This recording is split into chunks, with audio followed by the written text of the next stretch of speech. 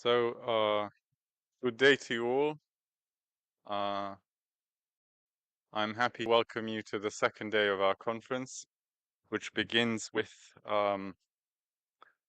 the lecture of Professor Marco Ventura from the University of Siena and the Bruno Kessler, president of the Center for Religious Study at the Bruno Kessler Foundation. Professor Ventura will speak on freedom of religion or belief, a space for the reinvention of secularism. Professor Ventura is known for his work on law, religion, and religious diplomacy, as well as for his engagement outside of academia, if we may so put it, as the member of a panel of experts at the OSCO, which worked on freedom of religion. So without further ado, I give the floor to Professor Ventura, and after that we will have a Q&A session.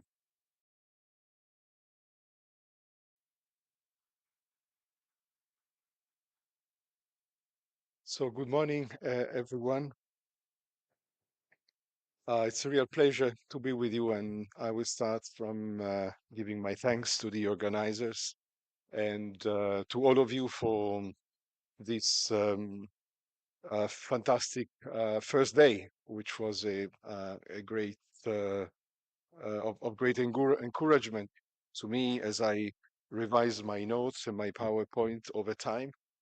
So this is the title that I thought for my contribution to our work on secularism.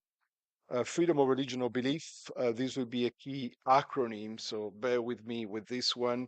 FORB is the acronym I will use during my presentation to indicate freedom of religion or belief, a space for the reinvention of secularism. This is what I plan to develop, an initial introduction, which will be a sort of autobiographical introduction. So I will explain where this comes from in terms of my personal trajectory, and then two main parts: secularism invented in the rise of freedom of religion or belief, secularism reinvented in the crisis of freedom of religion or belief, and a short conclusion. So as far as the introduction is concerned, I'm a legal scholar based in a law school. I've been based in a law school all my life. That's how my status is defined in the Italian academia. We have a special section of our law professorship organization in Italy, which is specifically devoted to what it was called once diritto ecclesiastico e diritto canonico. So this also including Roman Catholic canon law. It has shifted recently to law and religion. So covering both religious laws, comparative religious laws, church laws, but also, of course, the law of the state and international organizations on religion. So a legal scholar with an interest for religion-related conflicts. And this photo is from a conversation I had in July last year, 23, with Jacques Mourad. Jacques Mourad is a Syrian, a member of the Syro-Malabar Catholic Church in Syria, born in Aleppo, the founder of a very famous monastic community devoted to the dialogue, Islamo-Christian dialogue.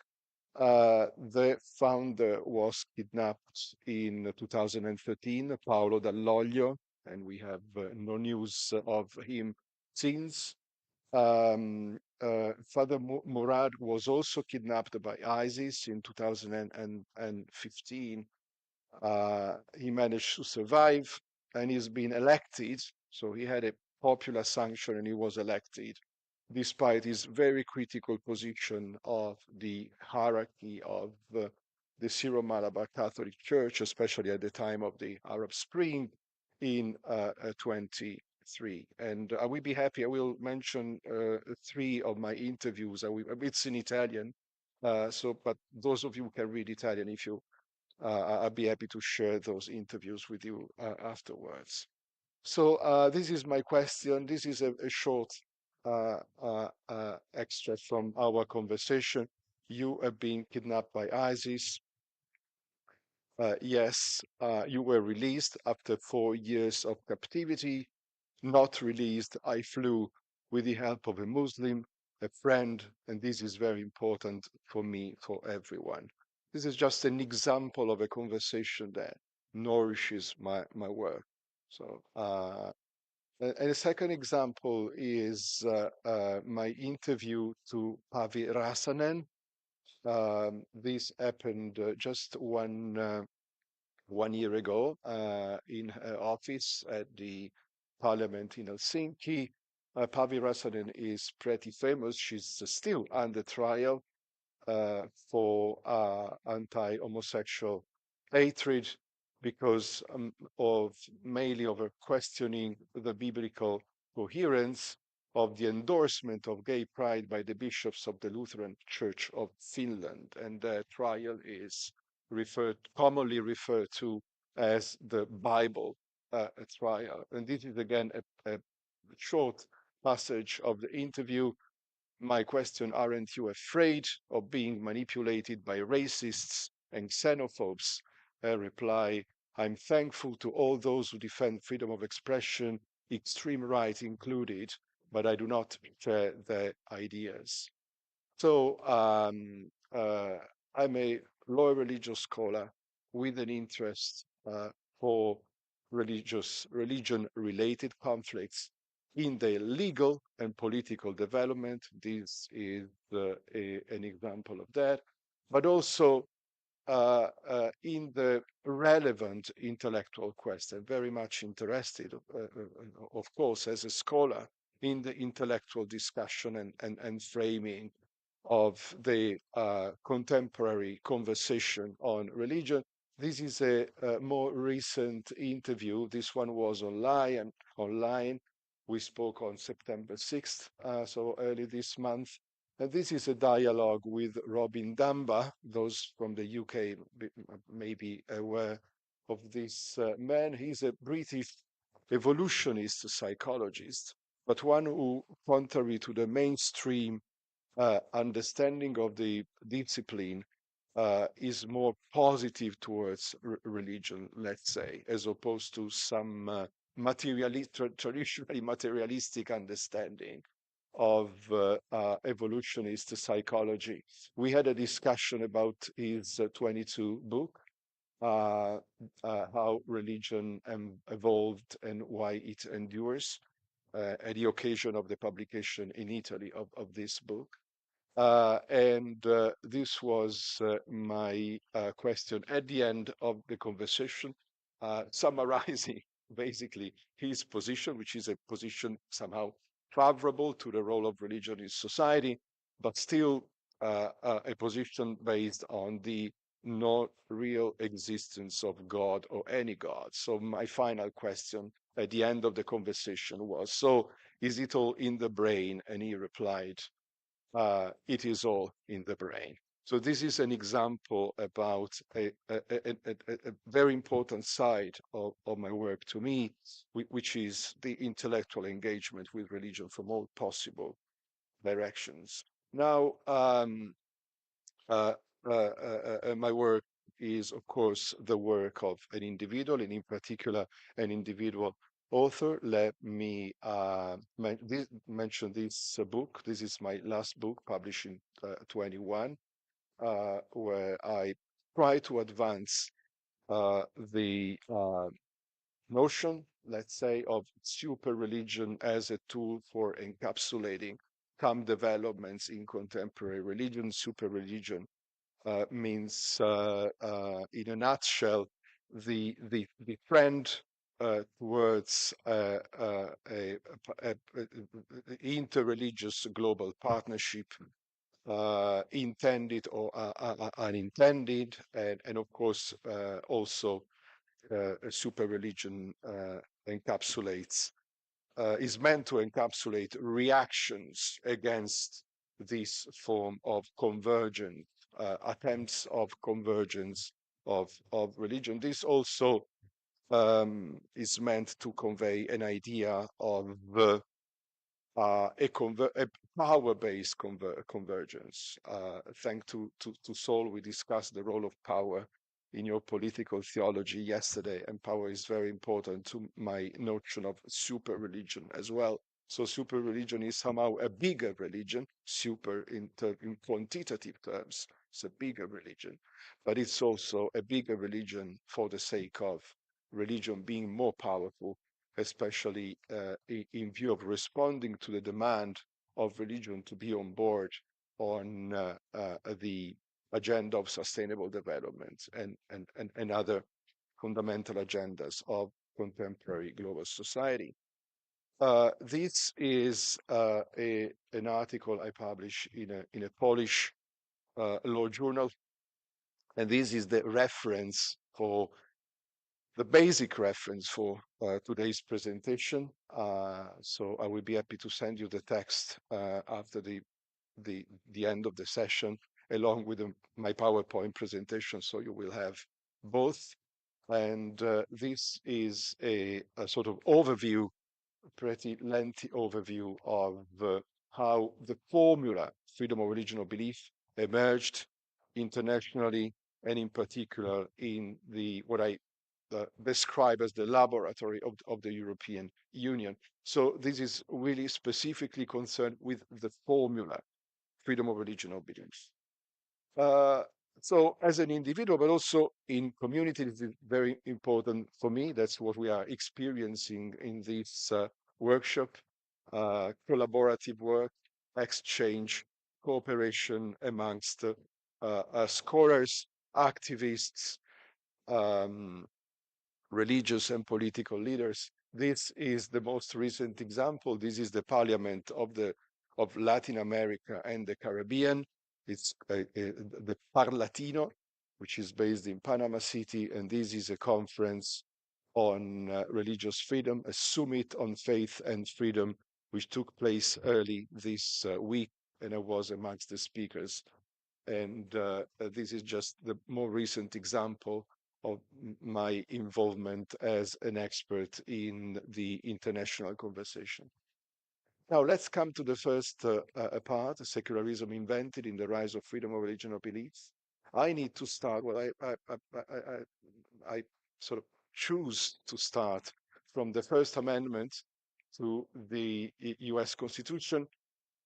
I will develop this point through three chronological and conceptual phases.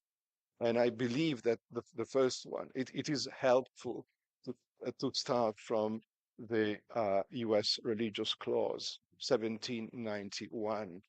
Congress shall make no law respecting an establishment of religion or prohibiting the free exercise thereof. This clause is a twofold. So what we have together in the First Amendment is in the what is referred at as the religious clause of the First Amendment is both sides, no establishment, prohibition of establishment, and free exercise. And this is a fundamental aspect of my presentation. So in other words, I would like to look at developments in this area, and that's why I'm bringing freedom of religion into the discussion from this perspective of freedom of religion going hand in hand with non-establishment, which could be defined as one of the possible definitions, and at this level, a very early and seminal constitutional one of secularism. Now, the word establishment is key. Of course, the reference is to English establishment, to the Church of England as the established Church of England. So this is meant, which is not obvious for those who don't come from that tradition. This is meant to mark a departure in the US from the English experience. Free exercise and non-establishment together. Now, this is a principle that encapsulates the quest for separation, the age of separation. It mirrors, in a sense, anxieties and expectations of its time. It is very specific to the US experience, extremely specific to the US experience, but it is also a formula that had a strong influence. Bottom up, I think we can consider this as a model with which leaders and intellectuals and the public opinion would identify, but also a top-down influence, so a model which was imposed by the rising power and the rising influence of the US. Second phase, second step, we jump to the after World War II, 48, the Universal Declaration of Human Rights, Article 18. Everyone has the right to freedom of thought, conscience, and religion. This right includes freedom to change his religion or belief and freedom either alone or in community with others and in public or private to manifest his religion or belief in teaching, practice, worship, and observance. This is where later the formula freedom of religion or belief would be taken from this reference to religion or belief. And the photo is Eleanor Roosevelt showing the declaration. Eleanor Roosevelt was the chairman of the committee in charge of drafting the charter, the declaration. This formulation of freedom of thought, conscience, and religion was reiterated, although not in exactly the same terms, in the International Covenant on Civil and Political Rights in '66, and in the meantime in the European Convention of Human Rights. And of course, this is a spectacular statement of US influence, direct influence. Eleanor Roosevelt is pretty telling in this regard, but also indirect through international consensus. So we can easily trace the antecedent of the formula in the free exercise, a part of the First Amendment clause. Not only that, of course, but that was for sure a very, very important antecedent to Article 18. Now, as you might have noticed already, we have a reference, or whether the Article 18 is somehow a development of the free exercise part of the clause, but we can find no reference to the prohibition of establishment in that article. So whereas in the US experience, free exercise and no establishment are codified together, sanctioned together, in the internationalization of the free exercise clause, the free exercise clause stands alone. There's no reference to the prohibition of establishment. Now, during the Cold War, in the post-48 period, we observe a state-by-state struggle with religious freedom and establishment. And of course, the main framework in this period is antagonistic US and Soviet separation. We had examples and references to Soviet separation already yesterday. So everybody is busy after 48 with transformation of state and regional systems in response to the challenge of the international challenge of freedom of religion or belief, as it would be called later, and the correlation between freedom of religion or belief and whatever might be, for the sake of our conversation, pulled into the label secularism. But still, whereas we exercise freedom of thought, conscience, and religion, freedom of religion or belief, have textual official references. There's no official reference in English as such to secularism in any official text. I might be wrong here. Well, this is an opportunity to me to check if I'm right or wrong on this point. If I have to think of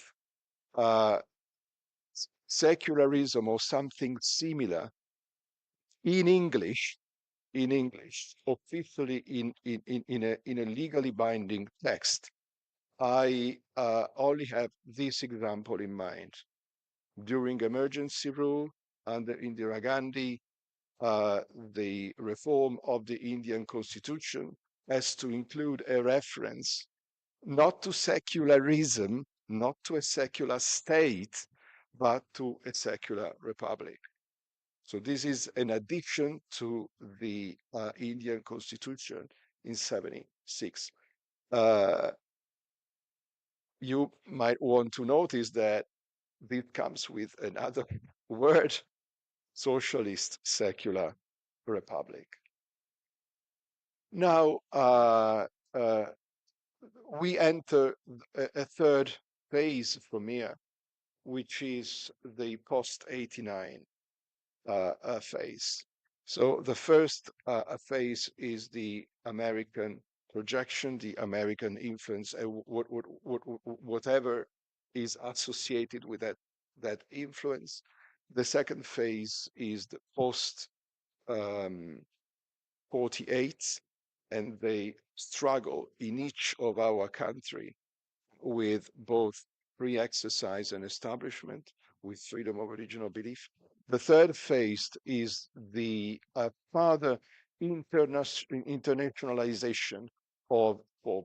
This is the time when the formula FOB is actually coined. This is when the international community and experts and actors feel they need a linguistic tool.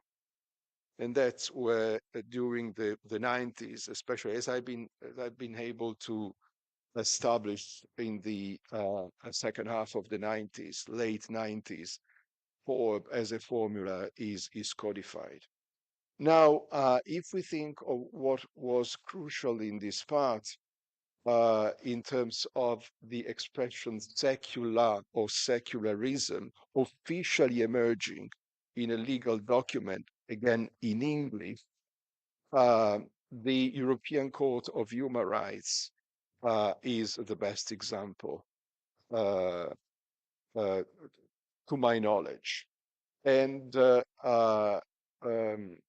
starting from 1990, we have, for the first time, decisions of the European Court of Human Rights finding violations of rights of the European Convention somehow related to religion. This shouldn't be confused with the courts actually examining cases related to religion, which goes much back in time. And we already have a German case in 1960 when the court for the first time says that the national system of church state or religion state regulation, the German one at the time, doesn't come under the direct scrutiny of, this is the Grand Rath case of the court, because it is not directly related to freedom of religion or belief, but it might be one day.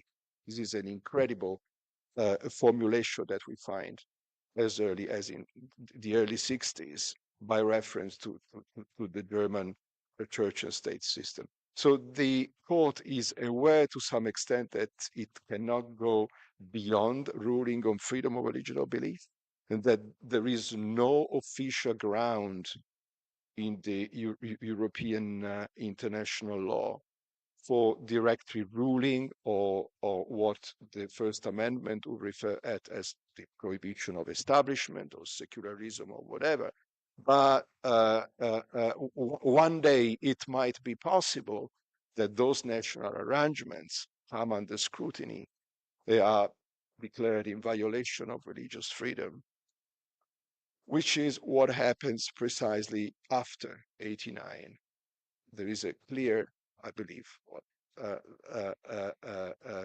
clear connection between the post-89 political dispensation and its rulings. Now, the first time that one country was found in violation of religious freedom was in 93 in the Kokkinakis case. Mr. Kokkinakis was a Jehovah's Witness who'd been convicted many times for improper proselytism. It's obviously deriving from the establishment of the Greek Church as the national church in Greece, if you want to use the establishment English tool to describe it. In 2018, we met in Athens to discuss 25 years later the meaning of that decision, of that ruling.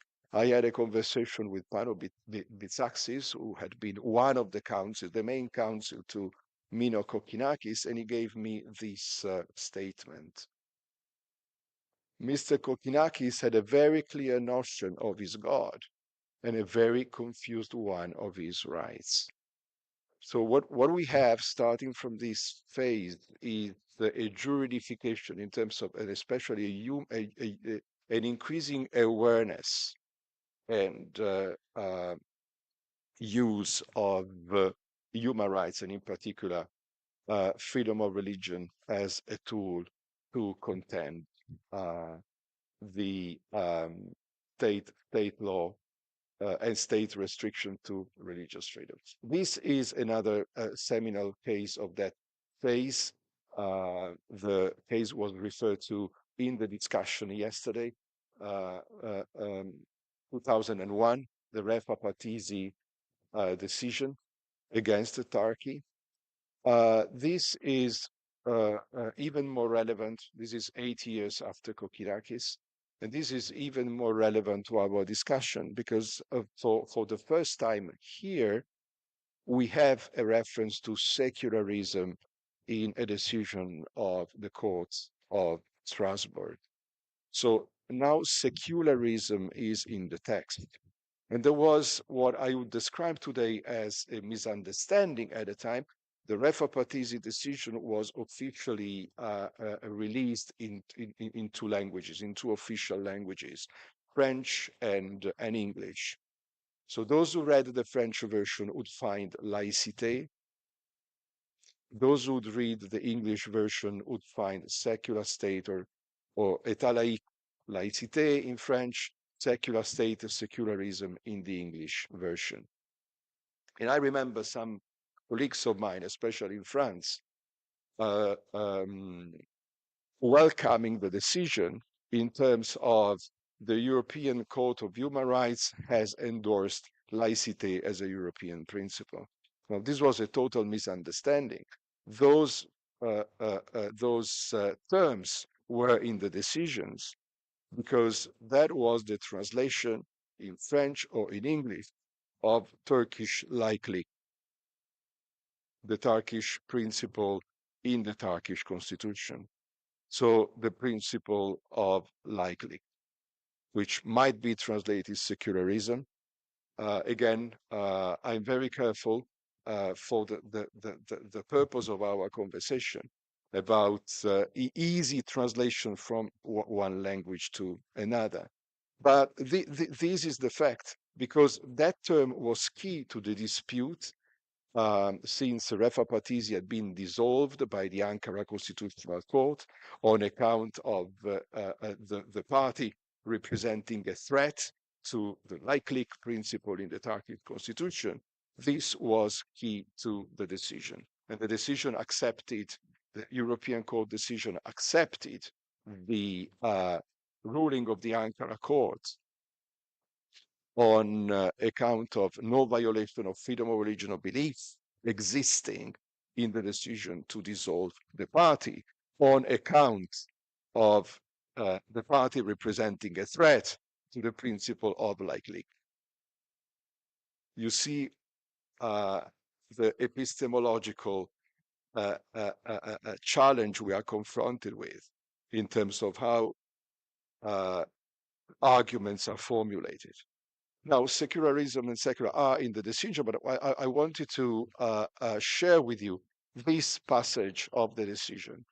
Sharia would do away with the state's role as the guarantor of individual rights and freedoms and the impartial organizer of the practice of the various beliefs and religions in a democratic society.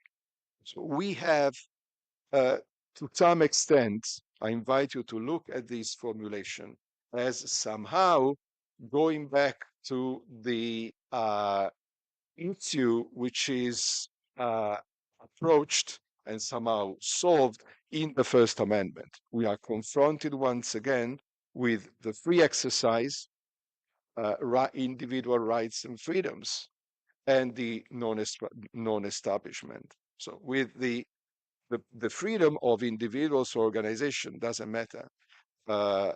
And at the same time, with the role of the state, with the identity of the state, with the approach of the state, which is not defined by the court through the word secular, as you might notice. The court only employs a secular state or secularism when translating, likely when translating the language and reasoning of Turkish authorities.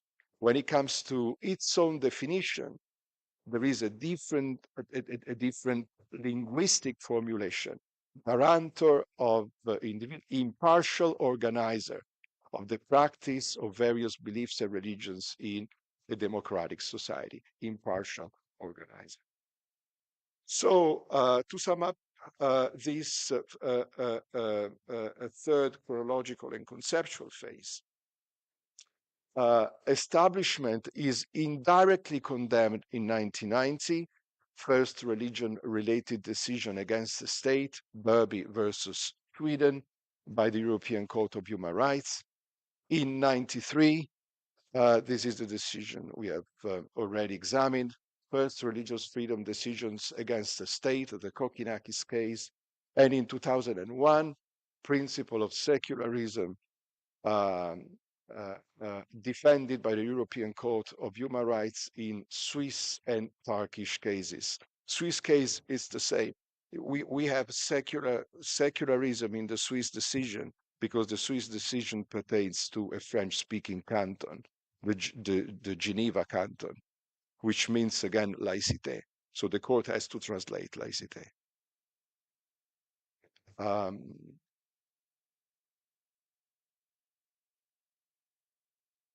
Freedom of religion or belief is progressively endorsed by, and it's the new language of, the United Nations, the OSCE, and Western diplomacies.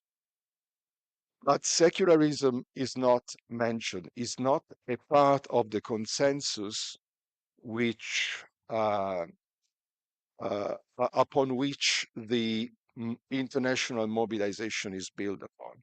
So the special rapporteur on tolerance at the UN becomes the special rapporteur for freedom of religion or belief. The OSCE adopts progressively the language of freedom of religion or belief, Western diplomacy as well. So secularism is not mentioned, but state preference is significantly challenged. And one great example in terms of this challenge is the 2014 OSC document on the legal personality of religion or belief organizations, whereby in the name of freedom of religion or belief, preferential treatment of religion, which is usually one of the forms which the secular state is supposed to fight, is deemed incompatible with Article 9 of the European Convention. This means that secularism in this phase is to be rejected or embraced insofar as deemed incompatible with or indispensable to form. The official reference is form. The official language is form internationally. Okay? Secularism doesn't exist. As a linguistic tool, it's an invention of actors. It's an invention of the academia. Fine. By means of translation, very often of national concepts and principles, like Turkish likely. Okay, I'm not saying that secularism is not there. Secularism is not in the books, meaning in the legal books, internationally, or in the English-speaking world. Again, correct me if I'm wrong.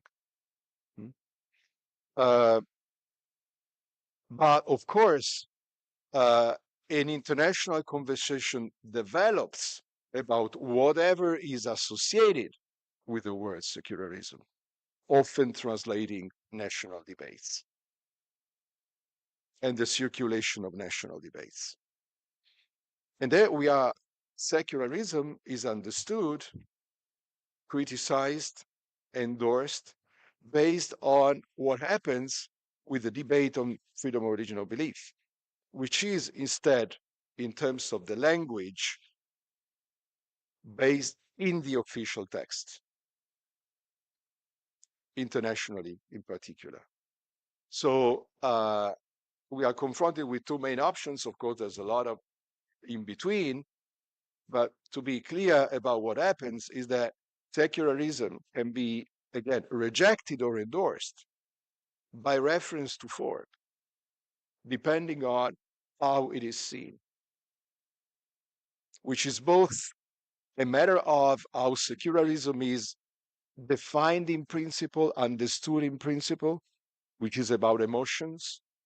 We spoke yesterday about sport and religion, about the role of emotions of the interpreter. So very often it's associated to deeply felt emotions. Sometimes those emotions are associated with the country and culture to which secularism is associated. So anti-French sentiments, very, very common. For instance, in Germany, in Britain, anti-French sentiments are very often unconsciously conveyed in terms of an antagonistic view of laicite, or vice versa, with other models. Let's come to the second part, the secularism reinvented in the crisis of freedom of religion or belief. I'll be more clear through this photo about what I mean with my instance of differentiating between the use of secularism in the debate, secularism in the official text, and my first step into what I define the threefold challenge post 2001, which is the increasing awareness that secularism is a culture-specific concept. This is an exercise with my class of religious diplomacy in Siena last year. I wrote secularism in the middle of the board, and then I invited students, I have international students, to come to the board and give the definition of secularism in the respective languages and alphabets. And you can find likely, I have a sheet, and you have likely here, the definition. And I have a few French students. So the first went to the board and wrote, I don't remember which word is it, secularism, and well, three of them. The two other, even as when the individualist system. When the two other French went to the goal, they wrote something new.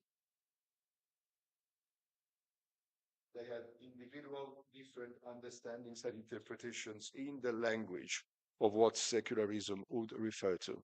This is the best example I can offer of the increasing awareness that secularism is a culture-specific concept, is a tool. Of course, the native speakers don't even realize this, okay? Might not even realize.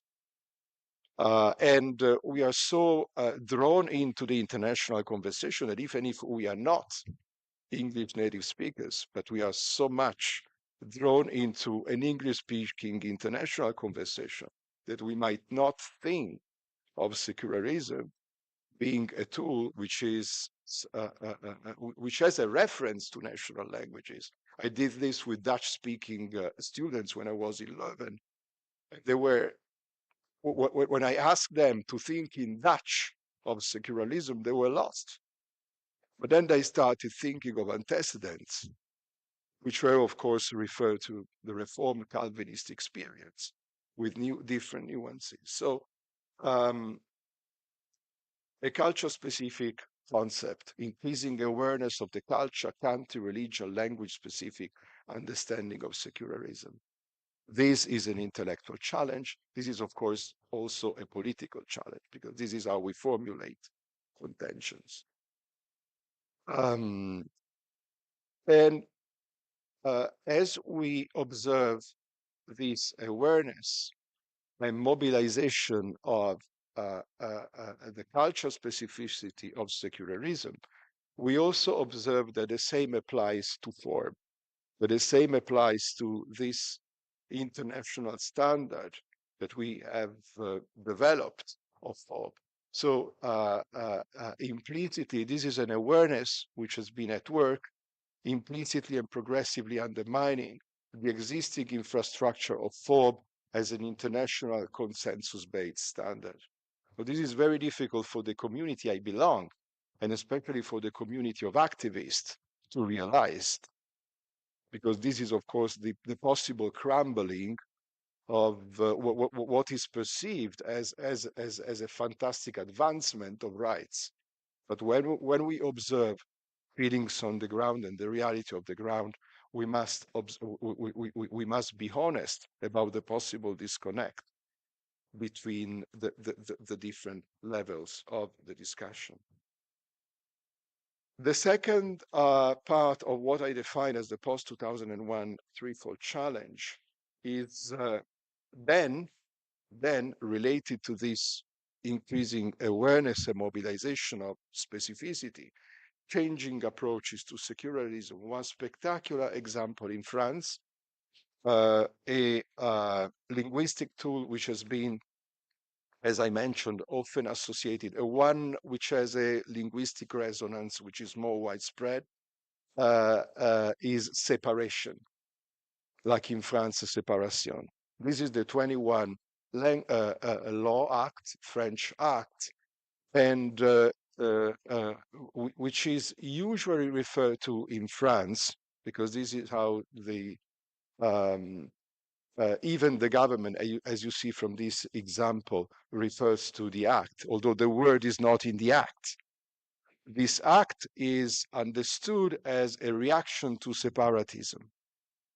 So you have an act against separatism in the name of separation. Separation is good. This is the 1905 Act, French Act. Separatism is bad. So you have changing approaches and, again, reinventions of secularism.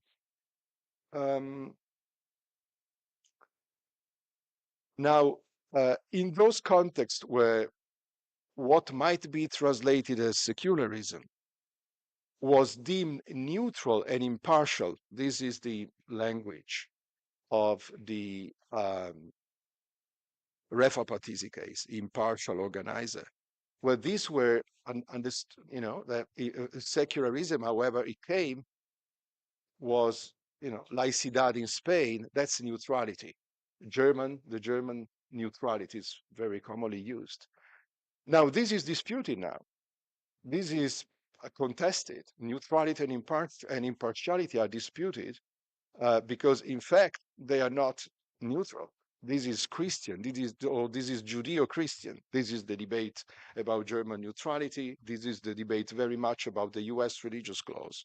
So that religious clause, 1791, is understood today as a pure Christian or Judeo-Christian byproduct. To be rejected as the dominant religion in disguise, Hindu, that reference to the secular state in the Indian constitution is very much criticized by Christians and Muslims, in particular in India, as being exploited today as, in fact, a form of affirmation of a dominant religion, the Hindu, as far as that specific case is concerned, or as a neo-imperialist Christian or anti-Christian project. In another context, secularism can be upheld or reinvented as a threatened identity and tradition. This is a very dominant theme in the debate on French laïcité, but it can also be the new identity of a post-Christian country. When, to my experience, my understanding of my contact with the British humanists, this is very often, when they use secular state, very often the understanding is we need to move from the established Church of England to a secular state, meaning for a post-Christian country. To be linguistically, conceptually, and politically contested and reframed in the international conversation. So depending on how the argument needs to go, laicite can be seen as equivalent to secularism, depending on how we think secularism should be used in negative or positive terms, or on the contrary, as being completely different from it. And the final challenge of the three challenges I refer to is global shifts. This is a conference which is about to start in Berlin, International Ministerial on Freedom of Religion or Belief. This is the cooperation federal ministry in Germany convening it next week, in 2 weeks' time, actually. Global shifts. Western forms of secularism challenged from within and from outside, French example and well beyond. Non-Western experiments of alternative doctrines and strategies, cynicization of religion could be a very good example here. And even better, coming from the Russian experience, the idea of spiritual security as being associated to secularism, or to be mobilized as a tool to oppose antagonistic versions of secularism. So secularism might be linguistically framed in Russian as positive if it is in line with spiritual security, or opposed if it is a threat to a spiritual security. And then the German example, this general movement, this is my hypothesis, from the ideal of separation to the practice, if not the ideal, of religious diplomacy and interreligious engagement. And in that context, in the horizon of the global emergencies, both secularism and freedom of religion or belief are functionalized. Freedom of religion or belief is defended, and secularism is defended insofar as they are a useful response to sustainable development. Sustainable development is the issue. Climate change is the issue. Global conflicts are the issue. And secularism and freedom of religion or belief are presented in that discussion as negative or positive, depending on whether they can be useful to that effect. So freedom of religion or belief could be defended because we need religions on board for the sustainable development goals. Secularism is the same. Secularism works. It's a good principle if it helps bringing together religions in a big coalition at the UN, working all together for the global emergencies. Conclusion: against the lack of any explicit reference in international human rights law, secularism was invented after 48 during the rise of freedom of religion and belief as both its friend or foe, most often in association with the principles of separation and neutrality. In the past 25 years, it has been reinvented as a challenge to universal human rights standards, this prompting and coinciding with the crisis of freedom of religion or belief. By reference to both the past and the future, it is in this sense that freedom of religion or belief can be seen as a space for the reinvention of secularism. Thank you very much.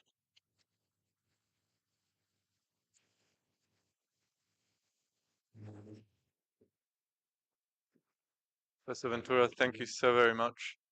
We have roughly 10 minutes, a bit less perhaps, for questions. So if you would please be concise. So we have Feja and Gaspar and Professor McLeod. Thank you for this very interesting lecture. I suppose it must be, especially for legal experts, quite excruciating that we don't even have a common definition of religion, much less of a belief, or as you pointed out, also secularism. So I'm wondering, if does this belief refer mostly to spiritual beliefs or also to secular beliefs, or does it just depends on the of interpretation? And what is your opinion on the use of the concept of worldview if we try to ignore the German connotation of Weltanschauung?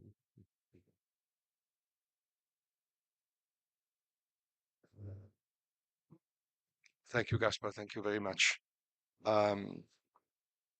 Well, I reply in strategic terms. It's really it depends on who's using the clause. My interpretation of why the freedom of religion of belief was so successful as a formula is the need to be inclusive and the need not to be trapped into too much into definitions of which organizational belief is religious or not. Of course, this is a fundamental threat to an understanding of religion as distinct from other forms of worldview.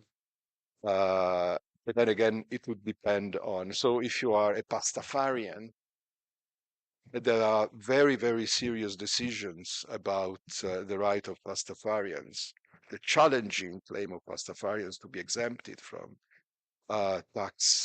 taxes on account of being a religion like all the others. This was crucial to the administrative decisions especially in the Netherlands, but also in the UK, belief and religion. But again, this is highly strategic. Okay? It depends on how the actors weaponize to some or strategize the two concepts. But overall, internationally, the need is for a very wide and inclusive concept. This is why this is so far this has been the successful tool.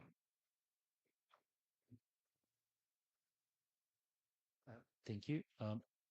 My question is about how the legal category of freedom of religion or beliefs relates to the other legal category of freedom of expression.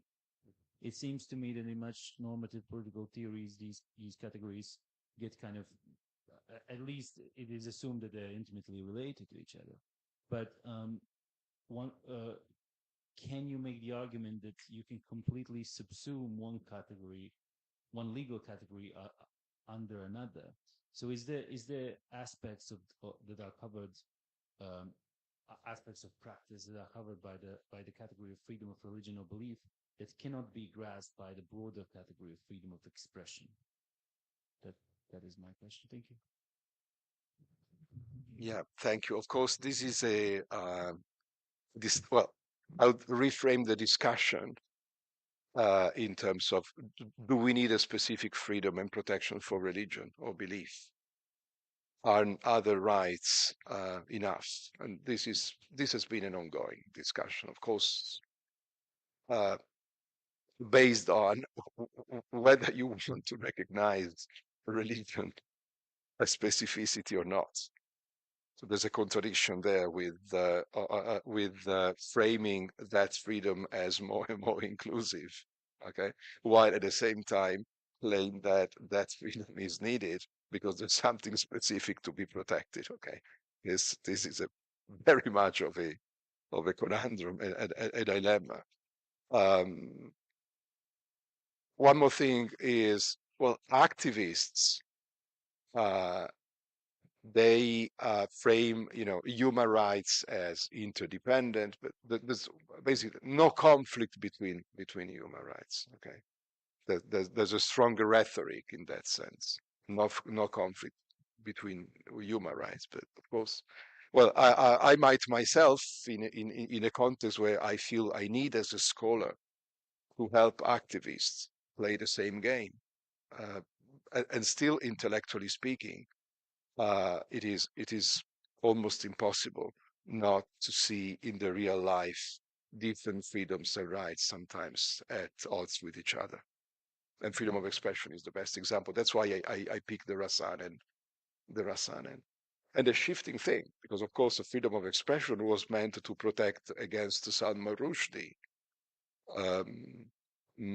Muslim, the British Muslims in '88, and now it is invoked by Christian conservatives in Finland.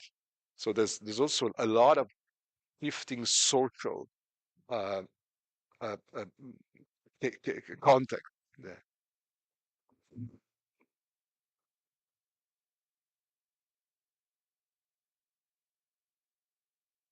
Okay, could I just raise the question of the words? As far as I know, the word secular or secularism was invented in 19th century Britain to mean somebody who was militantly opposed to religion.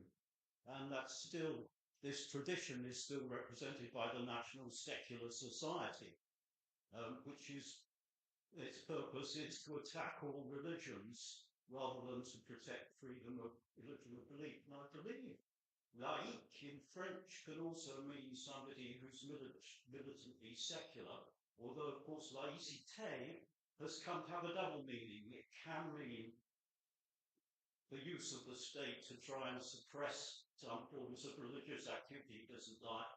It can simply mean the broader principle of the neutrality of the state. So I'm just wondering how these particular terms, with all the confusions which they still cause, came to be in wide usage.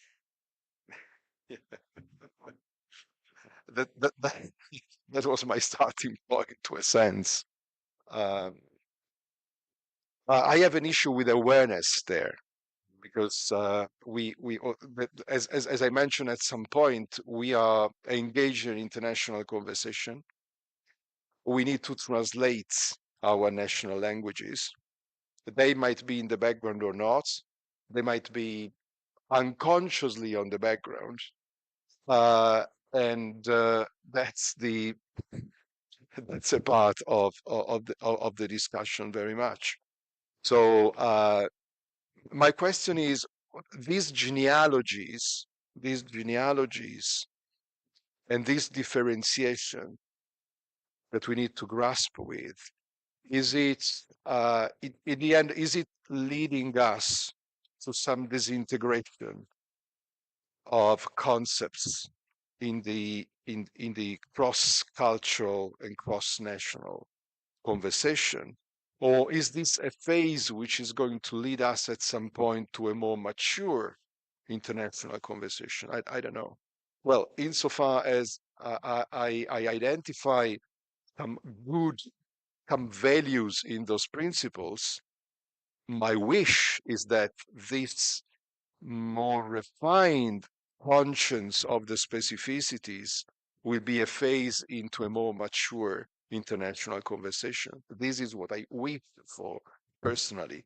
But sometimes I doubt that, on the contrary, we're going towards a rather disintegrated system, whereby then what I'm very afraid of, this was probably the sort of undercurrent concern in the presentation, is that I see as very unhealthy, the lack of awareness and the disconnect between our international conversation and what is really at on the ground, on the social ground, in our languages, in our cultures, what it is real.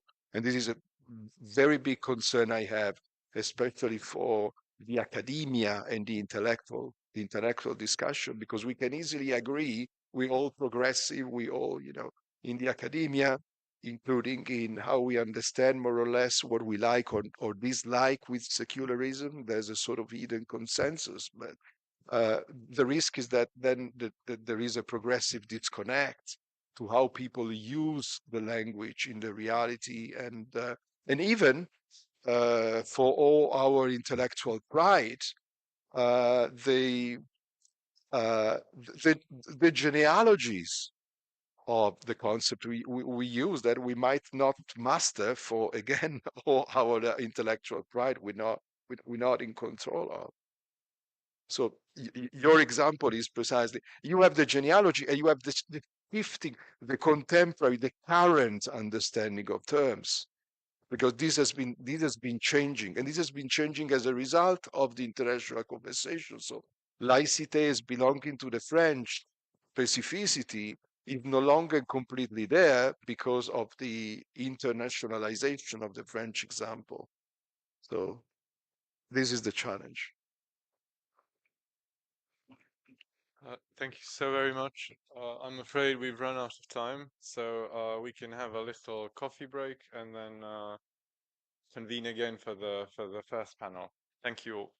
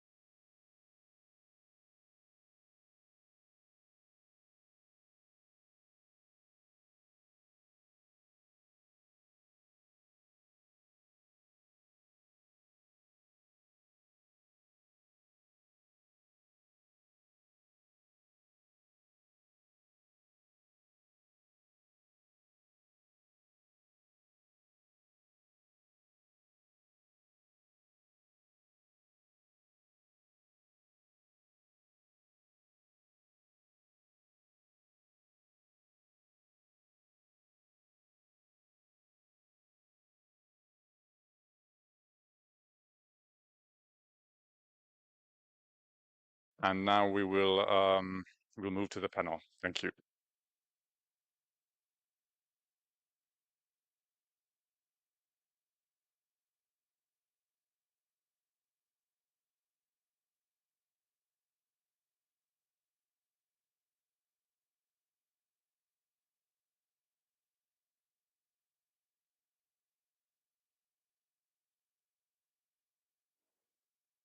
So hello again. I'm again very happy to welcome you to the first panel of the day, one devoted to the Orthodox and Catholic perspectives on gender, religion, and secularism, a theme very close to my heart. Today, our first speaker is Andrea Jovanovic from the Institute of Political Studies in Belgrade, who will speak on the subject of Orthodox Christianity and gender, and the challenges of conceptualizing and analyzing desecularization in Southeast Europe. Andrea, please. Can I just move this or can you close it? Because, oh, okay, right. Good morning, everyone. Do you hear me? First, I would like to thank the organizers for this event. You're doing a great job, all of you, especially Todora. And it's nice to meet you for the first time today, although it's second day of the conference. So, because I only have 15 minutes, right? I have to hurry a bit. So I guess it's quite obvious whenever we are speaking about secularization, desecularization processes, secularizing tendencies that the gender topics will and definitely do intersect, right? So if the whole imagery of the society is changing, the women question will change as well. And that particularly comes to mind with spaces that are conflicted, that are dynamic, such as our spaces, right? I'm coming from Serbia and I'm going to talk about the actually Serbian and Bosnian and Herzegovinian part of the so-called Western Europe, although I do not like that term. I believe it's colonizing, but but let's say Western Europe or ex-Yugoslav space. And because obviously we went through many transitions, and that it was very connected to what was happening with the church and as well a role of women in society. Before I go to my practical conclusions, I think are the most interesting part of this, I just want to make a few, let's say, theoretical methodological remarks. So whenever you want to study a phenomenon like this, I personally usually feel like I hit the wall with trying to apply concepts that were developed in traditions that are Western traditions usually, right? And which are not, well, I'm trying to choose the word here, not to sound too conservative, but which are not organic for the development of societies such as ours, who are on the fringe of the Europe, maybe East, all of that together. It really depends on period of time.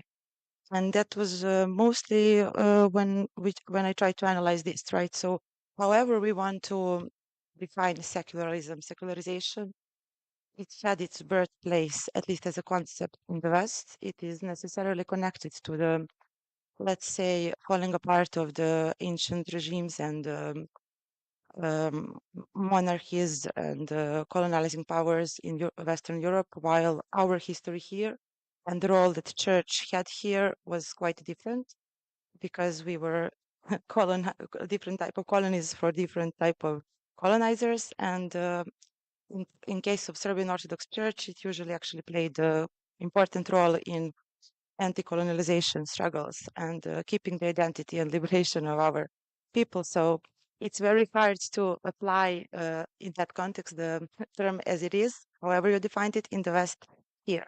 The same goes with the women question, right? So I believe I have to mention here socialism, definitely, because everything that happened in what we would today call feminism actually happened under the socialism, not being defined as a political identity question, neither as a special women question, but rather just as a complete socialist perspective of the world, where, of course, women were part of that world and they were struggling in anti-fascist struggles, and they gained and fought over so many rights that they eventually got after the Second World War. So we had this huge period of a few decades where we were under socialism, and then I'm moving very fast. I'm sorry, but this is just a big period.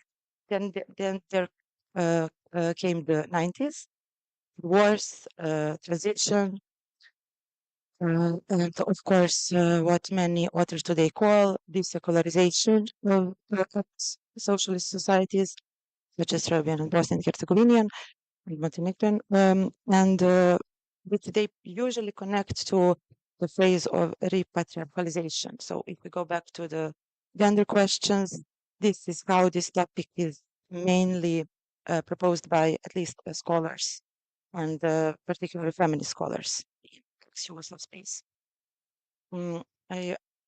What came to me, so in 2019, I did my MA thesis on this subject, and up until today, I actually didn't have any opportunity to speak about the findings. Corona came, and it was very interesting.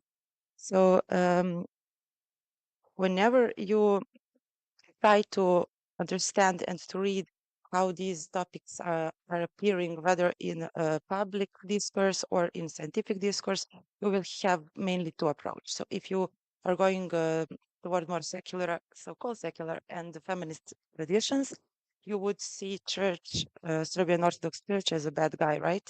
Someone declining rights of women, mostly reproductive, but not only that. Encouraging patriarchal figure and gender roles and so on. And on the other hand, you would obviously have people who are pro-church, even people coming from the church, who see society as some modern contemporary Serbian society as some form of Sodom and Gomorrah, no? Where everything is being disrupted, and we do not follow our traditions, and church has to help impose their views. And what I immediately and always felt like there is one voice and one perspective that was always missing in all of these debates, whether they were scientific or public ones, and it was the women believers themselves.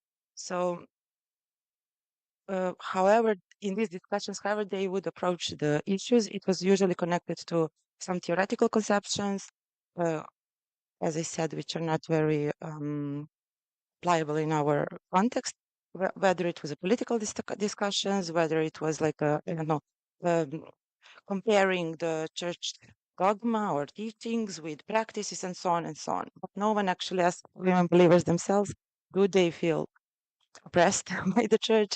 How do they live their religion? How do they see what the church is doing? How do they see the relationship between state and church and themselves and church? And of course, their own religious identity. So I had to borrow again, right, from the West. There was a tradition called, maybe you heard of it, lived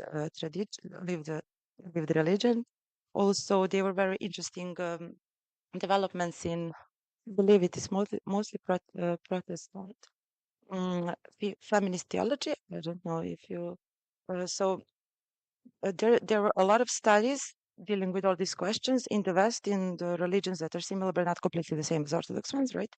And I tried to introduce that here, and I went for the whole summer doing in-depth qualitative interviews with 12 female believers in Serbia and in Bosnia and Herzegovina, mostly because it was the most parts of this region that are most influenced by Serbian Orthodox Church, with the exception of course, Montenegro, but I didn't have time to come here back then. It was only an MA thesis.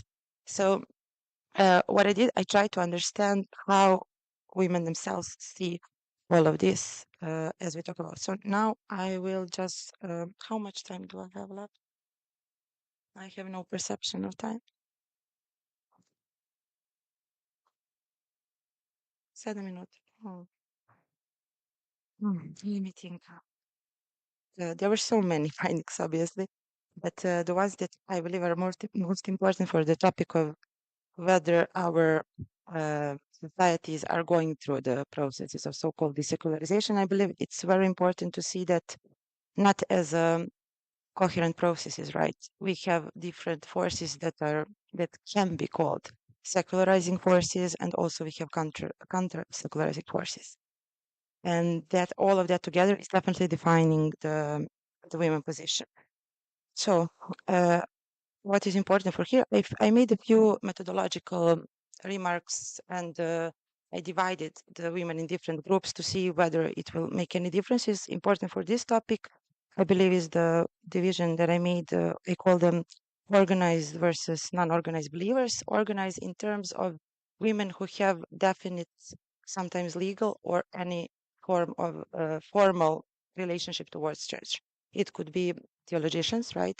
It could be professors of theology in high school. It could be women, I'm sorry, women who have husbands who are priests. So women who have some type of financial even connection to the church. And on the other side, the second group, the much bigger group, right, were non-organized believers. I wanted to see whether this connection would change their conception for everything we will talk about or not.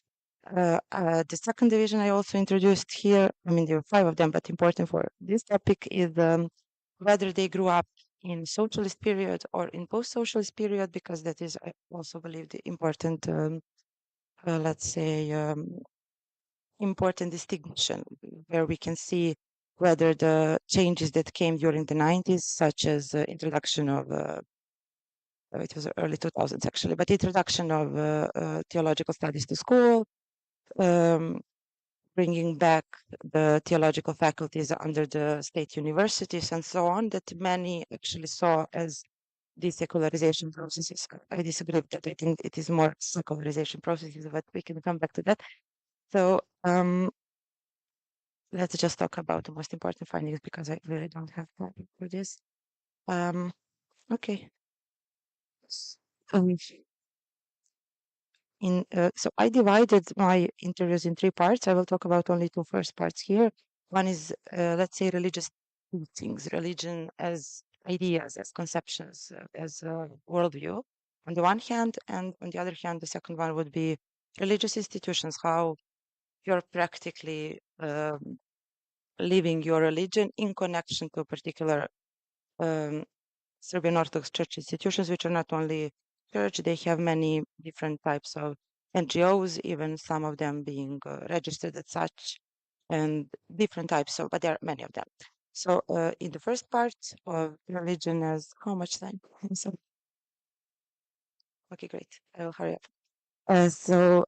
First time, okay, let's talk about this. So the most important 2 things came out. Religion as personal collective identity, obviously, right? And the second one was religion as guideline, like concrete guideline in the world. There's existential questions that each of us has. So while talking to my interviewees, it came to me that the only the distinction between post-socialist and socialist raising did not make any of a difference, but the organized and non-organized did. In terms of obviously organized believers, especially if they were theologians, they have a much deeper and much more detailed and let's say definitely more reflected stance toward these questions. Like the way they were talking about their religious identity was much more profoundly thought about, which is quite logical, right? While the non-organized believers usually took that as a spontaneous thing, part of growing up, part of cultural identity, part of just everyday life. Religion is a guideline, which I think is more important here than identity part, because if we are talking about what it was religion and church have in the life, if when we talk about, I mean, life guidelines is what came, which was very interesting to me actually. So organized believers definitely had much more judgmental, let's say, stance toward how everyone, but women especially, practice their own religion, whether it is in line with what the church says. I didn't have time here for this, but I have to mention it now. Serbian Orthodox Church is definitely not a centralized institution. Sometimes the rules can differ from village to the village, not talking even about states. And from priest to the priest, it's a very localized and very personal type of relations. So this judgmental stance toward the believers who are not doing these things as they were supposed to be doing, those things can really be different from each place to each place. Is something sometimes very contradictory, which yet again says that religion is definitely not a coherent phenomenon. It should not be investigated as such, right? On the other hand, non-organized believers obviously did not really care about following the rules, and they just took what they found useful for them and the organization of their own lives, and they defied without much struggle. I would say they would just run over it, like, I don't care what that priest says about abortion. What does he know about women? That was actually a quote, one of my favorites. I remember it. So uh, because I have 40 seconds left, I'm going to move to religion institutions just very fastly. One of my foundings in the end was definitely that church came into the play during 90s and especially during 2000s as a form of factor filling the gap of devastating social state. So it took upon itself many roles that were previously been done by um, social state, right, welfare state in socialism, and that was really seen in these answers that were connected to practical needs that church institutions answer or do not answer for women believers. So they usually talked about health issues, whether of physical nature, more importantly, the psychological nature. So many of them, if they had a good relationship with their priest, they saw them as a, I don't know, psychologist or some life teacher or something like that. The second thing, very important thing, was rest and vacation. The need for rest and vacation because it's usually free.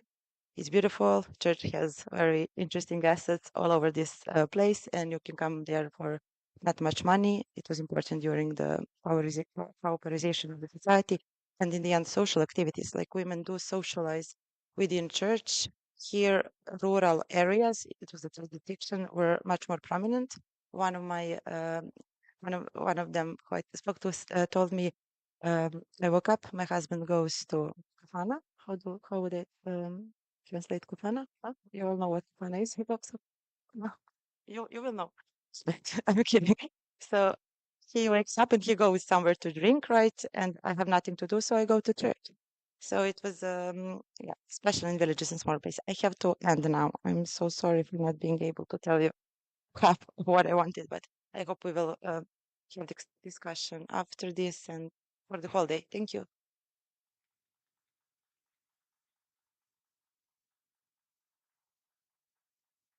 Andrea, thank you for these very interesting insights. Our next speaker is Marcin Bided from the University of Szedlce with the subject of his talk, a discussion on the possible revival of the social work of the women's diaconate in the Catholic Church in the 21st century.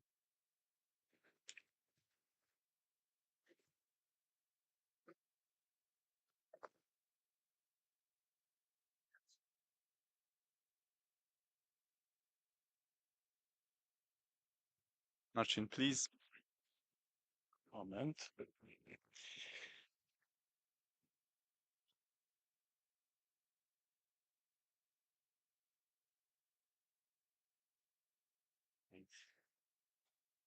Where is presentation? I'm not sure. You see it. Proszę. Proszę. I'm not sure where they organize it. Let's just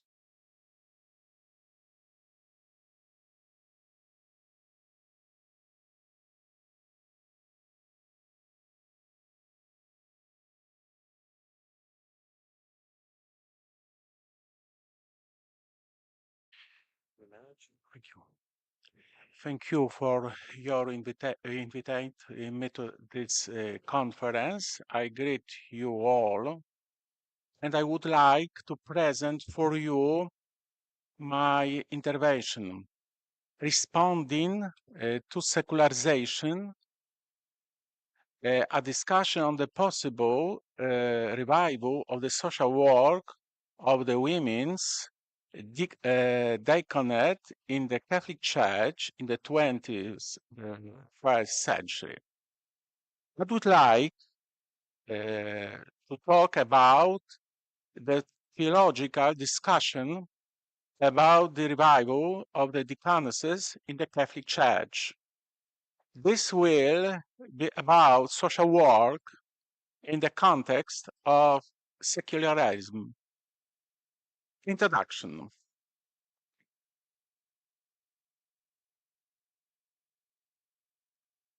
A system of donations in the Catholic Church in its form systematized into the shape, for example, of mendicant orders and explores the theological significance of charity. The social system was also criticized by the Enlightenment during the 18th century, by which time it had taken root again. From the middle of the 19th century, social reformers attacked the voluntary charitable work in the Christian churches in Europe. They saw it as humiliating people, leaving them to the mercy of the rich, preserving an unjust social system and without any capacity to promote social justice and welfare. The idea that deaconesses have responsibility for social welfare is known from the early church. It covered not only social service, but also teaching and evangelism of sacrifice of various kinds. And social work.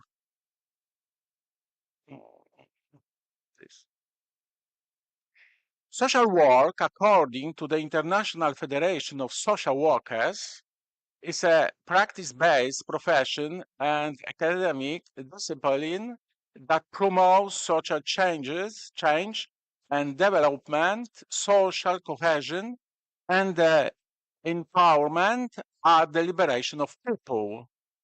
Principles of social justice, human rights, collective responsibility, and respect for diversities are essential to social work and depend by theories of social work, such as sciences, humanities, and indigenous knowledges. Social work engages people and structures to address life challenges and enhance well-being. The above definition may be amplified at national and or regional levels.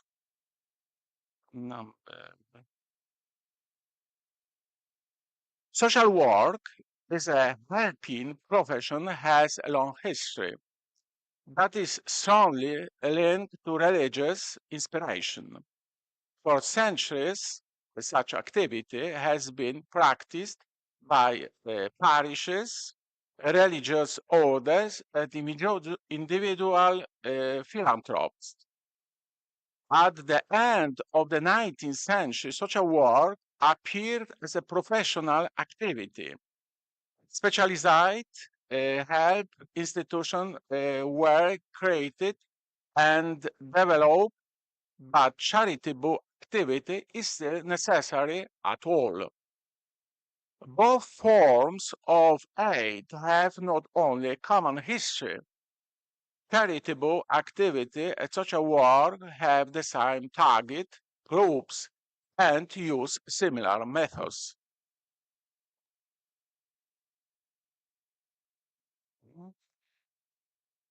the Ministry of Deaconesses. On the 19th of January 2003, the French magazine La Documentation Catholique published a document by the International Theological Commission on the diaconate entitled La diaconale évolution et perspective. It was the fruit of many years of study of the sources of the diaconate, and it was also an attempt to take a repository of the place of the diaconate in the life of the Roman Catholic Church.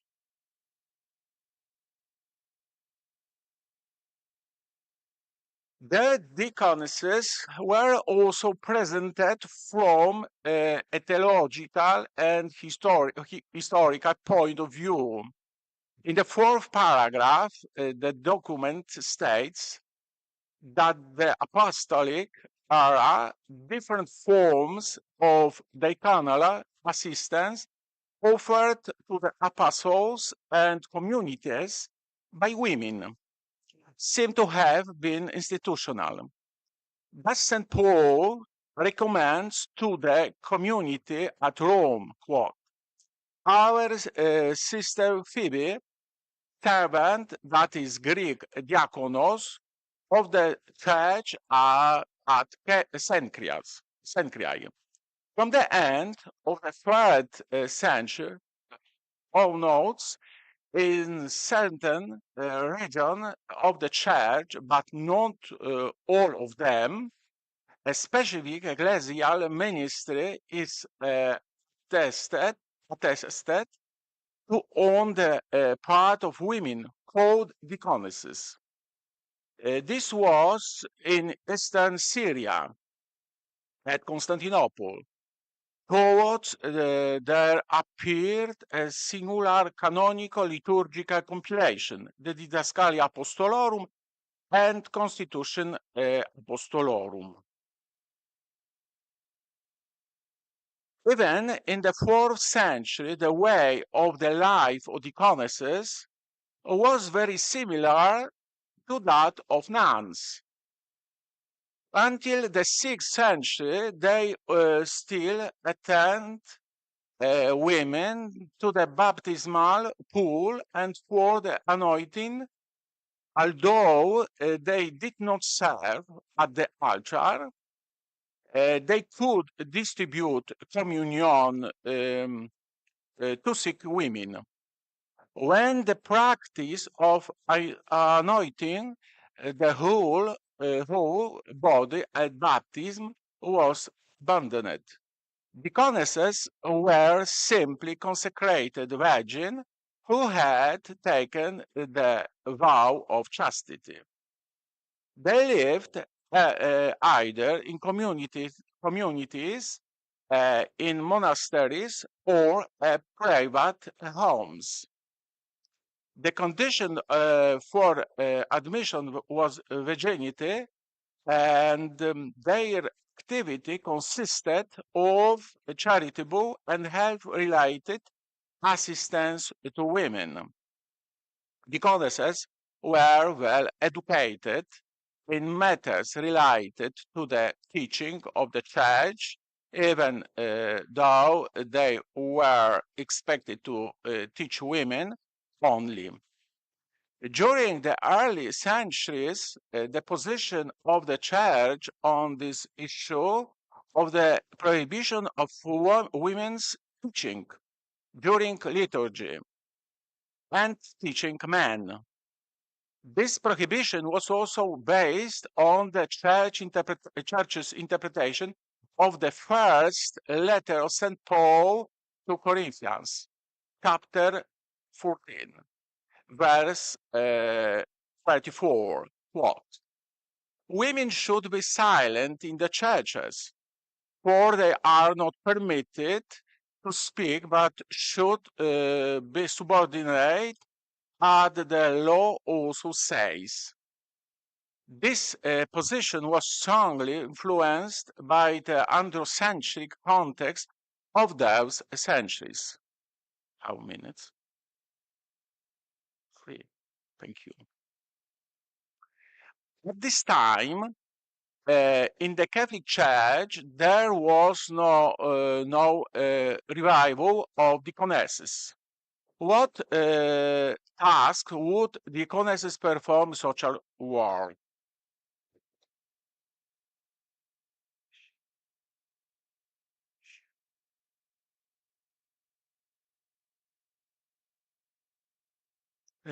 Currently, in the Catholic Church, the duties of deaconesses could include, among others, preaching the word of God, education of faith, words of mercy in saving the poor, administering Holy Communion, animating the liturgy, managing church institutions, for example, schools. In such a sense, however, deaconesses could provide health care in hospital and nursing homes for seniors, distribute food and clothes in the poor, help the poor earn additional income, and serve as primary school teachers in populated areas.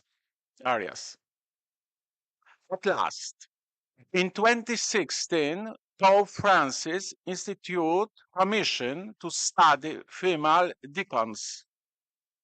In October 2019, Synod of Bishops consisting of 185 male voting members said in their final document that the idea of ordaining women as deaconess had been very present during their discussions. Conclusion. In the Catholic Church, we are waiting for decision from the highest level regarding of the possible revival of deaconesses. Now, deaconesses could perform such a work for the benefit of society in secularism. Difficulties. The original of a guiding principle of the celibate labor of love lost its support since the 1960s. Nowadays, the modern idea of sacrifice is increasingly at odds with the imagined consumer society. Hardly any woman is willing to dedicate her entire life to altruistical saving her neighbor. It's strange. Thank you for your attention.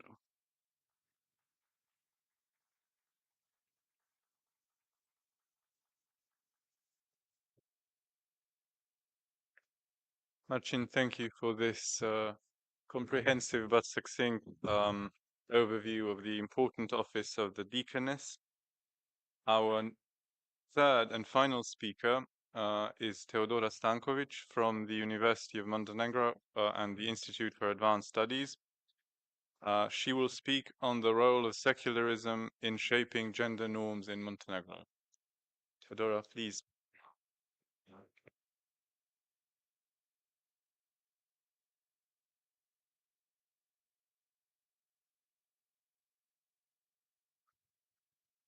Good afternoon, everyone.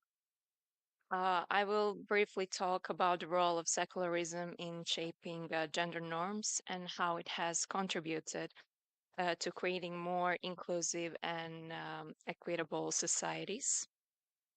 So it is important to say that secularism has played a crucial role in shaping gender norms by ensuring that laws and public policies promote gender equality and protect women's rights.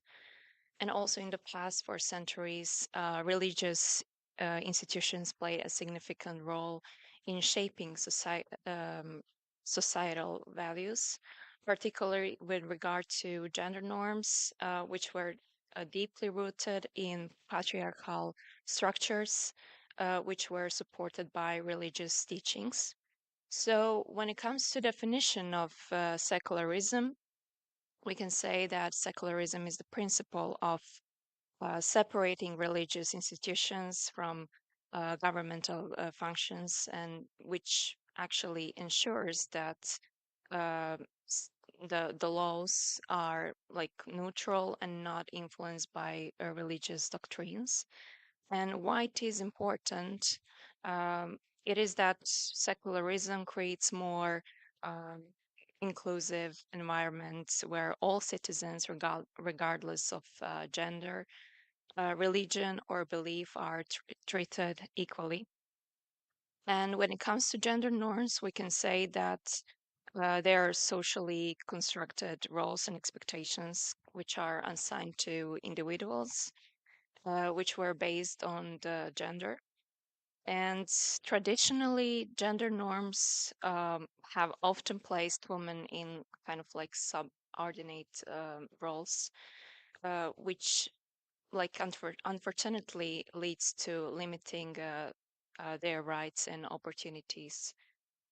So here is a question: how secularism shapes gender norms. So secularism transforms or actually shapes gender norms by removing religiously motivated constraints on women's roles and fostering a legal and social framework which promotes gender equality. And there is also impact on society, which means that when religious institutions are kind of not dictating public policy, then my opinion is that women are kind of like better positioned to participate fully in all aspects of society, and also including education, politics, and workforce. Also, there are also like legal protections, which means that secularism promotes the creation of gender neutral laws that protect the rights of all individuals, regardless of the gender. And there is the example of Montenegro that has adopted laws that promote gender equality, such as anti discrimination laws and also protections against the gender violence, based violence. And also, it is important to say that the state's legal framework supports women's participation in public life and also ensures their rights that are respected without the influence of kind of like religious customs. So, I will talk now about secularism and political participation of women. So, in a secular state, a woman's participation in politics is encouraged and also protected, which means that we have like a 30% gender quota law, which is introduced in 2011, which requires that political parties needs to nominate at least like 30% female candidates. And also, they have led to notable increase in the number of women holding a political office. And also, I think that it enables women to influence policy making, particularly in areas that affect gender equality and women's rights, such as like family law and social services. Also, it is important to say that the secularism enables women to challenge traditional gender norms by providing them with a platform to lead and make decisions at highest levels of governments. And it also created a space for policies that promote gender balance and also inclusion in politics, which ensures a woman's voice and that are better presented. So here is I will also talk about the secularism and education, which means that secularism policies ensure like equal access to education for all genders, which removes all barriers that may have historically restricted. And I think that education is a crucial factor in promoting gender norms in Montenegro. For example, higher education institutions are increasingly integrating discussions of gender equality and human rights into their curricula. For example, at the University of Montenegro, we have like a program which is related to gender studies, and I think it's going to begin this academic year, and it's on doctoral studies, and it's going to be at a center for multidisciplinary and interdisciplinary studies. So when it comes to secularism and workforce participation, we can say that secularism supports the idea that men and women should have like equal opportunities and in the workforce. And secular legal frameworks support like equal pay for equal work, like non-discriminatory hiring practices and protections against harassment in the workplace. For example, the secular legal environment has encouraged more women to enter like diverse fields, including business, science, and public administration. And in Montenegro, like female entrepreneurship is on the rise. So with like secular policies which promotes like gender equality in business, and as women participate more fully in the economy, it reshapes gender norms by promoting the idea of women to be financially independent and equal contributors to society. So now I will talk about positive social and cultural impacts. Secularism promotes a redefinition of women's roles in society, which moves away from traditional expectation tied to religious beliefs. And secular policies challenge patriarchal structures by placing equality at the forefront of societal norms and laws. And over time, I can say that in Montenegro, secularism has fostered an environment where women are more visible in leadership roles, both in the public and also private sectors, which is leading to reshaping societal views on gender. And at the end, I will just say that secularism has played a fundamental role in reshaping gender norms by creating an environment where laws, education, and employment practices are rooted in equality and fairness rather than um, religious and traditional gender roles. And also, at the end, I would just say that maybe the European Union has played a crucial role in promoting like gender equality in Montenegro as part of like broader process of EU integration.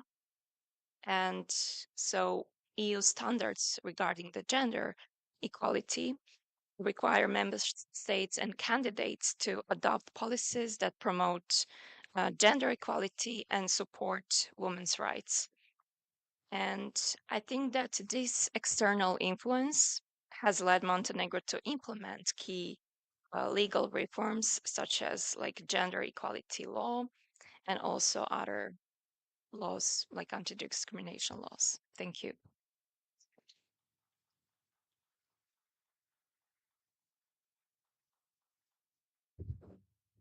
Thank you, Theodora. We have seen three seemingly very different perspectives converge around around one of the more important issues of our time. And though I would have many questions myself, I opened the Q&A session. So please, you're welcome to engage our speakers.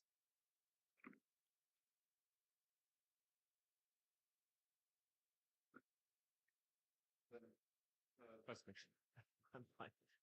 I have a question. I think it was kind of interesting that they all align. And I was thinking when you were talking about the organized and the non-organized females, could you elaborate a bit on the role the wife of the priest plays? As I often observe, the wife of the priest is sort of times a sort of authoritative figure who actually forms and informs the religiosity of some of the female. Do you see that in your study as well? And could you elaborate a bit on the role of the priest's wife? Well, I believe it's a very diverse group, right? So it really depends. It could be someone who is deeply engaged in different types of religious practices and works, social organizing, humanitarian stuff, and so on, education maybe. But it could also be women who literally have nothing to do with church. I mean, just people marry for different reasons, right? And when I talked to some of them, part of them were part. I mean, it was only 12 women, but they were very diverse. So 2 or 3 of them are actually quite angry with how the society perceives them because they are wife of the priest. We even have a word for that in our language, which is derived from the word priest. So it has this a bit of derogatory feeling to that because we are defined only through our marriage. So I cannot give you a defined answer. It actually depends. Of course, there are many of them who are very proud to be that, and that is their only job. So, but they do play important roles in terms of women organizing within church. So within our church, women do play so many different roles. Not the priest one, of course, and that is sometimes hot topic. But they do play huge roles in practical manner, like organizing societies, especially in smaller places. I don't know if I answered the question.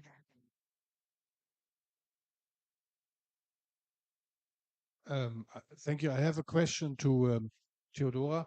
You rightly say that secularism promotes gender equality.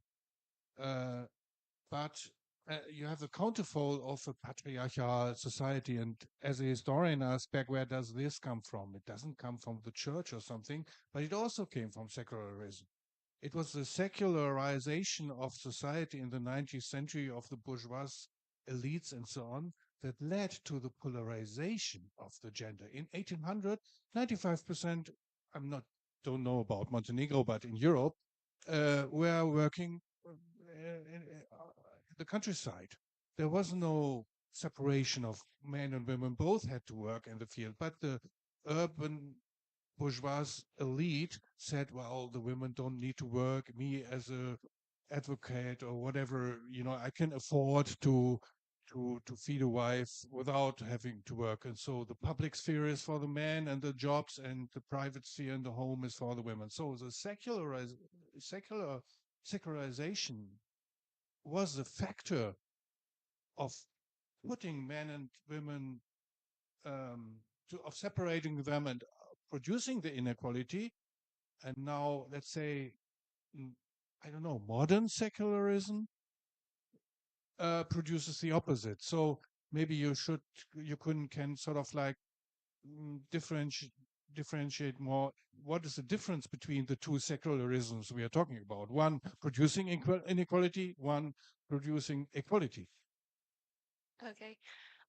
Actually, first of all, I didn't do much like research about this like secularism thing, but I did like read about uh, the the articles about secularism and emancipation and of women, and also I don't know if I should mention the author of the article, but she actually explained that the secularism doesn't necessarily need that it's going to actually lead to emancipation of women, like it's going to be equal, that it's going to lead to equality. But in this research, I wanted to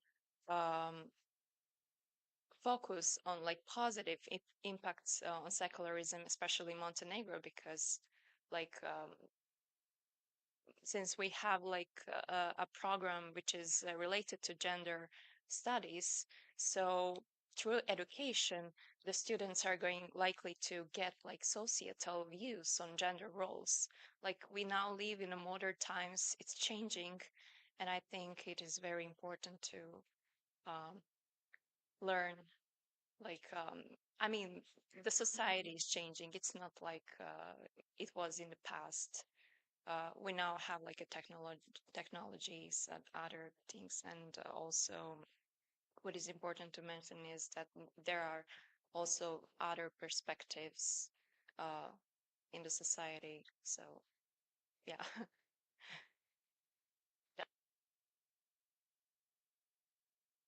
Any further questions? Thank you. I have a question for Andrea. Is it possible to explain why, on one hand, at least I think is the case that still more women than men are practicing, attending church, and on the other side, we have this process of repatrialization. And also, how applicable is this concept of belonging without believing or cultural religiosity? Sure, the Serbian Orthodox Church reserve this public space, but as I know, the share of people that are, yes, attending worship is still quite low. Yeah, that's probably very true. And you would often hear our priests and other church officials complaining about it, right? It's a big question. I cannot give you a straightforward answer, especially because it includes many different aspects. But if I focus on my research and what women themselves gave as reasons for going to church, and first, I think I'm not sure if I agree that it's that in Serbia we're in the process of repatrialization, especially because I'm not really sure what patriarchy that it's referring to means. I'm not even sure people who talk about it know that. But what is definitely going on and what is still going on, it actually became, it started in the 2000s, especially after the economic crisis of 2008, where we had, as any other country, austerity measures. Many people lost their jobs. Yes, the unemployment rates were high and so on. So part of the consequences of that is obviously the housework of women. If we talk about different gender roles and a bit of patriarchal gender roles, like that, they do not simply have time for themselves. And church is usually in almost every neighborhood. It usually takes you 5 minutes to get there. It's calm, it's peaceful. I'm using what they told me.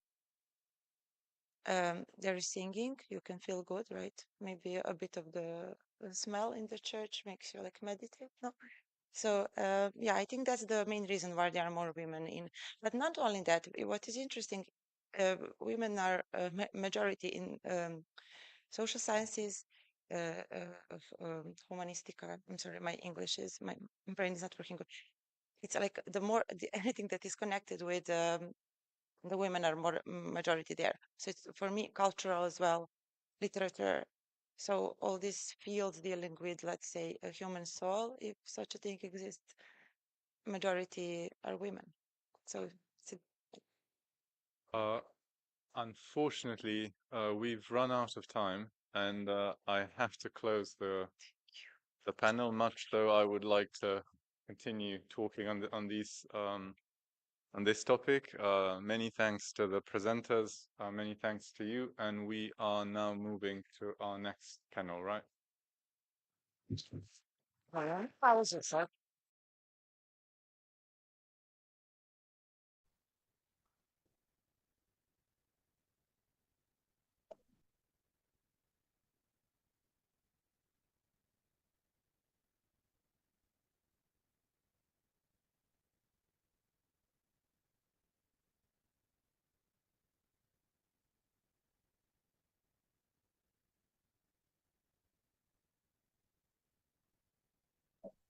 Checking now.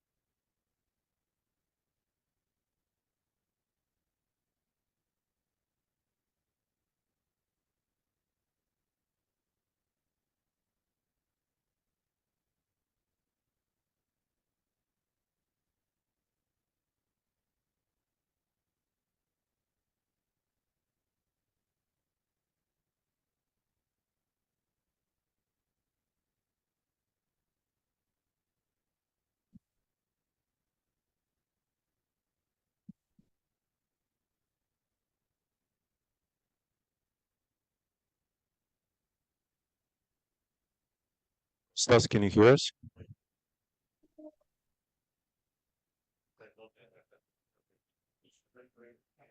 Uroše, nema reakcije. Stas, can you hear us?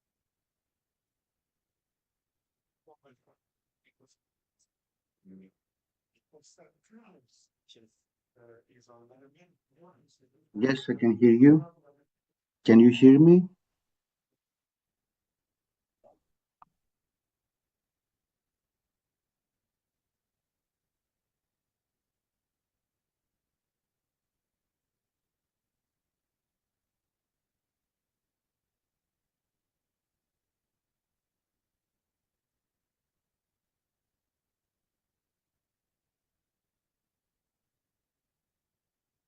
Hello, Kostas. Do you Hello. hear me? Yes, very well. Can you hear me? Okay. Perfect. So you're our first speaker. Soon you will talk. So Okay. Nicola, Konstantinos is the first, and Konstantinos is online. Yeah. So two people are online. Okay. You're the only one in person. Okay. Okay. So I'm happy to start the next panel. So we continue to explore the concept of secularization and desecularization, the political and religious tension in Greece, Serbia, and Northern Macedonia. And we start with Konstantinos Papastatis from the Aristotle University of Thessaloniki. And he's going to talk about rigorous populist or incremental political desecularization, the case of Greece Niki Party. Konstantinos, do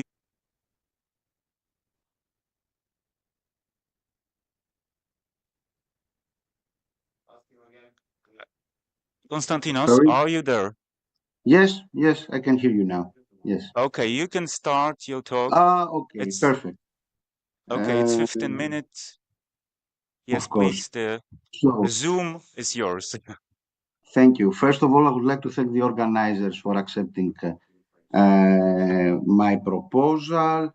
Unfortunately, the whole family got infected by COVID-19, and my daughter did not allow me to travel to Montenegro. As we all know, daughters don't ask for favors; they just give orders, and I have to follow her order.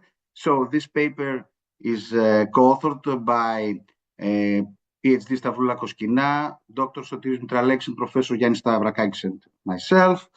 And we study, our aim is to study the use of religion by the faith-based Niki Party, which is a new entry in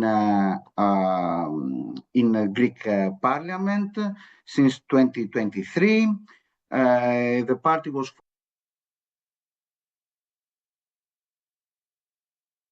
agreement between Greece and Northern Macedonia, so it had a nationalist background, and we examine Niki's discourse, particularly how the party incorporates religion into its ideological platform and discursive practices.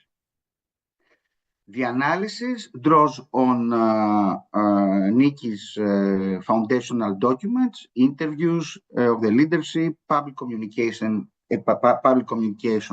and so on and so forth, in order to show how the party constructs the us versus them distinctions, the us, culturally Greeks, nationally Greeks, versus them, the secularized elites and the hostile foreigners. So before proceeding to the analysis, some few words. So religion is in general integrated as an ideological element of the populist radical right discourse all over Europe. There are two basic formats, as we all know. The civilizationist format, in which Islamophobia is the major ideological element, and the second format is default and conservative format, in which nationalism and ultra-conservatism is their main ideological elements. So we argue that with the Niki Party, we have the appearance of a third format, that of rigorist populism. So what is rigorism? We follow Makrides' conceptualization, and who argues that rigorism is a modern product reacting against secularization and the dominance of Western liberal ideas, which are perceived as marginalizing orthodoxy, Eastern Orthodox Christianity. So rigorism supports moral conservatism, opposition to LGBTQ plus rights, and shows preference to traditional gender values. Rigorists see themselves as custodians of the true faith, and they usually use apocalyptic texts to justify their resistance to modernity and Western influence, and of course, within a framework of Manichaeism, Manichaean worldview. So, some few words about the contextual factors, so church and state or religion in Greece. Three basic factors: close state-church relations. We all know that Greece is the Orthodox Church in Greece is a state institution. Second, that there is, despite the secularization trends, there is Greece can be easily considered one of the most religious countries within the EU. So church attendance, frequency of prayer, all these indicators are very high compared to to the rest of Europe. The third one, very important aspect, is that Orthodox Christianity is considered to be a central dimension, a central element of the Greek national identity. And this idea has a hegemonic character in Gramscian terms, although it is highly questioned as far as I am concerned, as an invented tradition. Okay. And a fourth aspect is the high effectiveness of the so-called secularization cleavage.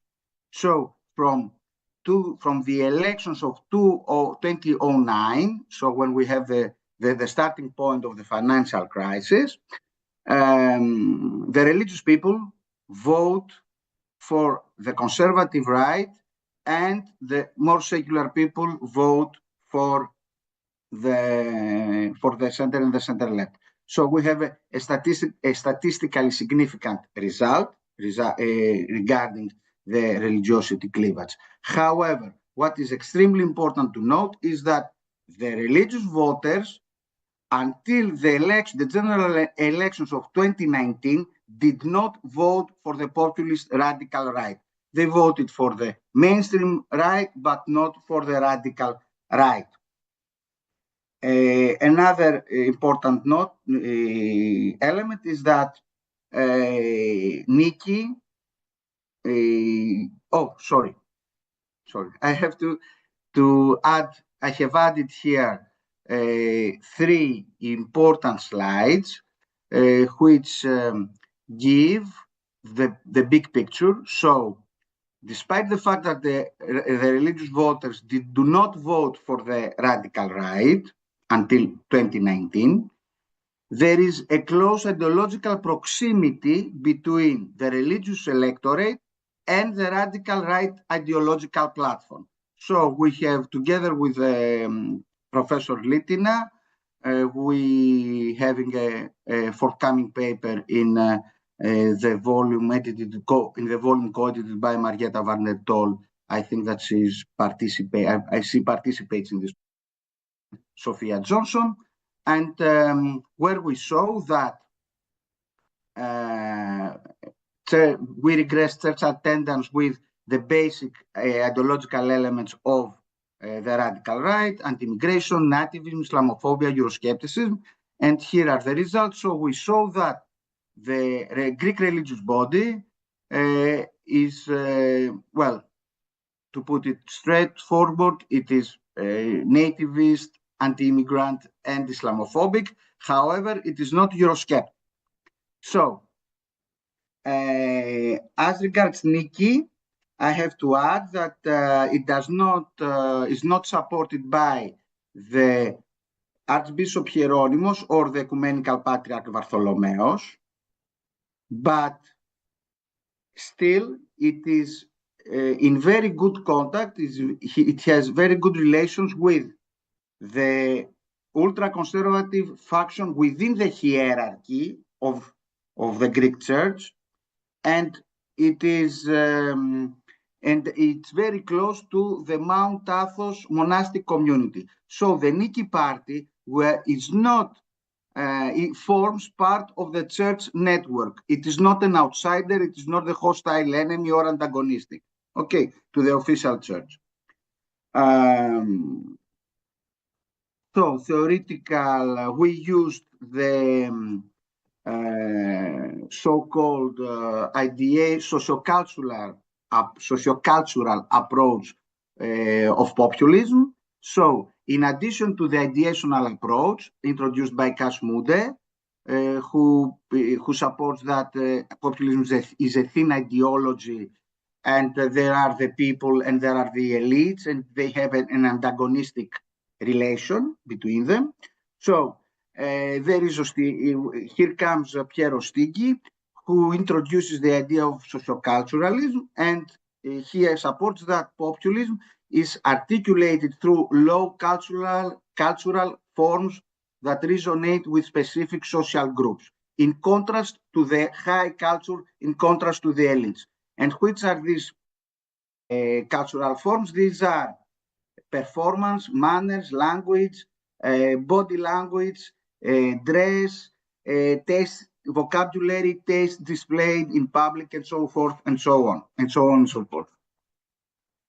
So, from an ideational approach, how we see Niki's populism. We see that Niki can be categorized easily party based on its people-centric and anti-elitist stance, claiming to represent the authentic voice of the people against a corrupt political establishment. The party rejects the traditional left-right divide and positions itself as a force of true democracy, representing the people, and this democracy is rooted in the Orthodox Christian ideals. Now, from a sociocultural approach, in addition to the ideational approach, Niki cast political debates in moral terms and frames themselves, the leadership, as defenders of social and moral integrity. Moreover, unlike mainstream parties, the party leaders, the mainstream parties rely on professional politicians, while Niki prides itself on being led by ordinary citizens. So we have the contrast, ordinary citizens, professional politicians, and these ordinary citizens share the values of the Greek nation and serve as, I quote, the political deacons of the people.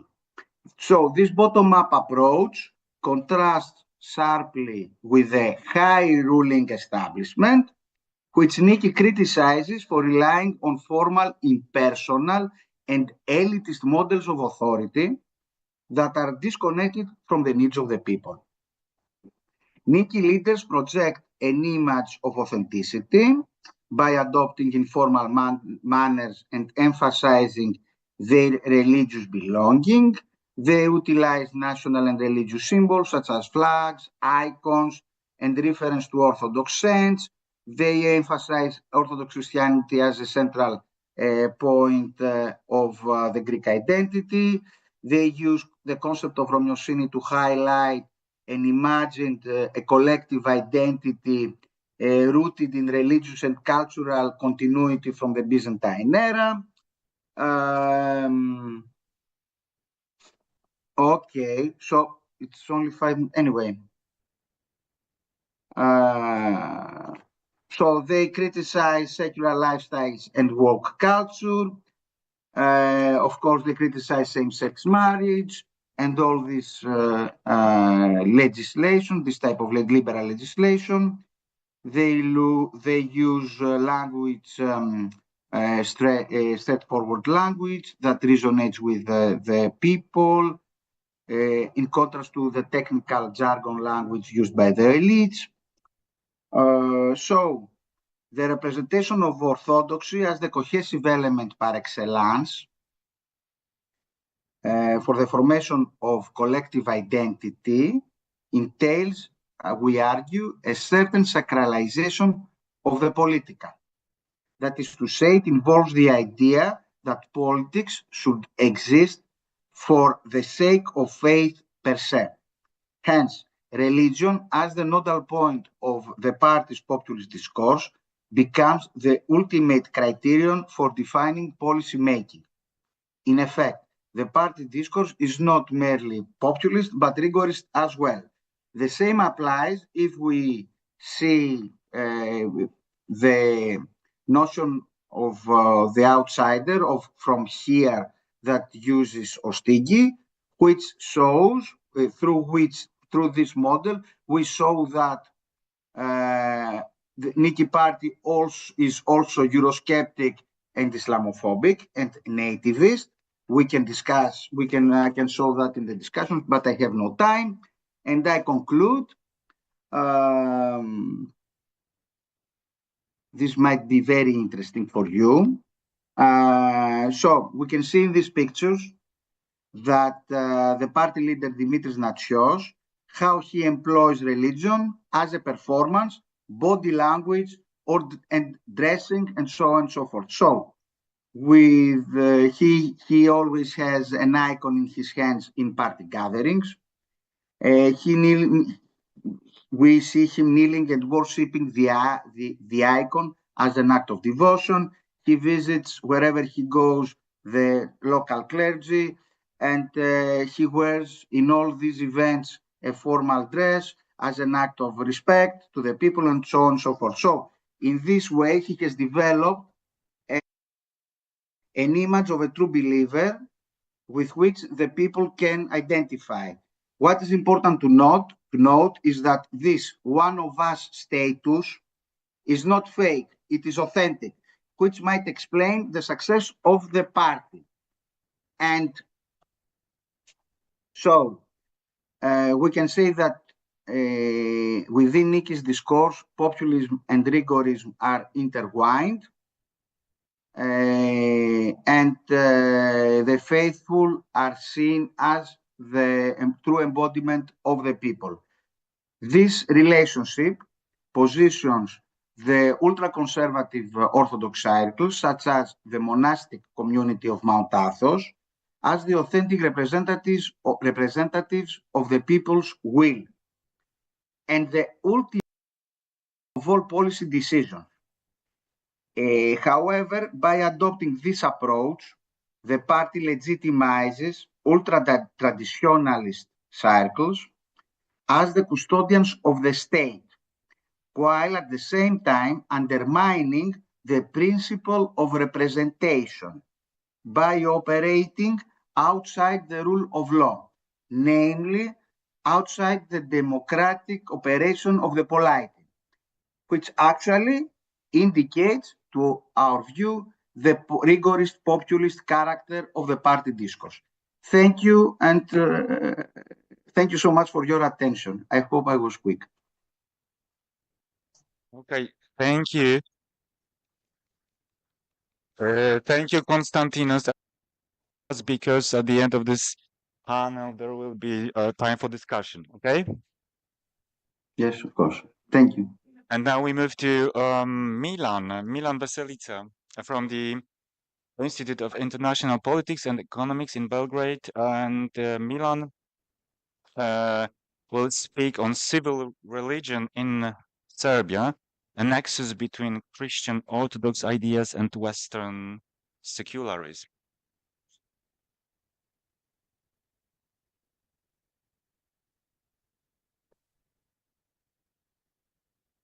Yes. Yeah, please.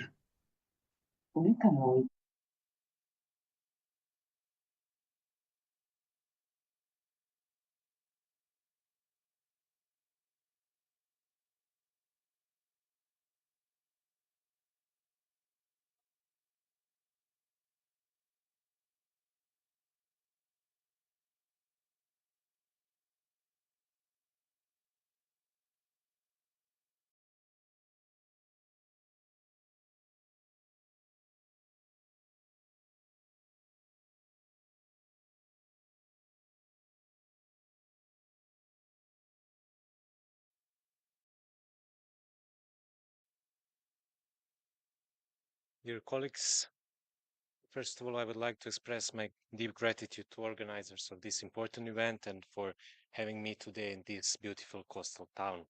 I'm Milan Veselica, research assistant at the Institute of International Politics and Economics in Belgrade, and also a PhD student at the University of Belgrade. My field of academic interest is religion and politics in modern world. Today I will exchange some thoughts about civil religion, or to be precise, about attempts to establishing civil religion in Serbia.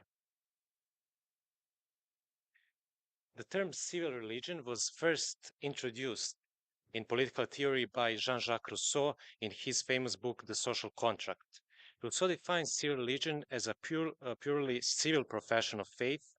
Instead of having an exclusivist national religion, civil religion inherits tolerance towards all other religions as long as their dogmas have nothing contrary to the duties of a citizen. Alexis de Tocqueville, on the other side, emphasized the pivotal role of unconventional religion or creed in the creation and functioning of democracy in the United States. In central part of his book on democracy in America, he used the term democratic or republic Christianity for the religion considered as a political institution which serves powerfully to maintain the democratic republic among the Americas. The first modern use of this concept can be found in Robert Bellac's famous article, Civil Religion in the USA from 1967. He said that civil religion not only translates existing religious symbols into a secular context, but also secularized national context itself takes a form of religion. Therefore, Bellac defines American civil religion as a set of religious beliefs, symbols, and rituals growing out of the American historical experience interpreted in the dimension of transcendence. Other names for this concept in America are religion of the republic, common religion, common faith, and so on and so on. And finally, today's debate on civil religion splits into the two directions. On the one hand, some authors continue to explore the position and the role of civil religion in the US. On the other hand, there are studies about civil religion outside the American context, underlying its global relevance. What most researchers and research on civil religion shares is its unique positioning in between the secular and the religious, between the state and the church, and between political theology and political religion. In essence, it is located in the intersection of these areas, incorporating elements from the both sides.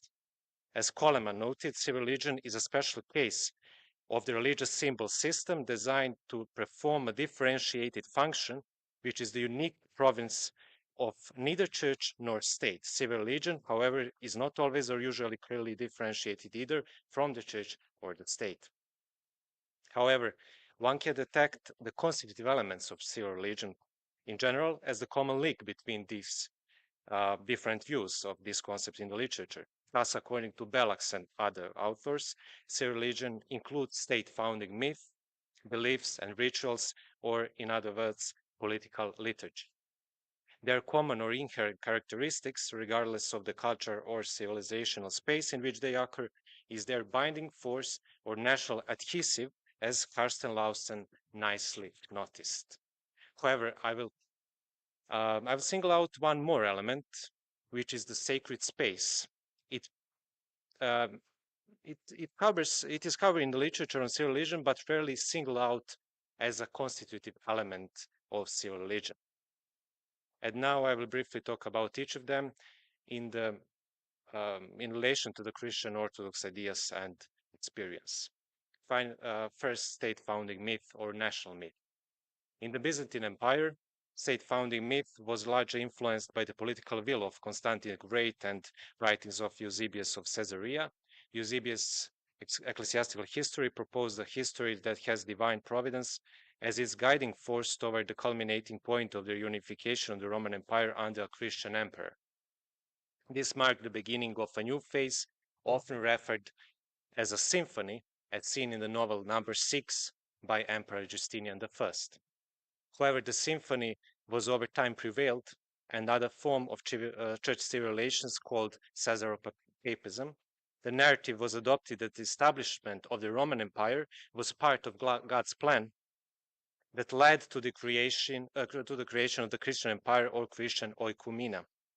The emperor was a collaborator in God's plan of the salvation of the people, as it was proposed in Epanagoge from 9th century. The emperor must be of the highest profession in orthodoxy and piety, versed in the dogmas concerning the Holy Trinity and in the definitions concerning salvation through the incarnation of our Lord Jesus Christ.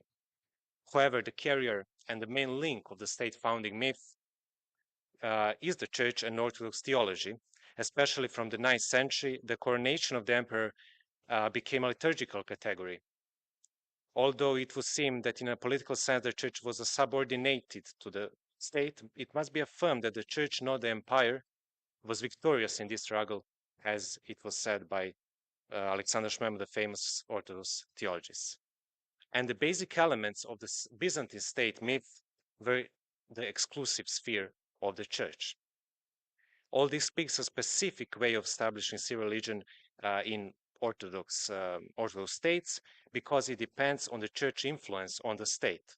In other words, this distinct form of civil religion in Orthodoxy emerges where church is not more dominant than the state, not necessarily subordinated, but where its public role is crucial in promoting the historical narrative about the state, thereby involving the citizens in their state history. Then political liturgy. The political liturgy gained its momentum precisely in the process of secularization. As William Kavanaugh pointed out, the supposedly secular world invents its own liturgies with pretension every bit as sacred as those of the Christian liturgy, and these liturgies can come to rival to the church liturgy for our bodies or our minds. The focal point and the central place of Orthodoxy is liturgy, with the Eucharist as its fulfillment. From this essential part of the liturgy and the Eucharist as a table of Christ in the kingdom of heaven, the authors extract other aspects of liturgy, including political. Aristotle Papa Nicolaou stated that the Eucharist is simultaneously a politics. He said, in the space of the Eucharist, creation cannot be affected by the Eucharist act. If the Eucharist is an event, temporal and special dimensions, then it is its own politics, culture, and society. Therefore, Christian liturgy and the Eucharist as an event that have their own politics, culture, and society, in Papa Nicolaou's words, stand in a stark opposition to the political liturgy of the state. This is not a mere difference, but a fundamental contrast, as the former represent a joint act of gratitude to God, while the latter is a rite of state sacralization. Their only connection is when they occur simultaneously, such as during the celebration of national holidays with Orthodox liturgies. And finally, sacred spaces. Michel Foucault once wrote that present epoch will perhaps be above all the epoch of space. This statement, even in our modern era of advanced spatial understanding and control, holds true. Space in its essence retains a sacred character, existing in a realm in between, as I said. Christian Orthodox sacred spaces can become part of civil religion if they're part of the national narrative, of course. However, Christian sacred spaces, primarily temples, do not have such role. They are space of communion and glorification of God, not the state. However, both Christian temples and national sacred spaces, such as national monuments or places of historical significance, aim for the community. They are community spaces. Christianity has emphasized the need for community in order to glorify God properly, and the space which this takes place should be in a space of community. The function of sacred spaces in civil religion is also about more than just gathering around a common idea. It is about celebrating a common ideal. Moreover, concrete Christian spaces can be part of civil religious sacred space only when they are part of the national narrative, which is not a rare case in Orthodox countries. We have Christian Orthodox monasteries in Kosovo and Metohija, and at Echmidzian Cathedral and in Armenia, etc., of course. Now, path to civil religion in Serbia, our case study today. After the change of the government in 2000, Serbia entered a period that was officially called democratic. This change called October 5th Revolution, and the first year of the 21st century was considered year one from which the calculation of democracy in Serbia began, just such a turning point could have spawned attempts at national reconciliation gathering around new state symbols from 2004. All these changes were fertile ground for the establishment of or construction of civil religion that would reconcile numerical historical contradictions in Serbia. However, until 2006, Serbia was in a state union with Montenegro.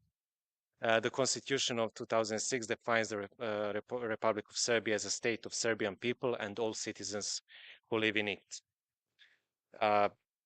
Also, the preamble of the Constitution emphasized the state tradition of Serbian people and also equality of all citizens and ethnic communities. And therefore, these definitions reconcile two elements, both national and civic, but with a slight primacy of the national.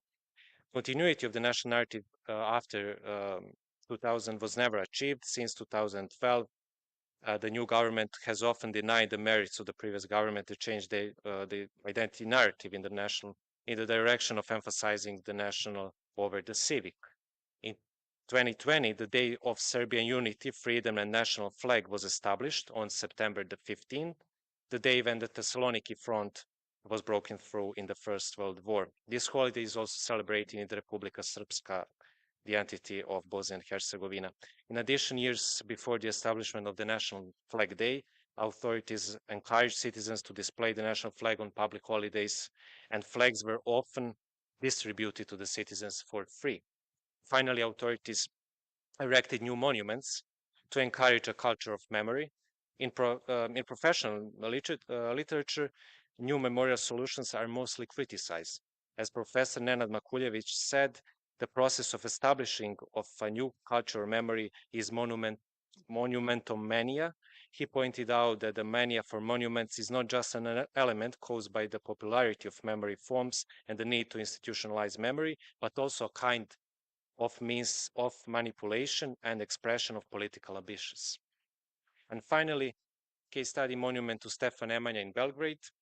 Stefan Nemanja, who lived in 12th century, was a medieval grand prince or Veliki Župan of the Serbian Grand Principality. He founded the enduring dynasty of Nemanjić that ruled Serbia for over 2 centuries. In the moment, he is presented as the founding father of the Serbian state, although he was not.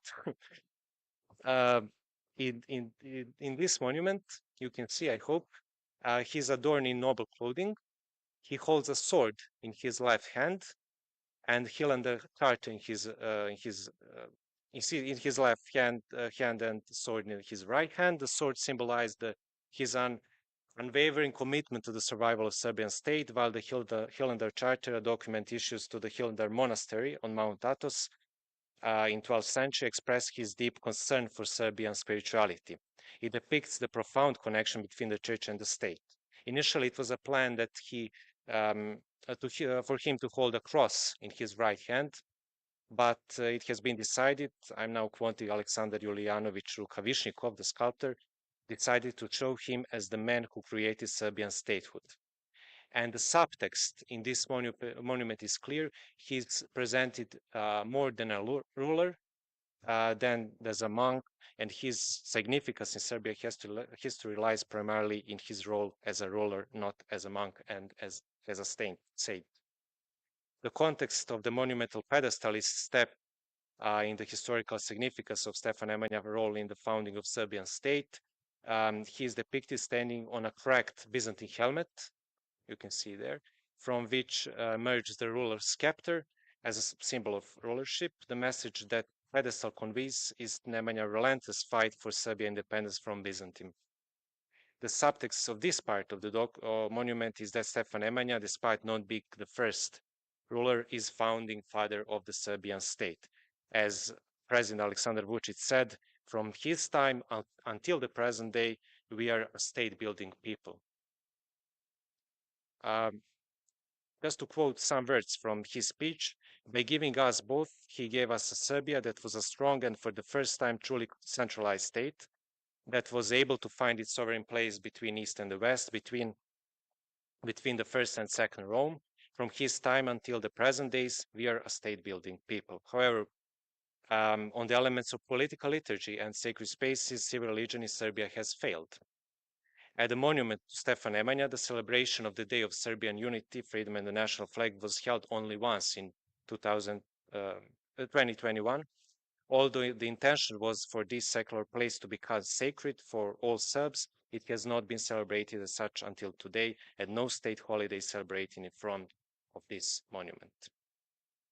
And now some concluding remarks.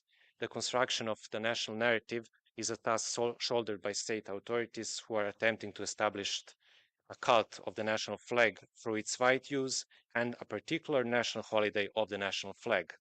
The construction of the new monuments related to the glorious past and great rulers further underscores their role in building civil religion in Serbia. These efforts, often labeled as nationalism or populism, are in fact a demonstration of the power and responsibility of state authorities in strengthening the cult of the state. However, on the way to civil religion in Serbia, the state must cooperate with the Serbian Orthodox Church. The Church is a guardian of the dogma, and it is difficult to construct a new national narrative and civil dogmas on complete secular foundations. In an Orthodox country with a strong influence of the Church, civil religion cannot have unique secular and separate sphere like in the United States. In fact, the dogmas of civil religion depend greatly on whether the Church will accept and promote them. In such conditions, there is a constant struggle between the symphony and Caesaropapism. Thank you for your attention.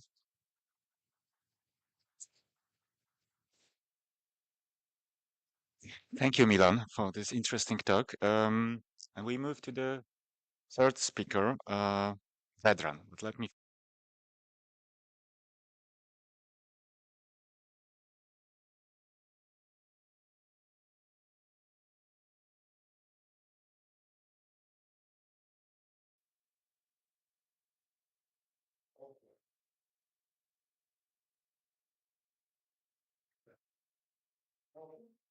Vedran, do you hear me? Yes, I hear you now well. Do you hear me? Yes, we hear you well. Excellent.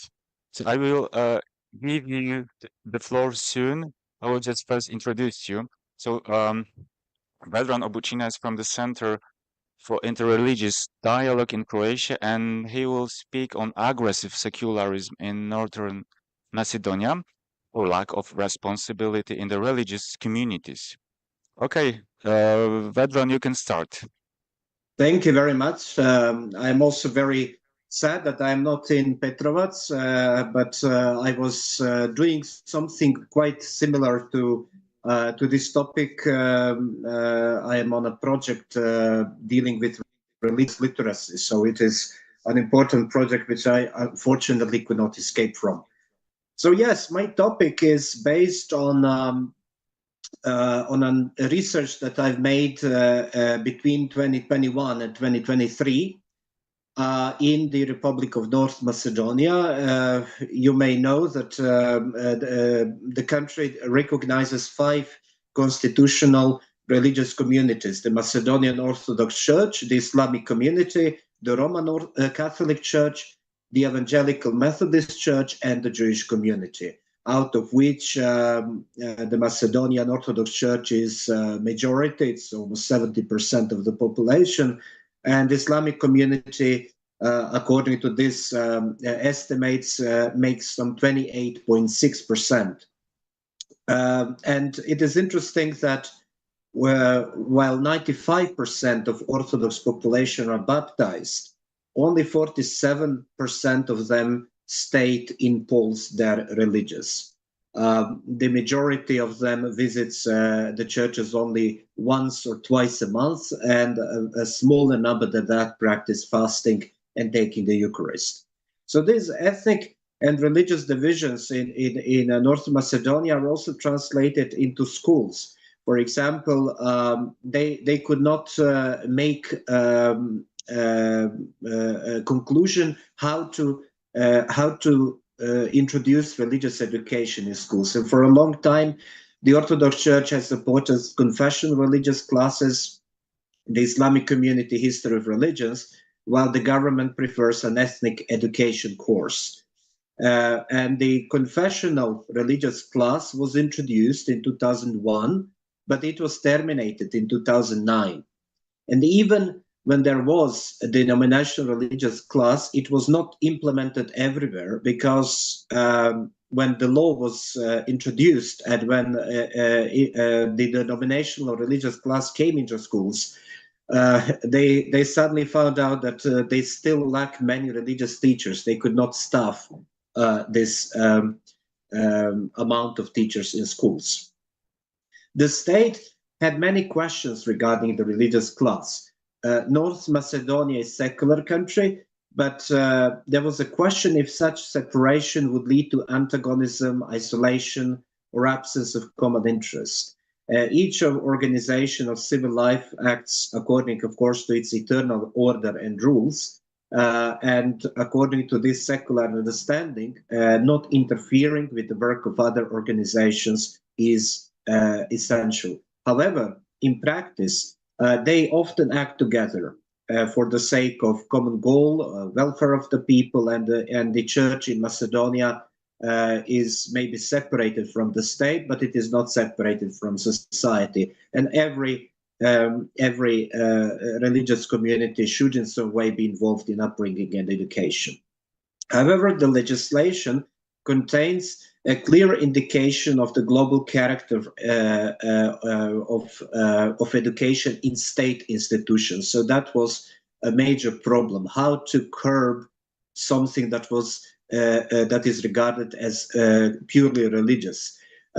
In the era of communism, any state education was necessarily anti-religious, but today there are, of course, no reasons to do that.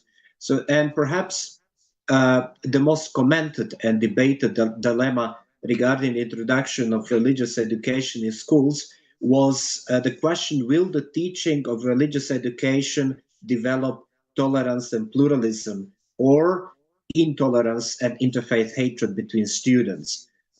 Such thoughts speak of a lack of knowledge of the theory and practice of tolerance education, but also it signifies fear that any denominational narrative can exacerbate conflict, especially between two biggest ethnic communities. So the introduction of religious education in schools imposed the need for amendments to the law on basic education. And this proved to be the obstacle at the time of then Minister of Education, Nenad Novkovsky. His attempt fell on the Constitutional Court. The previous curriculum for the subject of religion was distinctly theological. The emphasis was placed on teaching the faith. The teachers were priests. The students were divided on religious grounds. And such arrangement of the curriculum is in accordance with the essence of the subject of religious studies, understood at least in some narrow sense, but because it implies the study of religious truths and dictated by religious convictions, the Constitutional Court assessed it as a religious activity, which within the framework of state institution, which means it is in the violation of the constitutional guarantee of freedom of religious belief, also freedom of religion, and the principle of separation of the state from religious communities and religious groups. Also, it was against the law on primary education, which expressly prohibits religious activities in primary schools. So what they did is they started to do a new curriculum for a new subject, which is called Ethics of Religions, which will study the ethical values of religions. And today, religious education in North Macedonia is realized through this optional subject. So you don't have to take the subject of ethics in religions, but if you do, then every year the parents must confirm the curriculum provided by the teachers. But the interest in such a denominational class would probably be big. So it seems that ethics in religion is not something that religious communities are very satisfied with. And this was part of the biggest part of my research in North Macedonia, because I was talking to many interlocutors from religious communities. I will not mention their names. Also in my report, they are mentioned by names. They claim that Macedonian youth is overwhelmingly religious. In this regard, Muslims are generally more religious than Christians. They attend religious services relatively often and follow the ethical teachings of their religion, but sometimes modern values are much more present. For instance, youth is predominantly against adultery, but they are pro-legalization of light drugs. They are against bribery, but they are sometimes quite in favor of LGBT rights, and so on and so on. One of the main problems is that I heard that you were mentioning in the previous section belonging without believing. One of the main problems is poor knowledge of one's religion, and I quote here one Orthodox theologian, quote, "We all come from some generations that had problems with religious education. When I was small, the church was attended by very few people. Socialism impacted religious education badly. After 1990, people accepted the return to tradition. It is tough for me to define religious knowledge. Some people know a little about their faith, something from the Old and mainly from the New Testament, but they decide to fast for 40 days. How can I object to this person's lack of knowledge about dogmatics or the Holy Trinity? One knows something, but it is not so relevant to them. When religious education is not present in the school, when monasteries are not visited so often, then believers of the church know very little about their faith. At the same time, they feel faith in themselves, and we have to respect that," end quote. And for the majority of clergy, the roots of poor knowledge are found in communist rule that contributed heavily to secularization and large anti-religious sentiments in Macedonia. Not everyone thinks this is the single reason. One Methodist preacher argues it stems also from the Orthodox clergy and shares his experience, quote, "There is no teaching staff for religion and the state officials do not care about it. People are hungry for this knowledge. Their religious knowledge is feeble. They do not know what is Catholic or a Methodist. When I was a little kid, I never heard of anything but the Orthodox Church. Self-education, informing and reading about it, it is also quite rare among the population. The authorities misuse that for their aims. It occurs in the Orthodox Church too. No one encourages the faithful to read about their faith or even to read the Bible. In that way, priests also contribute to religious ignorance. It is a huge oversight of the church," end quote. Shattered by both communist influence and animosity that was previously present between Macedonian and Serbian Orthodox Church, the church had to rebuild itself after the independence. And in doing so, its clerics did not orient themselves to better education, but to nationalistic imagery among the population. Nominal religiosity is thus a problem, as much among the Orthodox as also among the Muslims. So a Muslim scholar stresses, quote, "There is a core difference between a belief and having faith and being religious. A believer should always strive to be a better person.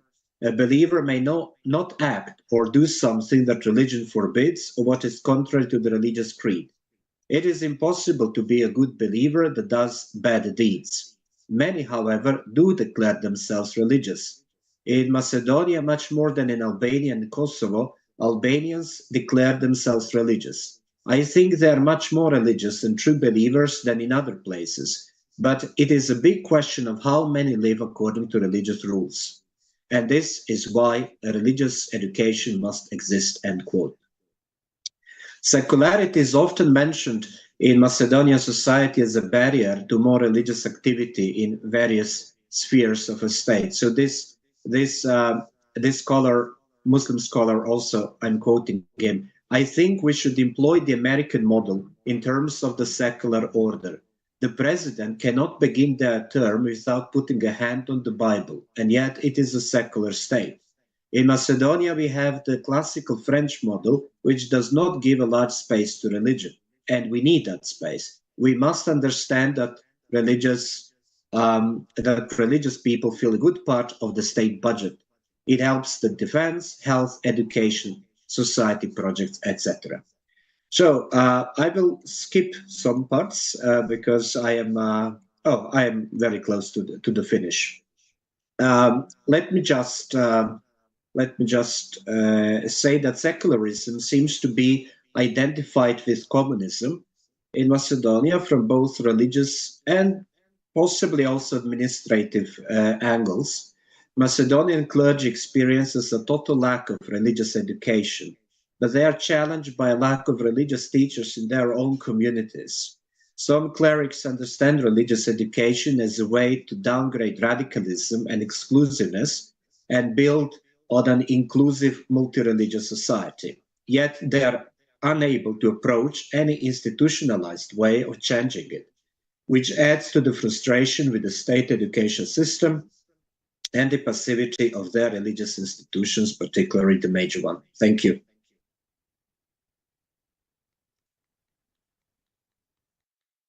Thank you, Vedran, for giving us an interesting picture of secularism in Northern Macedonia. I think we have now time. We are running out of time, but we have time for one question, actually. Yes, Marco, yes, please. Thank you. Very quickly, many thanks to the three of you. My question goes to Kostas, if he's still online. Kostas, you there? Kostas, are you there? I'm.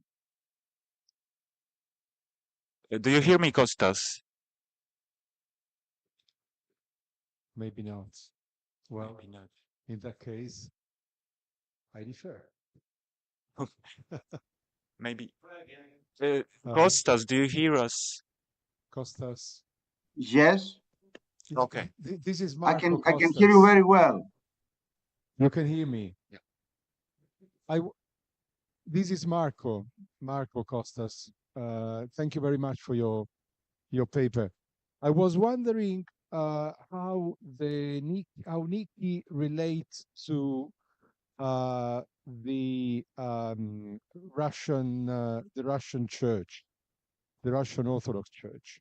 Because I suppose it might not be easy for them. I mean, in a sense, they might very much endorse the ideological infrastructure, the moralist initiative, but on the other side, I suppose they have an allegiance to the ecumenical patriarchates, which also means that their positioning vis-a-vis the Ukrainian war might be something.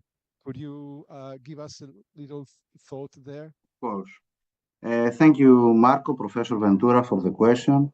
As you may know, in the Orthodox Church at large is divided into antagonistic camps. The one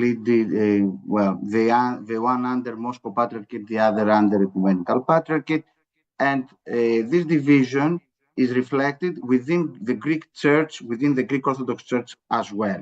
So, in Greece, there are some pro-Russian groups, usually very close to the monastic community of Mount Athos and the old calendarist group. Niki, although is close to some monasteries of Mount Athos, and the party has not spoken or made any statement, open statement, in favor of one or the other side. There were accusations of against the Niki party that it is an agent of the Russians. However, this is not substantiated by hard evidence. In terms of ideology, I would say that it is very close to the Russian state of mind of religion, of orthodoxy, of how they perceive orthodoxy. However, this is far from being declared part of the Russian network within the Greek Church.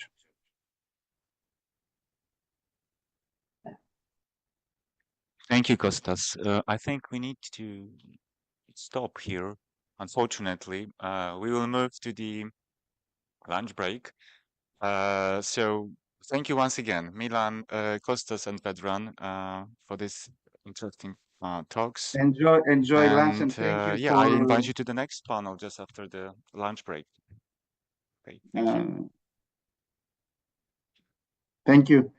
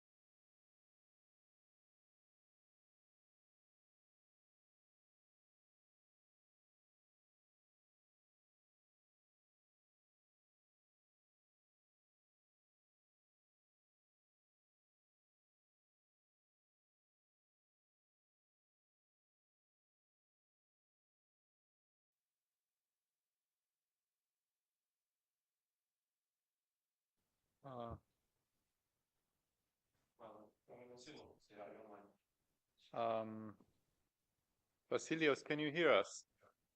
I can hear you. Can you hear me? Yes, we can. Thank you.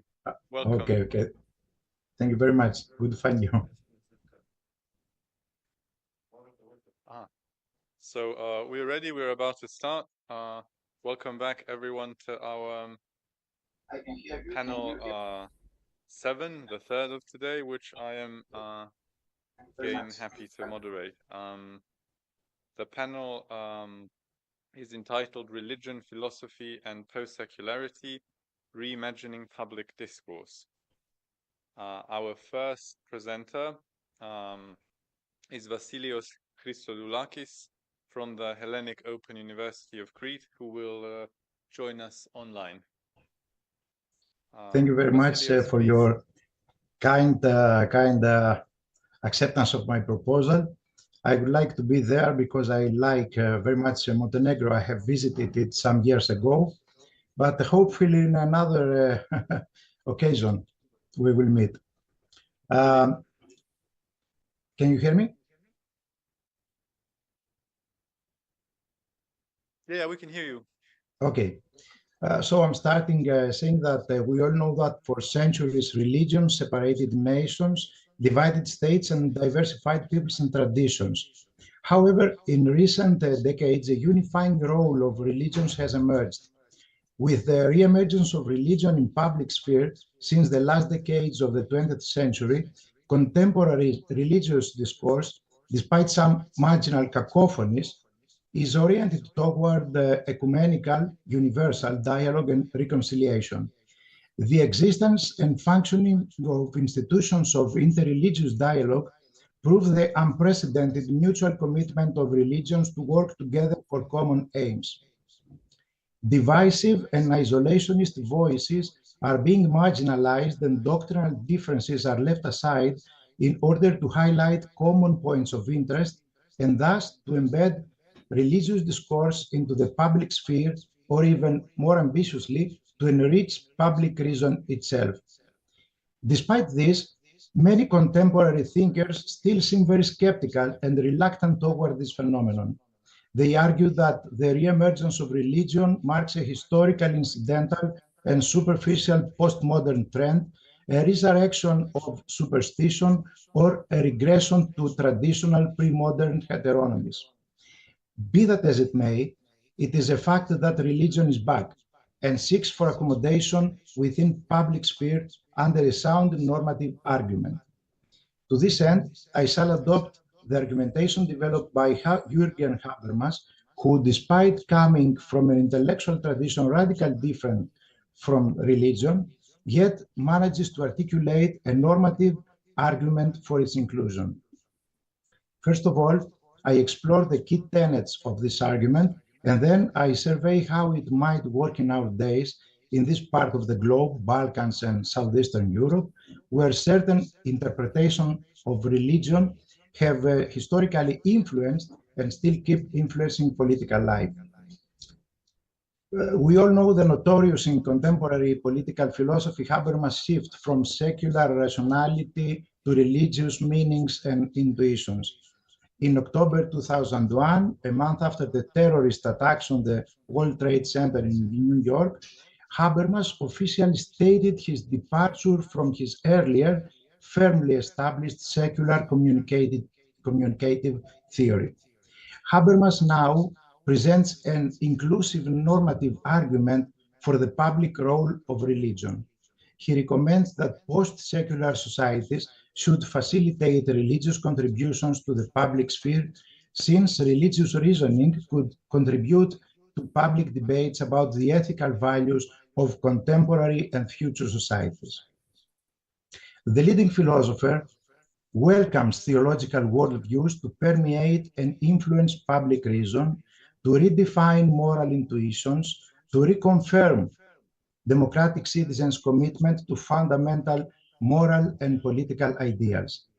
In his view, religious language can prove profoundly inspiring and act motivating to social engagement and solidarity and to political participation, through its adherence to meanings, experiences, and values that exceed and transcend the proven as limited dynamics of secularism.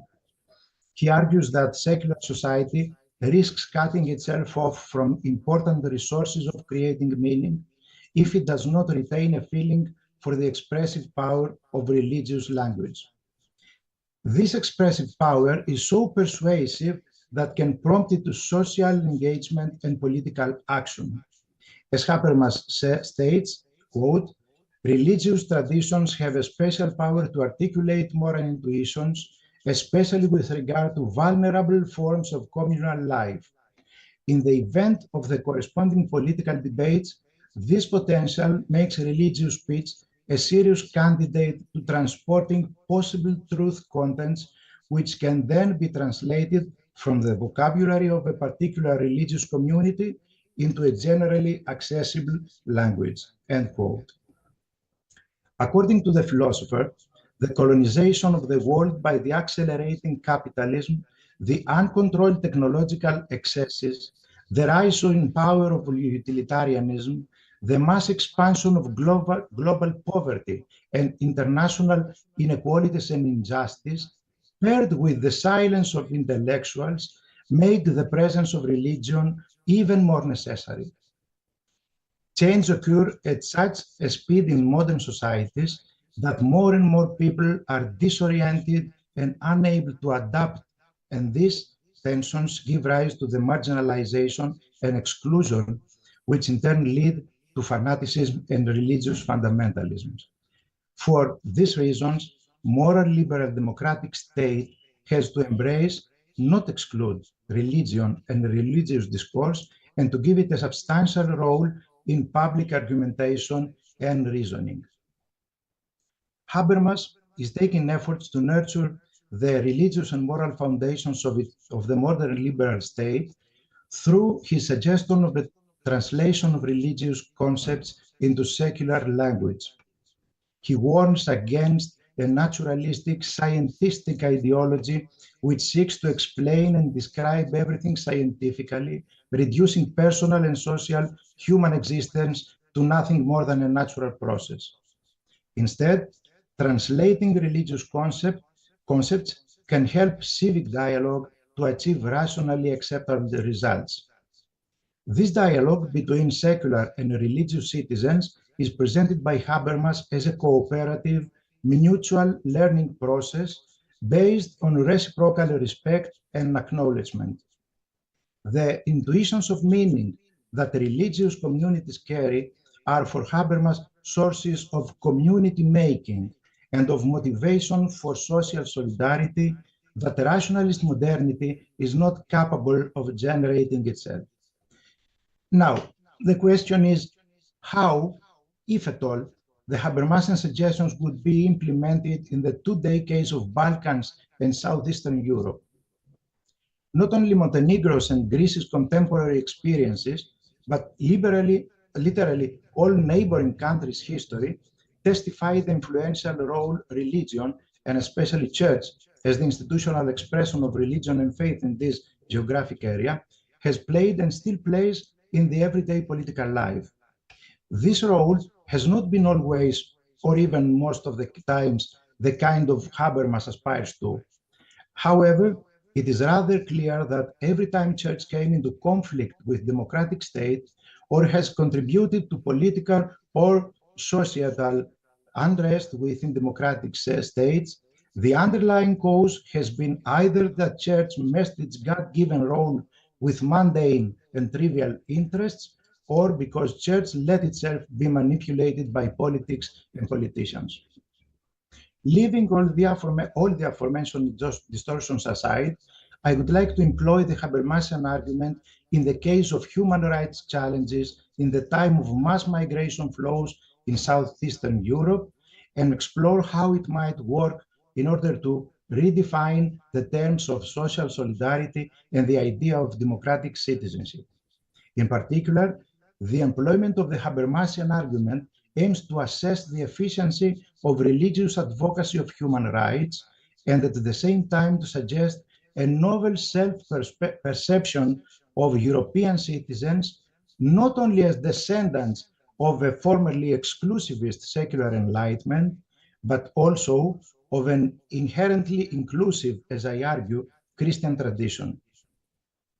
In the subject matter of human rights, Habermas himself admits the crucial role of the notion of dignity.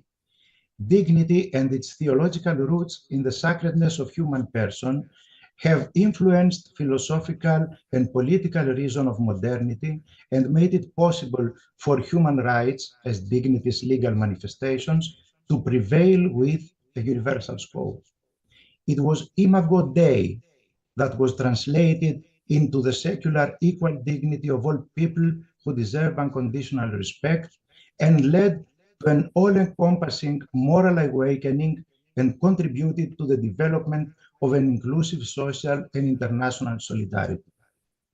In the same way, Christian faith and church could play nowadays a leading role in an inspiring and unifying project of human rights advocacy. Given that the nation's building era, with the diversifying role of religion, has more or less passed, a new role for church needs to emerge, the unifying one. Leading interreligious dialogue and the commitment to protect human rights might well prove to be not an incidental trend among religions, but a main topic of discourse between them as well as among democratic citizens. Religious discourse within public sphere may thus work in a twofold way. First, in the case of religious citizens, it can provide them reasons for action in favor of human rights by invoking human dignity and the sanctity and inviolability of the Imago Dei. And secondly, in the case of secular argumentation, it can criticize current politics with a universally accessible ethical and moral vocabulary of inclusion, fraternity, and solidarity, and thus contribute to the reaffirming of the moral content and the ethical and intellectual roots of liberalism and democracy. The historical experiences of ethnic cleansings, national homogeneity, and mass migration in Southeastern Europe and Balkans have been once influenced by religious misinterpretations. However, in the era of globalization and multiculturalism, religious discourse might well articulate and authentically express the cosmopolitan ideals that have constituted the basis not only of Christian faith, but of all known religions of the area. Love, freedom, fraternity, solidarity, fight for a better self. With these values constituting the core of all major and inclusive religions, faithful people identify more compelling reasons for action, not only as believers, but also as democratic citizens. Migrants from all over the world seeking desperately for a safe resort in Europe pose a critical challenge for the liberal identity of modern democratic states. Liberal aspirations are reaching their limits, and cosmopolitan verbalisms are proving vague and empty when confronted with crude economic interests and calculations. In this critical moment, religious language can employ all its inspirational and act-motivating dynamics in order to safeguard and protect human rights and thus redeem the core values of democratic citizenship. Religion, through its moral messages, its critical attitude to authority, its educational activity within society, and its example of humanitarian commitment may fairly well contribute to society's progress and to the perfecting of democracy. Concluding, if employed in the aforementioned way, religious discourse might prove not only of instrumental but also of intrinsic value, as it can authentically identify persons, groups, and peoples under a new concept of democratic citizenship. Instead of the traditional exclusivistic self-identification of a people as distinct from the others, all the others, and every other, the novel and groundbreaking concept of a religion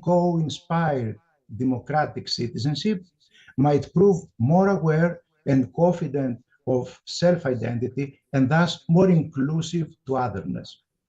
Balkan and European citizens in general, without abandoning our respective ethnic identities and traditions, may well identify ourselves as cosmopolitan, liberal democratic citizens united under our common references to universal values that can be expressed equally convincing in religious terms. Thank you very much for your attention.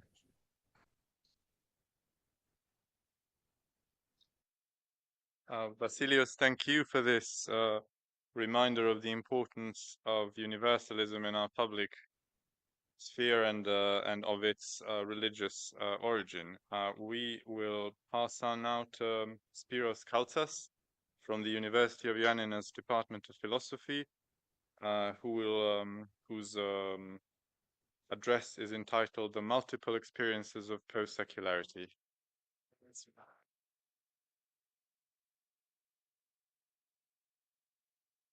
Here again, since it's my second time in Montenegro.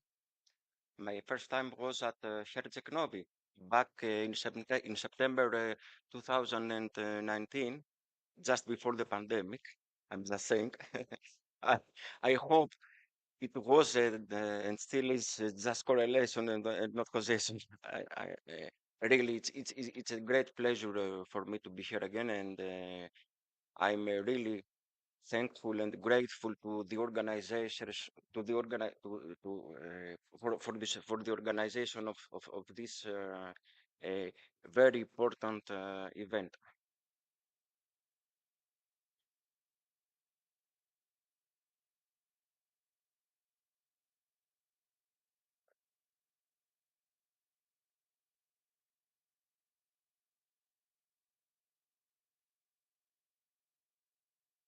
Okay, thank you.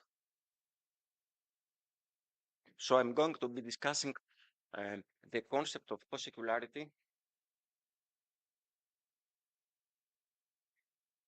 The main problem, in my view, the main problem with post-secular criticism, and by post-secular criticism, I just mean the debate. It's a ready-made term for describing the debate. Okay, there are no deep methodological or theoretical implication in the term post-secular criticism. Instead, the terms post-secular or post-secularity are in need of further clarification. I'll have to say some more things of course, in my presentation. The main problem in the debate is that the priority is given to religion, to traditional religions, to the major religions of the world, to speak in Weberian, in classical Weberian terms, as Habermas does. Okay, since in one way or another the debate has been shaped by Habermas' argument. Okay, my view is that we should avoid and even abandon the term post-secular in favor of the term post-secularity, and I'll explain myself in the presentation, during the presentation, and that we should avoid the evolutionary connotations associated to a certain extent with the term post-secular, and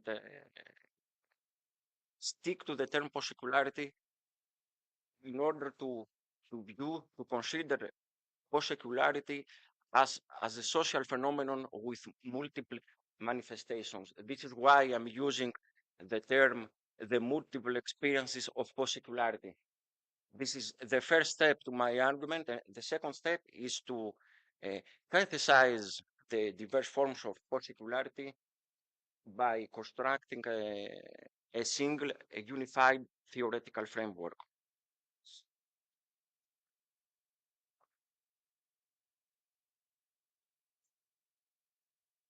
So just a few words concerning the relationship between religion and the post-secular. In one way or another, post-secular criticism primarily focuses on challenging mainstream secularization theory. Secularization is associated with a progressive loss of the social functions of religion during the modernization process. Let's call this the decline of religion thesis. It is argued that religion no longer plays a significant role in contemporary Western societies, which are characterized by the irrevocable social conditions of factional differentiation and cultural pluralism. Consequently, religion loses its socio-political relevance and moral authority as faith becomes inevitably and irreversibly confined to the private sphere. Let's call this the privatization of religion thesis.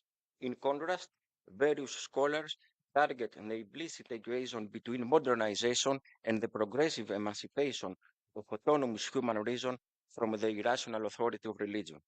They specifically challenge the ideological and undemocratic implications of dogmatic secularism, which perceives religion as a threat to the neutrality of the public sphere and perpetuates the secularist political ideal of excluding religion from the public sphere. The resurgence of religion in the public sphere is a prominent theme in post-secular criticism, as earlier developed by Professor Christodoulakis. Jürgen Habermas has famously characterized Western pluralist societies as post-secular by observing a change in consciousness regarding the impact of religion on collective life. In Habermas' view, religious traditions maintain their moral and cultural significance, which he believes can provide a valuable counterbalance to the destructive aspects of modernity. With its legitimate presence in the public sphere, religion can serve as a potential source of social solidarity and political critique, countering the destructive tendencies of economic globalization and social modernization. Habermas argues that we must actively engage with religion to uncover buried cultural contents and retrieve hidden moral intuitions, thereby giving them new relevance for contemporary societies through a process of secular translation. From a similar perspective, the sociologist of religion, Jose Casanova, argues that the modern world is witnessing the deprivatization of religion and focuses his analysis on the capacity of religion to articulate the cultural sources of moral and political criticism. These theoretical gestures signify a radical break with the epistemological and political stance of dogmatic secularism, which perceives the public presence of religion as a threat to the foundations of democratic institutions and secular morality. The theme of public religion is not meant to ascertain the reversal of social differentiation processes or the unexpected return to the irrevocably lost social authority of religion on political matters and moral issues. Instead, it describes the thoroughly modern phenomenon of the active political intervention of religion in the public sphere. From this point of view, religion can be seen as a culturally formative power and a legitimate source of moral inspiration, cultural criticism, and political responsibility. Now I'm passing to the main core of my argument, how it is necessary, it is a necessity, a theoretical and methodological necessity to move beyond the post-secular in favor of the term post-secularity. Post-secular criticism is largely linked to the necessity of re-evaluating the public significance of religion in our post-secular societies. The critical question here is how one interprets the post-secular. Various scholars in sociology and the social sciences have raised concerns about the perceived empirical utility of the concept of the post-secular. Others express skepticism regarding the term, citing its conceptual vagueness and normative instability. The strong conceptual implications of the term may lead us to think that we are either witnessing a radical change of paradigm in the study of religion, or that we are entering an entirely new era of profound social transformations affecting contemporary society. In this context, the first step in developing my argument is to replace the term post-secular with post-secularity. With this change, it becomes possible to shift the focus of the analysis through a methodological transition from the historical and evolutionary implications of post-secular, of the term post-secular, to the social context associated with the term post-secularity. In a secular age, Charles Taylor highlights pluralization as the fundamental trait of contemporary society, finding itself in a state of continuous permutation and recomposition of its spiritual resources. Pluralization is an ongoing and expanding process that involves the incessant emergence of new forms of belief and unbelief, non or anti-religious positions, and various collective or individualist spiritual options. These options are without clear boundaries between them and are certainly not reducible to the traditional binary oppositions of religion, non-religion, public reason, private faith, or secular spiritual.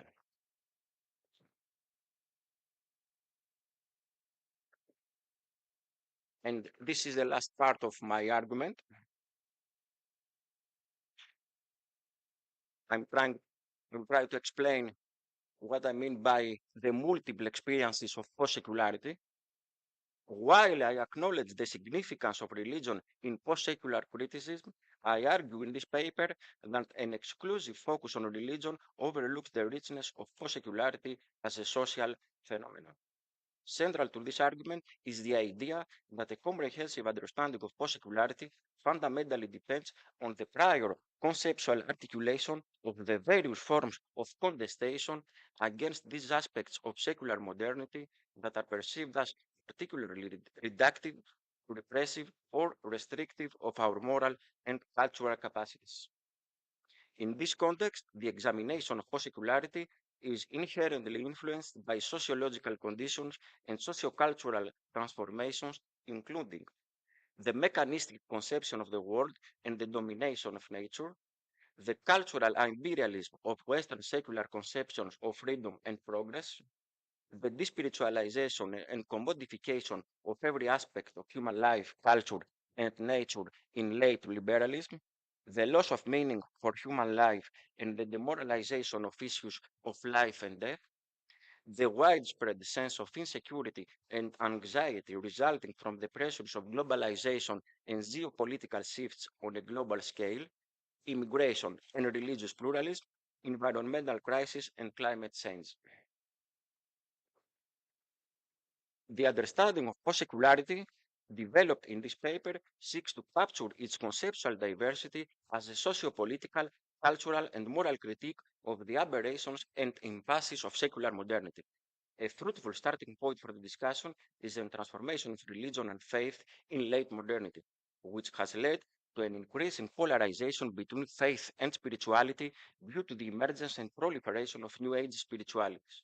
Of particular interest is the debate on polytheism, which explores the possibility of a new social ontology based on the recognition and the inclusion of a multiplicity of moral sources and metaphysical perspectives within our shared social world. More importantly, the theoretical inquiry into post-secularity can serve as a radical critique of secular universalism, grounded in the creative affirmation of alternative spiritual engagements that extend beyond traditional religion. This inquiry may also involve the development of criticism and resistance against various forms of oppression and domination. Additionally, a significant aspect of this debate pertains to the critique of the social and moral consequences stemming from the process of disenchantment.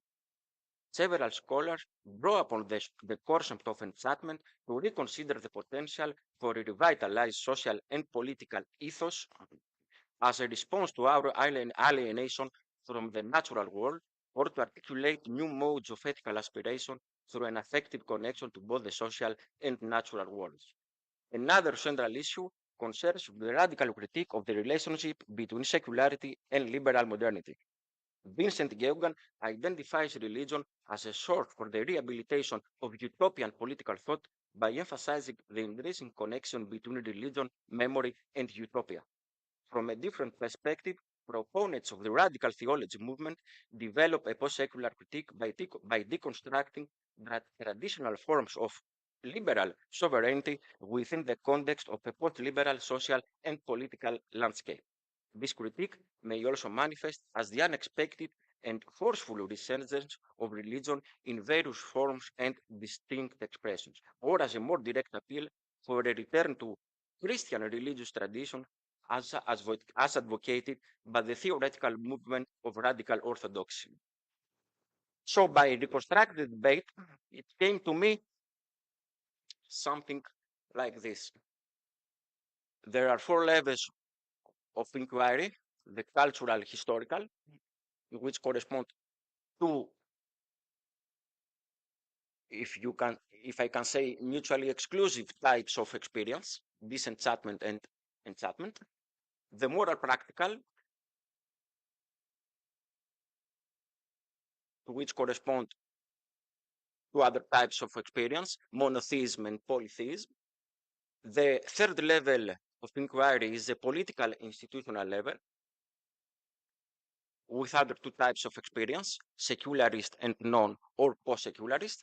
And the third one is the political, social level of inquiry, where we have the last 2 types or modes of experience of 2 modes of post-secularity as a social phenomenon: the liberal and the post-liberal. So from this point of view, I think it's important to develop a unified theoretical framework in order to avoid the strong evolutionary implications of Habermas' argument. Okay, and from this point of view, it may sound a bit funny. Even a theorist, I'm done. Even a theorist like such as Herbert Marcuse is a post-secular theorist. If we remember his argument in One Dimensional Man, where he argues that we should develop a different perspective on nature, we should see nature as a partner in conversation, communicate with nature, etc. From this point of view, even Herbert Marcuse is a post-secular theorist. Okay, so we avoid the question. There is no need to enter into the question if we are entering a post-secular society or era, etc. And we stick to post-secularity as a particular form of social experience. And I think I propose this theoretical framework for research, both in philosophy and the social sciences. Thank you very much.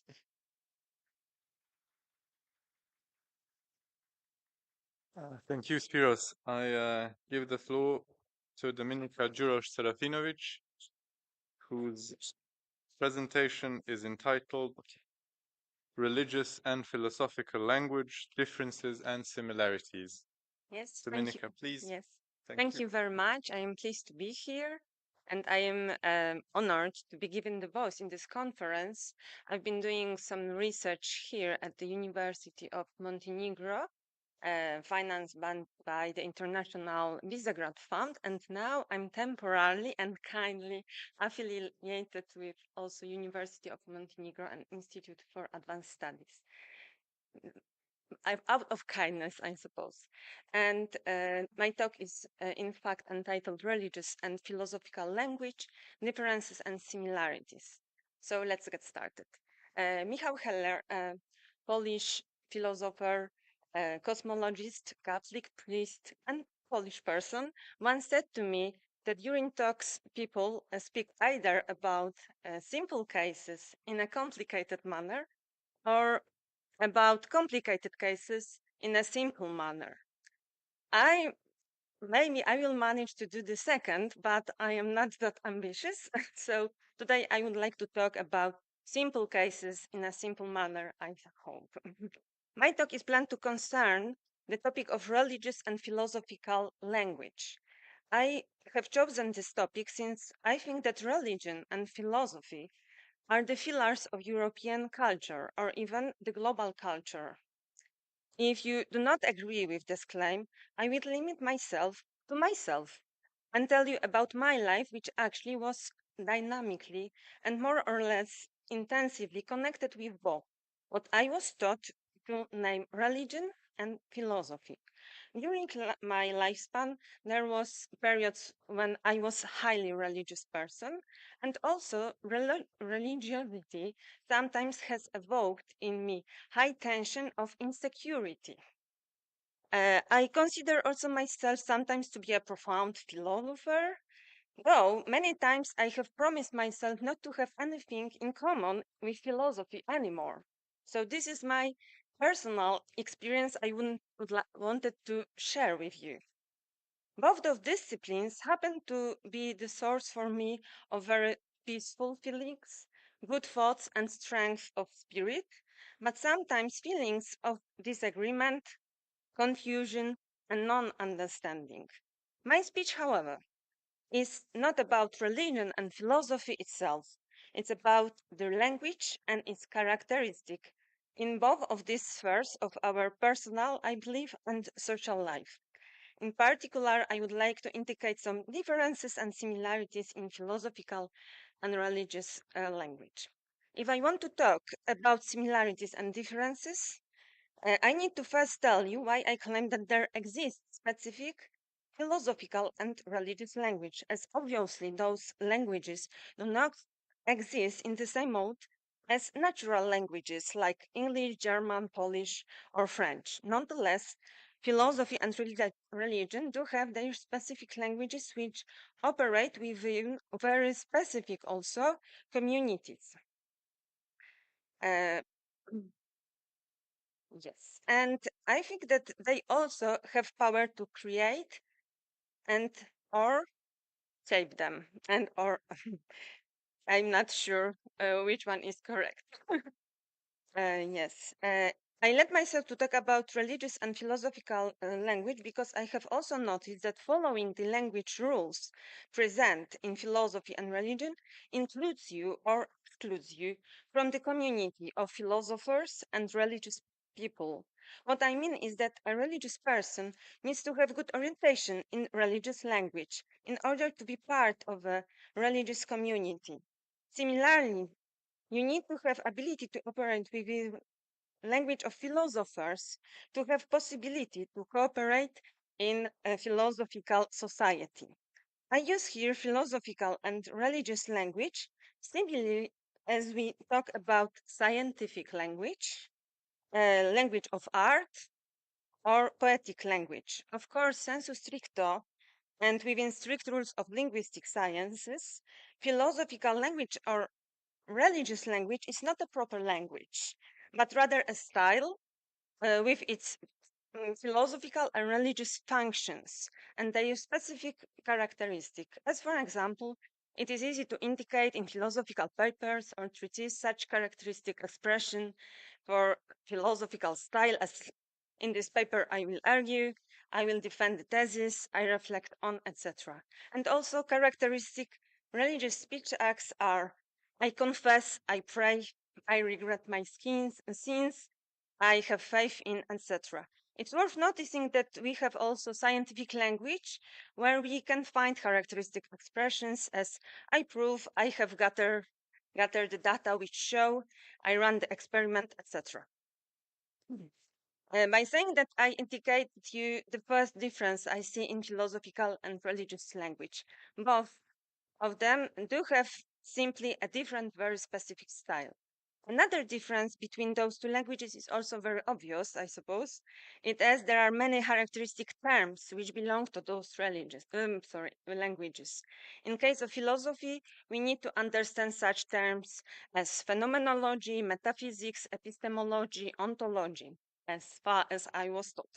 In religions, there also exists specific terminology as confession, blessing, sacraments, prophets, prayers, angels, God, etc. And what is more important, you as a person who belong to community of religious persons or philosophers, you need to know what to do and how to act on the basis of those terms. You need to know, for example, what it means to run a phenomenological reduction or to go to confession. Similarly, in science, you need to know what it means to run esterification if you are a chemist, or in dance, what it means and how to make a pirouette. By knowing more and more terms in those specific languages, you become more and more operational, probably at the same time knowing more and more, but I only hope, since I am not sure actually if it is in fact growth of our actual language knowledge, but only growth of acquaintance with terminology. One of the most important difference I can see in religious and philosophical languages, however, is the aim of language usage. In fact, the purpose for me of using language in philosophy and in religion is different. When a philosopher starts to use language, the purpose is different than a purpose of a religious person. In philosophy, as Michael Morris in an introduction to the philosophy of language indicates, language is a system of signs which we use to communicate with each other. Communication is a matter of letting other people know what we think. Bertrand Russell claims that the essential business of language is to assert or deny facts. Philosophers, then, the contemporary one, see in language a tool to communicate their thoughts, ideas, sometimes stories, which are not supposed to neglect the facts. Scott Soames indicates that the foundational concept in philosophy of language are truth, reference, meaning, possibility, proposition, assertion, eventually implicator. Philosophers then, when they expressing their ideas, are supposed to focus on some values. I can see this. When you return to Plato, we would indicate the triad of truth, good, and beauty. The purpose of using language in religion is different. In religion, we use words, for example, in order to gain salvation, to get to heaven, not to be sinners, connect with what is divine, be free from suffering, attain moksha or nirvana.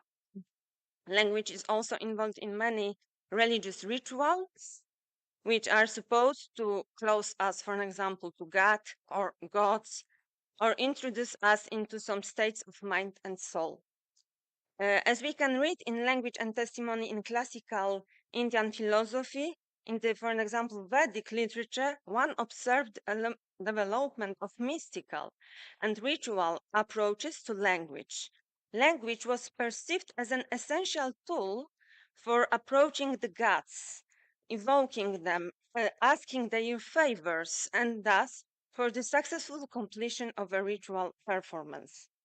In religion, there are very unusual and very specific forms of speech acts which are rather absent in other languages, as prayers of many kinds and types, confessions, divine oaths and vows, liturgical worships, sacramental formulas, mantras, and many, many others. The next difference, between those two languages also well known, I think. Western philosophy from the very beginning in ancient Greece was considered to be a rational term.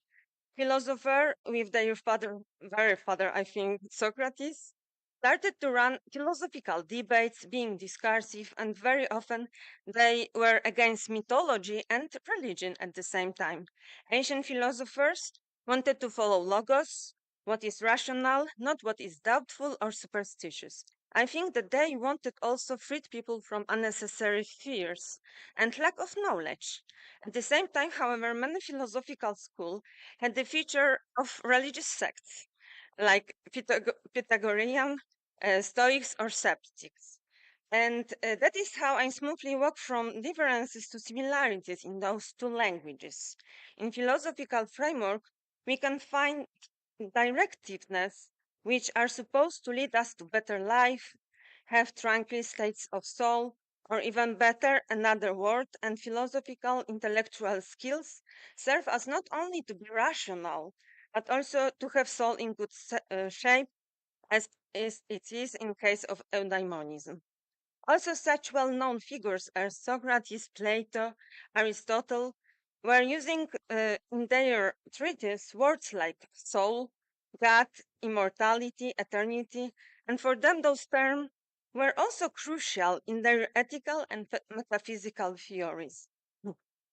Another similarity in philosophical and religious language comes simply from the notice that many philosophers and religious persons are at the same time one and the same person. So what I mean that there are many philosophers who are at the same time religious, and there are religious persons who at the same time are very much into philosophy, pathing at the same time the way to combine in themselves both those languages in spite of differences. It means that being philosopher does not necessarily exclude you from the possibility of being a religious person, and being a religious person does not exclude you from having possibility to have doubts, dilemmas, and set philosophical questions. As we can find in history many examples of such persons. Another similarity is that both philosophical language and religious language is the source of speech ethics. And with both those languages, we can find rules for verbal conduct, as for example, precepts of Socrates as good, truth, and usefulness, or in religious framework, for example, in Buddhist teaching, you need to refrain from harsh speech, divisive speech, lie, and idle chatter. In other words, both religious people and philosophers do create sets of rules which are supposed to guide us in our usage of language, let's say it, ethical usage of language. The similarity is then awareness of philosophers and religious people of the importance of language and power it can have over people, and power of language in shaping their personal lives and communities. That is why we cannot be naive, and we need to know that those disciplines can operate also on exclusion and inclusion, having in some way power over people, telling them how they're supposed to act or where they are supposed to go. Maybe it's not very discovery, but I think that these fundamental things are important to be noticed. At the same time, philosophers and religious people are able also to have distance to their speech acts. So what I want to tell you now is that we are only people also, and we sometimes can be mistaken. And if I am mistaken in my analysis of philosophical and religious language, I pardon you, and I hope at least some of this I said here is not a mistake. Though for sure the collection of differences and similarities I have mentioned is far from being complete. However, I believe in people, and also in that we people are wise enough to avoid what G.K. Chesterton in 1908 described as the monstrous wars about small points of theology, earthquakes of emotion about a gesture of a word. I wanted to say that a person is more powerful than the language, and the language is also only a tool to guide us sometimes when we are in a situation of dilemmas. But my thesis is that in the end, it is a person who is supposed to guide the tongue, not the language is a guide for us at every moment. And I think also that a person is much more dynamic, much more creative, much more bigger than any terms you can put him in. Thank you. Voila. Dominica, thank you for this powerfully personal reflection. No, absolutely, by all means. So I'm opening the Q&A section.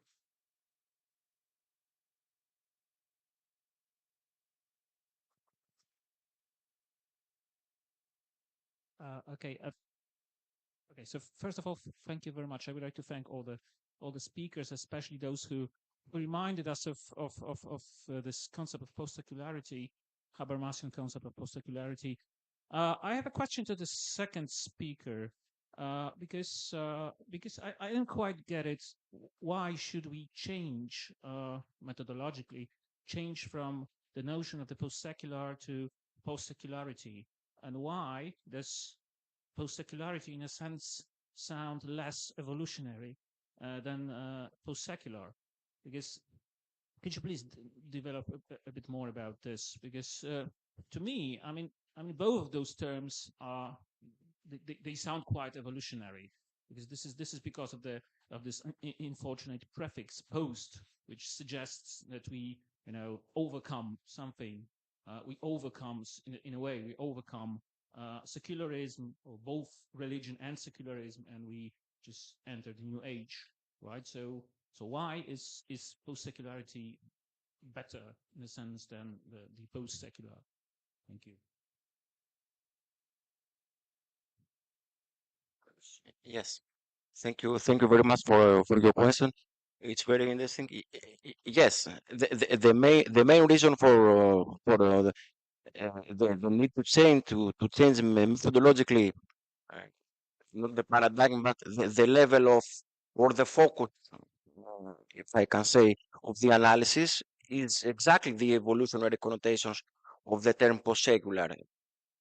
The post-secular is like the postmodern. Okay, so automatically, so to speak, it opens up the question of are we entering a new era of social transformations, or are we witnessing the revival of religion? Are we witnessing the return to or the return to religion, or the return of religion? In contrast to this, I think the term post-secularity is a more loose term, and it allows us some conceptual space to move from the one form of experience to another. The New Age spiritualities are a form of post-secularity.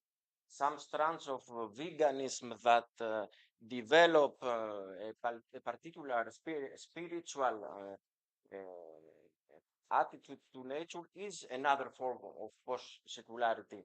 And the thing about this is that there is no need to answer the question if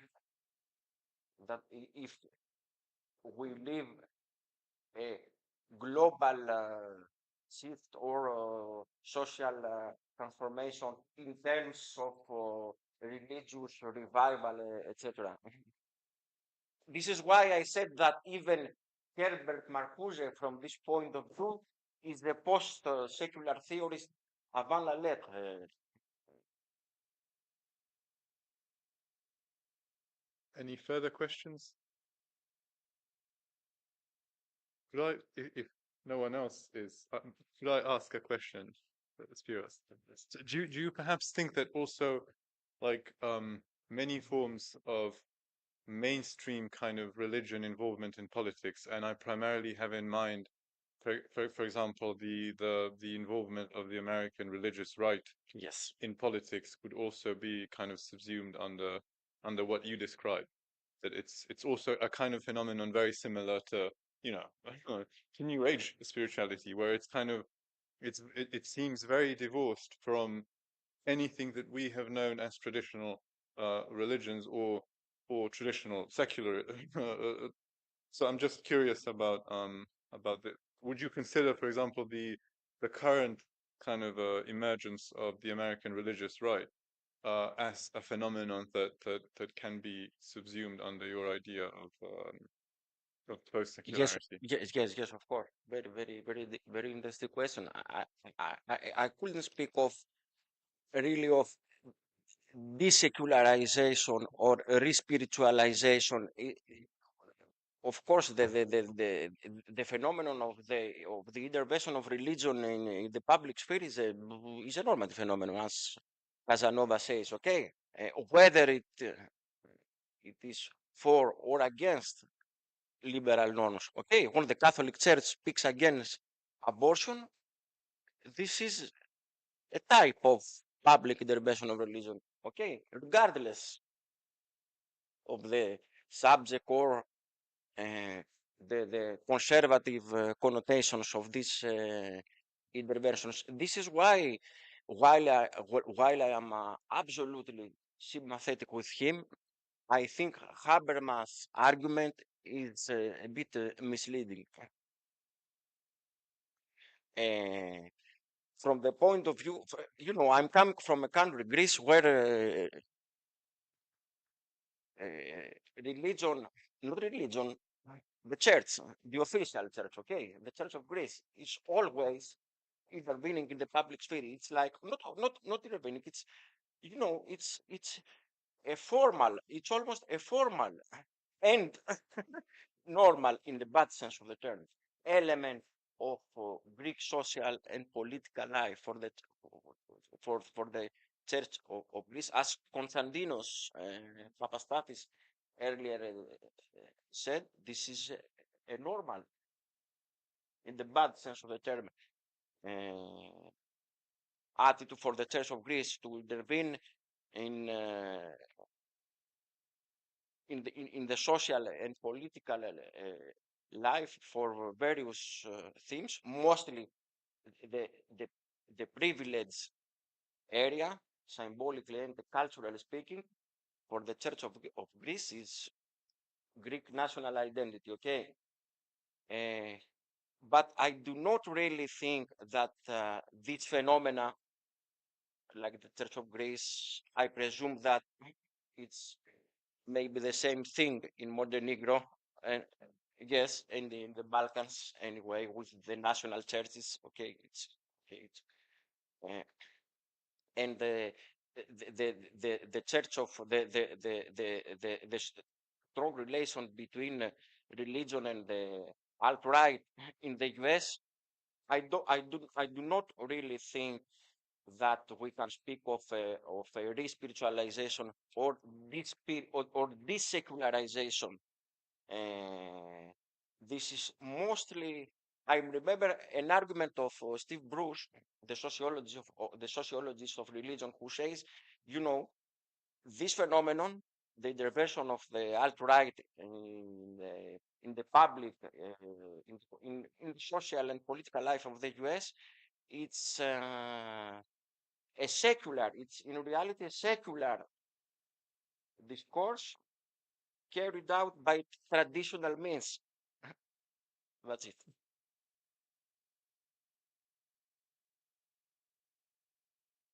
Unfortunately, we've completely run out of time. Sorry. So maybe we can continue the discussion during the coffee break after the next panel. So thank you thank you so very much.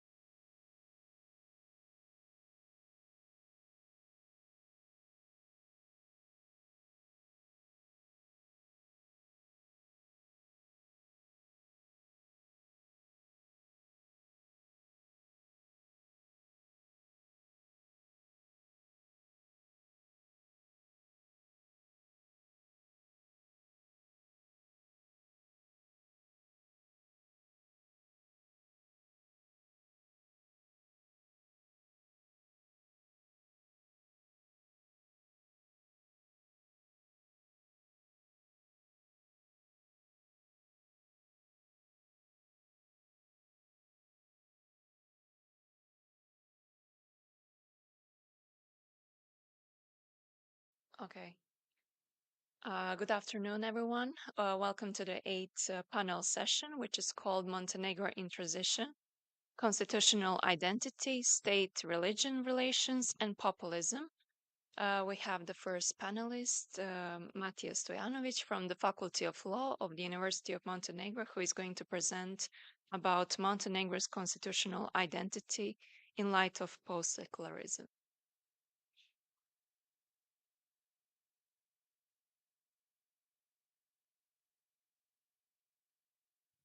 I just have a presentation, so let me just play it.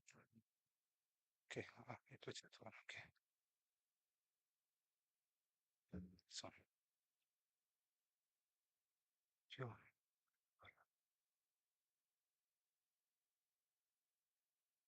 I put in my Wi-Fi.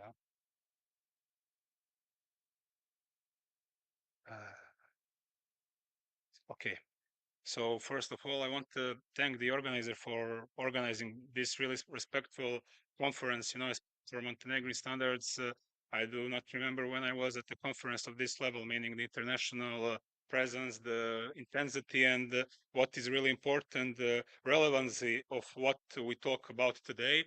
So my presentation is titled, as you see, Montenegro's constitutional identity in light of post-secularism. And I have shaped this presentation of mine to be both actual and educational, especially to the people who might not be as acquainted with what happened in Montenegro and maybe the concept of constitutional identity. The concept of constitutional identity basically is a disputed concept, but some explain it as a core, as an essence of a constitution. And I think it's a good definition which we can follow for this presentation. But what is the point when a country constitutes a constitutional identity? It does not constitute it out of nowhere. Each country is faced with extra-constitutional and pre-constitutional identities, which it must take into account when shaping a constitutional identity, depending on the direction of the constitutional project. And as Rosenfeld, who is one of the most prominent authors dealing with this topic, said, constitutional identity and constitutional subject first emerge as a lact and an empty placeholder, which is then filled through a process of negation, deconstruction, reconstruction, reincorporation, and recombination of different identities. As we said, these pre-constitutional and and extra-constitutional identities, meaning national identities, religious identities, cultural identities, etc., etc. And my theoretical framework through which I will conduct this analysis is the following, which is also seen by Rosenfeld, saying that a constitution must be to a certain extent different from the pre-constitutional identities, meaning that because each legal order, its point is to have to regulate, to direct the human behavior towards a point which is not the starting point, but some other different point, to get from point A to point B. However, when doing so, you have to set the point B, but that point B, it must not be set in a manner which is too contrary to the pre-constitutional identities, especially the religious identity, because then such an endeavor, much rather than helping constitute a stable project, will undermine such a constitutional project and the constitutional order. And my thesis, in short, is that this is exactly what happened in Montenegro in the previous years. So I will explain the pre-constitutional religious identity of Montenegro, which is really intertwined with the religious identity. So, for example, when you read Montenegrin constitutional handbooks or history of law, there is this consensus with authors, regardless of their political affiliation, that the constituting acts of the Montenegrin state, or so to say, the Magna Carta Libertatum of Montenegro, the Declaration of Independence, the Declaration of Rights of Man, and so on of Montenegro, is the so-called decision and later presented stega from 1796. And as you can see, this was a religious act. As you see, it was the leaders of Montenegro at the time getting together and constituting this political unity on the basis of waging the war against the common Christian enemy of our Orthodox faith, the holy law, and so on, and protecting our beloved fatherland churches, monasteries, women, etc., etc. And as you can see, this oath was filled by religious symbolism, kissing the cross and the holy gospel, and so on. This was also repeated and at the second gathering, which was also organized before a big fight. Both of these events were before big fights in which Montenegro gained de facto independence from the Turkish rule. So this was the constituting element, the constitutional element, so to say, in Montenegro. And they see it is also very clear why are these people gathering? To fight the internal nemesis of the Christian king. We shall stand together for our most pious Christian faith, wage war, spill our blood, so we help our churches, wives, monasteries, etc., etc. And you see there is this religious sanction. Whoever betrays, let him and his descendants forever be left in shame and disgrace as state traitors of the faith, blasphemers of God, for all generations to come, etc., etc. So as you can see, the constitutional identity of the Montenegro prior to the First World War, it had really this religious component. You see, even the first written code, legal code, the Code of St. Peter of Cetinje, it has 33 articles. It is also adopted by revering holy symbols, relics, and so on. There is invocation of the Holy Trinity, Lord and Savior Jesus Christ, etc. And also have after the Peter's successor, Njegoš, he also chose to be buried in a chapel, which was a church, but he also dedicated this chapel to his predecessor, Peter I, who he proclaimed the saint. So you have basically a country being constituted by saints, by bishops, and then you also see in the legal code of the first secular ruler, there is also this provision, there is no other religion than the Eastern Orthodox religion. And also in the constitution of Montenegro, you see that the state religion is the Eastern Orthodox religion.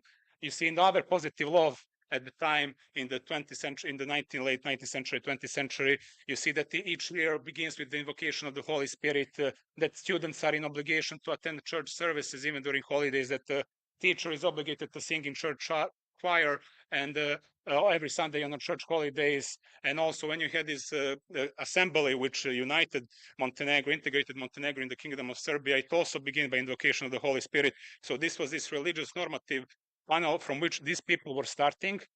And what happened is after the constitution of Kingdom of Yugoslavia and so on, this pre-constitutional religious identity, specifically the Serbian Orthodox faith, it was taken in account, but not to the level of state religion. There was this millet system. You had three prevailing religions, Orthodox, Catholic, and Muslim, and they were all tolerated, integrated in the society, but no religion was the state religion.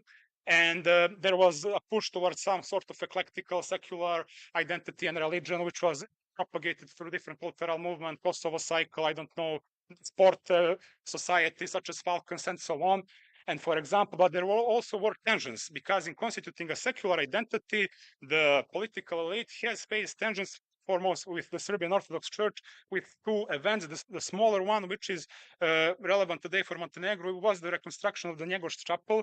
For example, you see when because the Njegoš chapel, which I shown, was damaged during the First World War, there was a need to reconstruct it. And then the church had this idea. It approached the king, who was a relative of Njegoš, the ruler of Montenegro, to ask him for help, to give some money. But the king, you know, he had his bigger ambitions. He wanted to build something really monumental. So he made an open call. There were different ideas. At the time, there was this idea to make this monument, which you can see, it was a church, which is important, but it was, you know, like secularized. You see, there is this sharp edges, there are these monuments, these lions, and so on. So it's not really in the Byzantine Eastern tradition. And the church then said to him, no, you have to do it. You know, he's a bishop. We just want to be, for it to be a church like this. And this was the second design, which was presented by the church, the Russian architect Nikolai Krasnov, and so on. At the end, this was which was built. This was the design which was built. So in the end, you see the church had it their way. They did not have this symbolism to be secular, but there were also other instances such as that, but this is outside the topic, the Kosovo temple, and so on and so on, but it is for another topic. Another interesting event was the Concordate crisis, where the regime of Yugoslavia wanted to conclude a concordate with Vatican, which caused big revolt of the church, excommunication of the parliamentaries, and so on and so on. Now, what is the idea? Modern Montenegro, it also faced with a competing pre-constitutional tradition, the communist era, which was sharp-lived. This was prior to the First World War was religious. This was anti-religious. Why? You see, over 100 clergymen were executed, including the Metropolitan, in the of the Second World War, nationalization of property, arrests, and so on. But it's interesting, for example, that this little church, it was still left in the coat of arms of the Socialist Montenegro, as you can see. But what was the idea? And this is something which is still actually Montenegro. They wanted to build like this new paradigm, which would constitute the Montenegrin statehood and collective identity separate from the church. And there was this idea to build a new mausoleum, which would be, as the president of Montenegro then said, void of all church religious motives. And then the original architect, which built that secular version of the church, which I presented, made this second so to say, idea, which was later built. And there was a big dispute. I wrote about this before the Constitutional Court of Montenegro. And then the municipality of Cetinje is really explicit. They say to the Constitutional Court, no basilica church could possibly represent the spirit of Njegoš, nor the spirit of Montenegrin people, and especially not the spirit of today's revolutionary generation of Montenegrins. So they had this really, we are new revolutionary generation. We will build a new secular identity, which will not be based on church religious motives and so on. And that's how, in the end, they built this new monument to Njegoš, who was basically the founding father of the Montenegrin state, which was, as we see, secularized. So now what is my thesis? Of course, the constitutional identity of Montenegro after adopting the constitution in 2007 was the blank to be filled.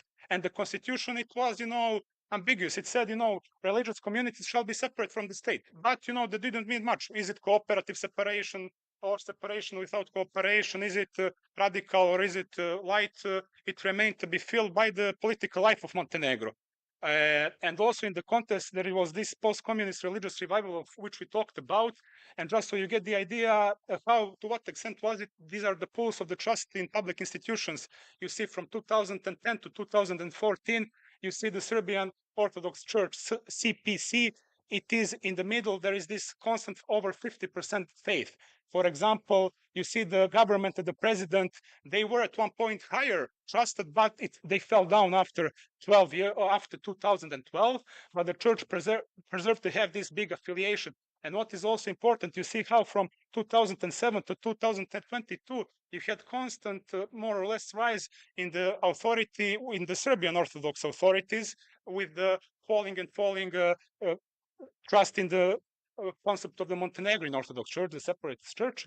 So the point was, in this really strong presence and revival of religious community, how was this gap filled?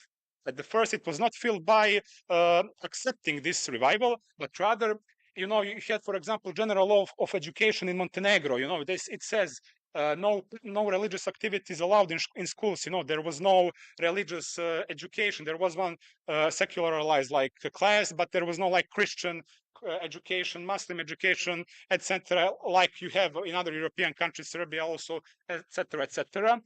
But this was more or less not that big of a conflict between the constitutional project and the pre-constitutional identities. The breaking point was, you might be familiar with the law on freedom of religious communities, and which I believe others will talk about in more detail after me, which basically wanted to confiscate church property built prior to the unification of Montenegro with Serbia, and this was done with the agenda of building an independent church, etc., etc.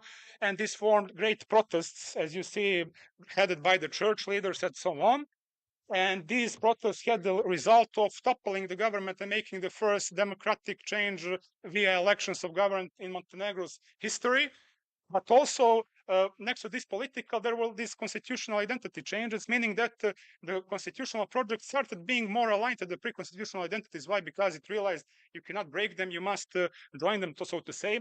So you have the removal of the disputed articles from the law on religious freedom, introduction of the religion in public sphere, building of Orthodox religious high schools, which is gymnasium with Orthodox curriculum added. There was also, the in public sphere, etc. But there was also the conclusion of fundamental agreement with the Serbian Orthodox Church. And you see the preamble, it involves this respecting the contribution of the Serbian Orthodox Church in the social, cultural, educational development of Montenegro and historical role of metropolitan and so on. So you see that the government, the constitutional subject of Montenegro and the project were directed, okay, we recognize we have this cooperation with the church and so on and so on. We will not be as radical towards it. And for example, this was also later upheld by the Constitutional Court. So we see also that the Constitutional Court started realizing the separation of church and state as something which is not a separation without cooperation, but rather a cooperative separation. Church and state exist and they cooperate in fields of common interest and so on. As you can see, nowadays the Serbian Orthodox Church is the third most trusted institution in Montenegro.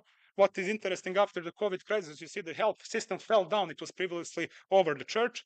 So conclusion is that this thesis that if you set a constitutional project in a too sharp of contrastion with the pre-constitutional identities, this constitutional project, which I will add, if it lacks sufficient state force, for example, the communists, they could have repressed pre-constitutional identities and others. Why? Because they had a strong apparatus. But in a situation where you form a democratic country, which is not based on repression, you must work with the pre-constitutional identities and extra-constitutional identities. And this is what is gradually happening in Montenegro. And of course, what's next?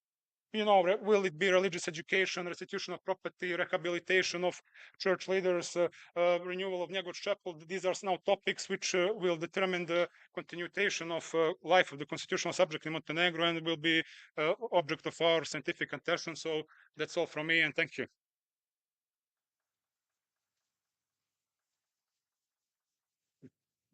Thank you very much. Now I would like to invite Nikola Šaranović, who is from the Faculty of Law, University of Donja Gorica, to present about state religion dialogue in Montenegro, legislation and practice.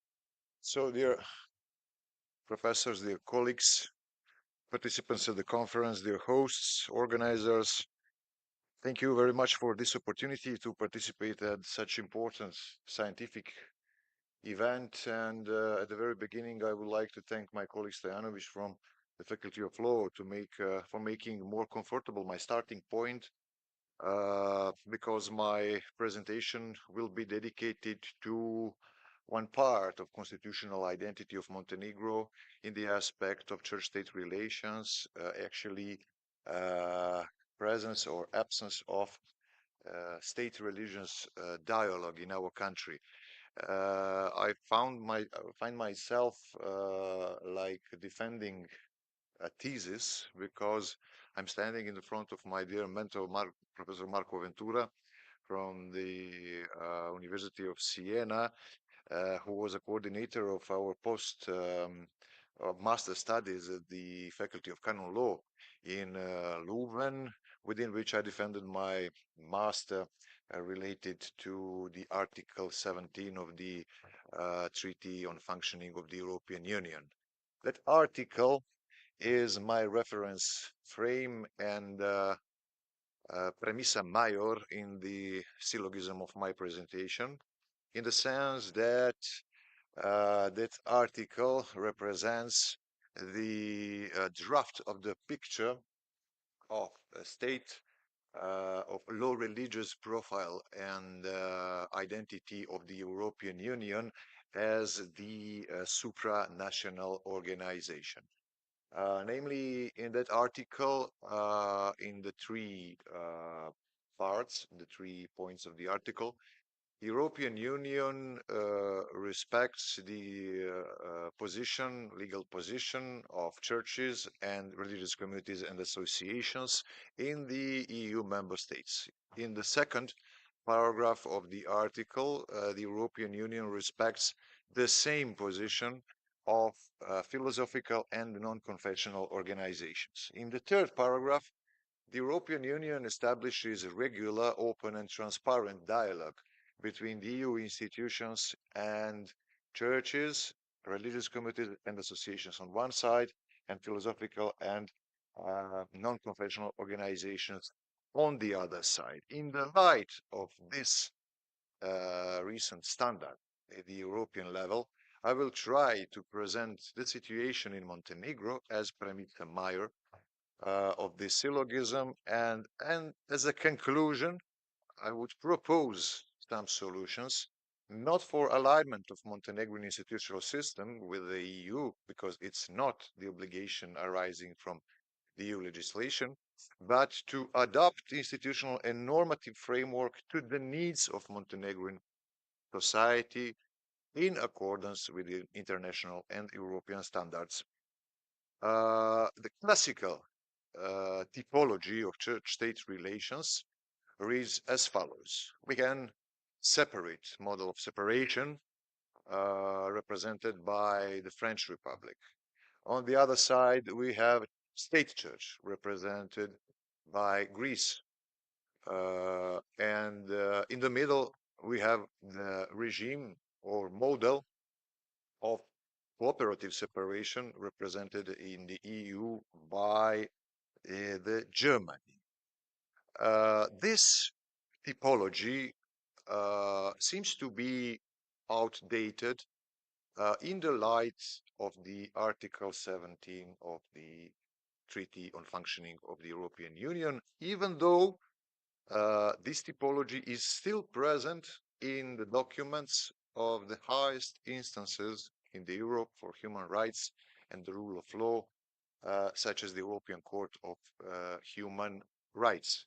Namely, Professor Sophie van Westerveld, in her essay, Church and State in Western Europe and the USA, Principles and Perspectives, recognized that the interaction between church and state in today's Europe is less about institutional rules and constitutional declarative identities, and it's more about the addressing the social aspects of religion, along with specific discussions on values and ethical approaches.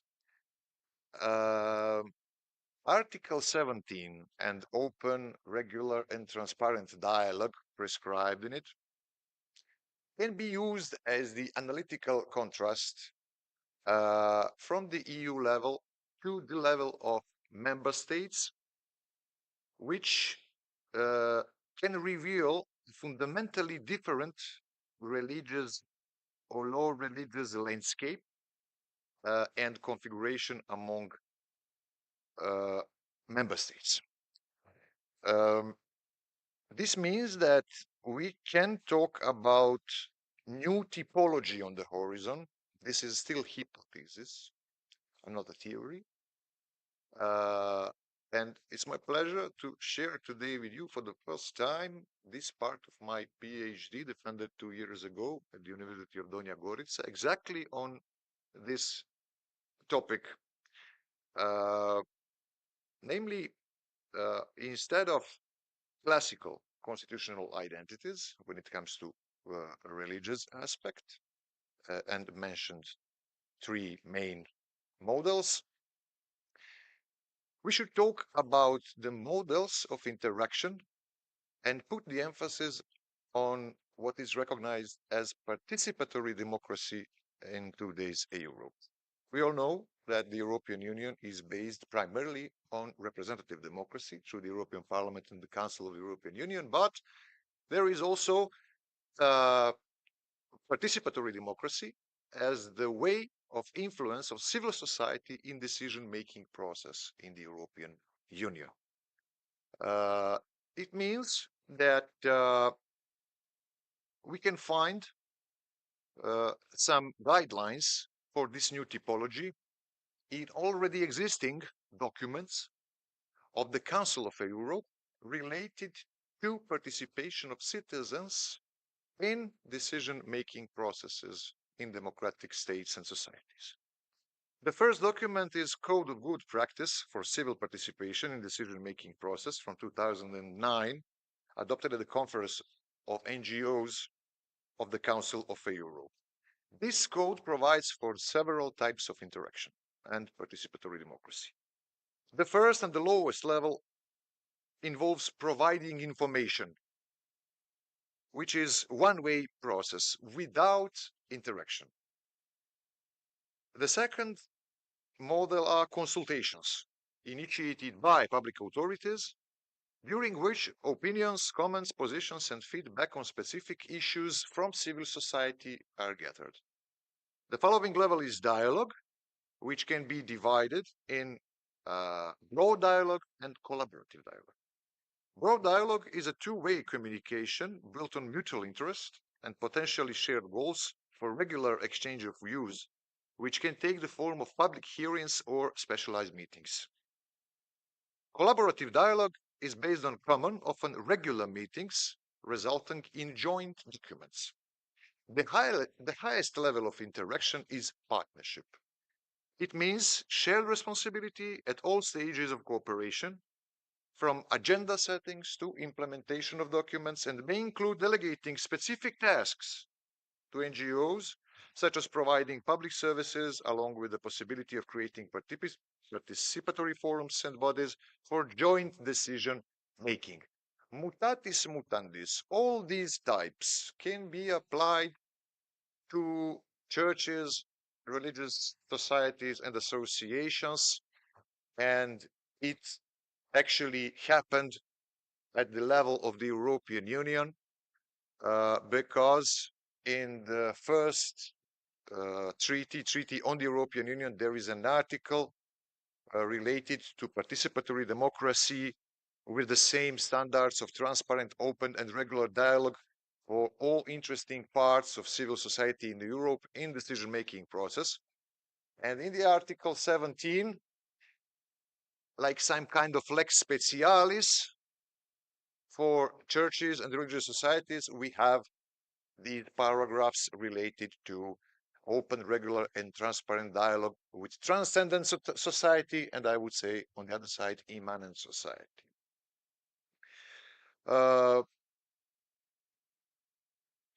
If we apply this typology to the European Union, we will see that the partnership level, the highest level of interaction, would include Germany, Austria, and Belgium.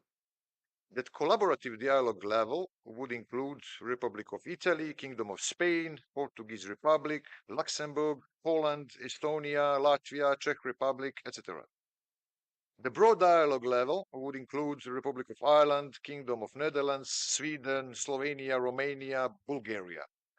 Consultative model would include France, Denmark, Finland, Lithuania, Slovakia, Cyprus, and Hellenic Republic. In this typology, some paradoxes can be recognized. For example, Denmark is an illustrative example, like a country with an official church, People Church of Denmark, and Denmark belongs to the type with the lowest degree of interaction. So there is a state church, and the lowest degree of interaction between public authorities and the church. It's a consultative type. At the same time, Denmark is in the same category with France, which is recognized as the leading country of the model of strict separation. Paradoxally, France established a higher level of interaction with churches and religious societies than Denmark as a state with the official state church.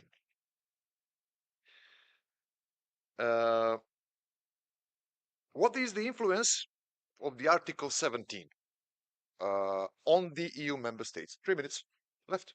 Sorry. Let's go to Montenegro.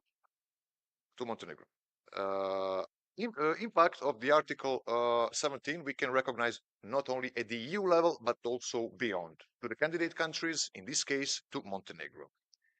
It was for the first time that the Article 17 was recalled during the drafting of the Montenegrin Constitution 2007, after the referendum on independence. One of the proposals stated that the relationship with churches and religious communities should be regulated as follows. Orthodox Church, Roman Catholic Church, Islamic religious community, and other religious communities are equal and separate from the state. The state respects and does not violate the status and organization of churches and religious communities. Recognizing their identity and special contribution to the improvement of society, the state maintains an open an open and constant dialogue with churches and religious communities. The second time it was at the St. Basil's Assembly against the mentioned law on freedom of religion, held on December in 2019 in Nikšić, from which the following message was issued.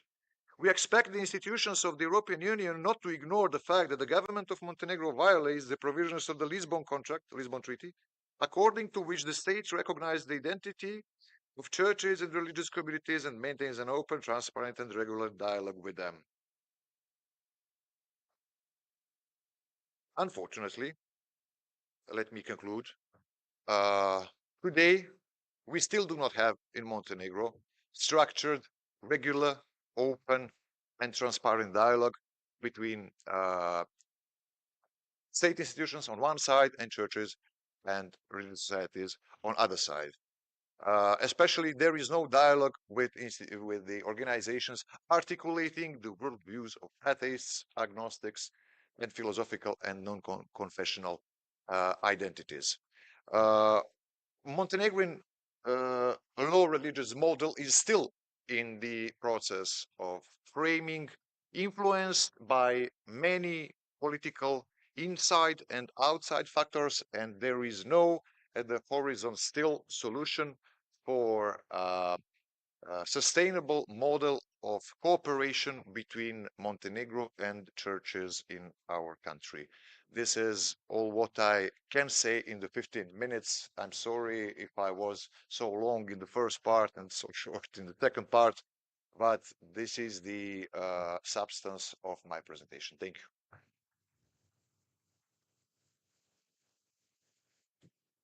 Thank you very much for your presentation. Now I would like to invite Feđa Pavlović from the Institute for Advanced Studies of the University of Montenegro to present populist rupture and its aftermath in Montenegro from 2020 to 2023.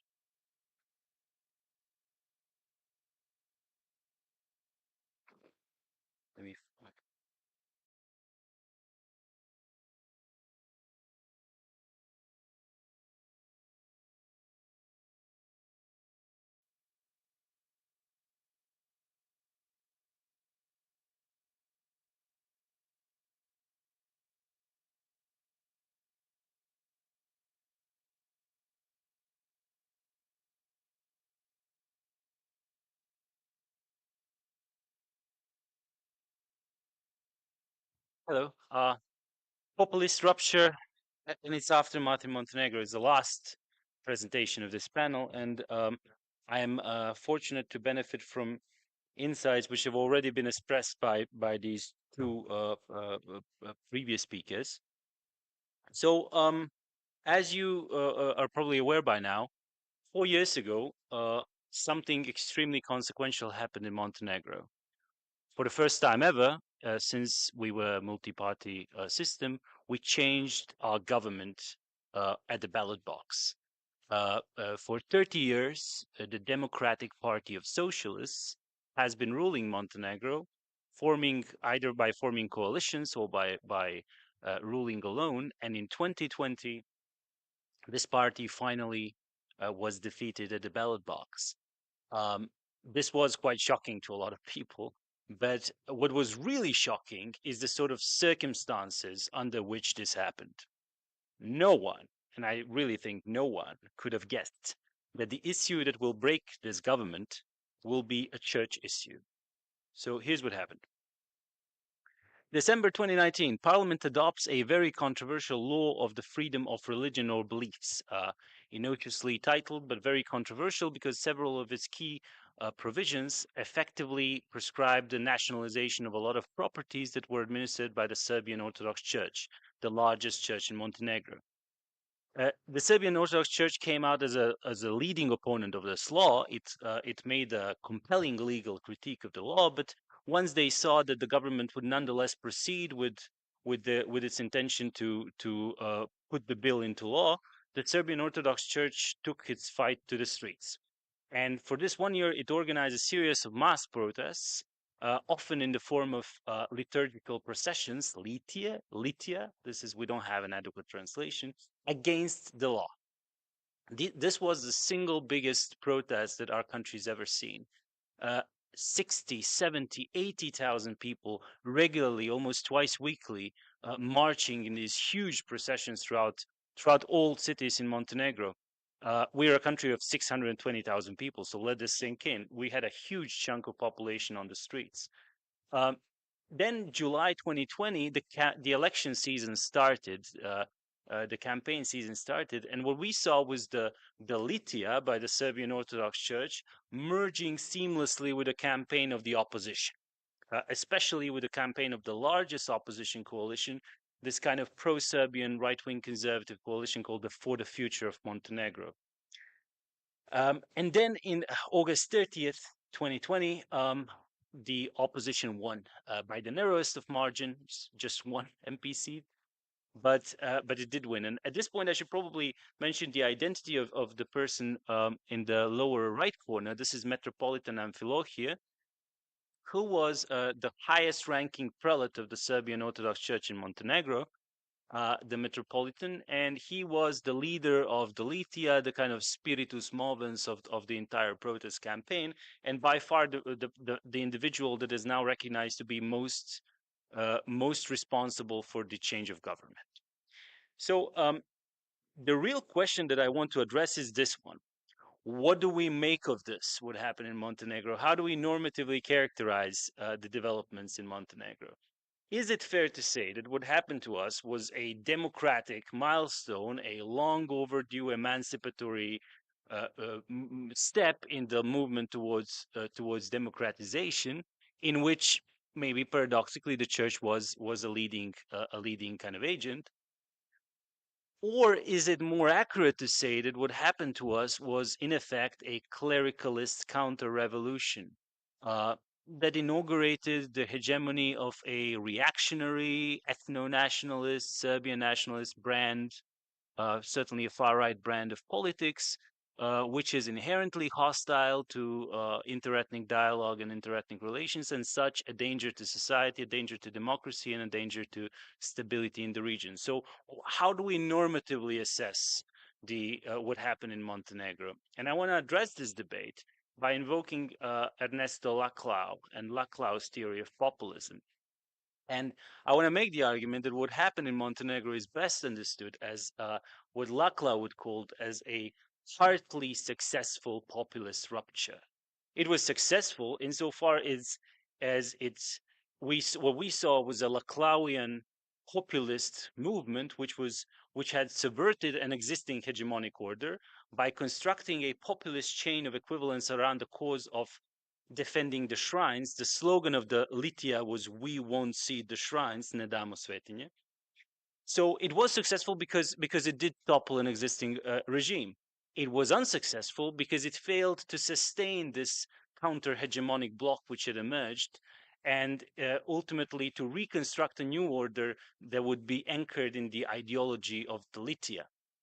So just a brief kind of like not even a summary of Laclau's views, but for Laclau, populism starts to happen when a variety of frustrated, unresolved, individual, particular popular demands start to become merged, to become connected in what he called a chain of equivalence. And this happens because one of these demands, and this was kind of there's no rule of how it happens, but one of these demands in this chain of equivalence loses all of its particularistic content and becomes what Laclau called an empty signifier.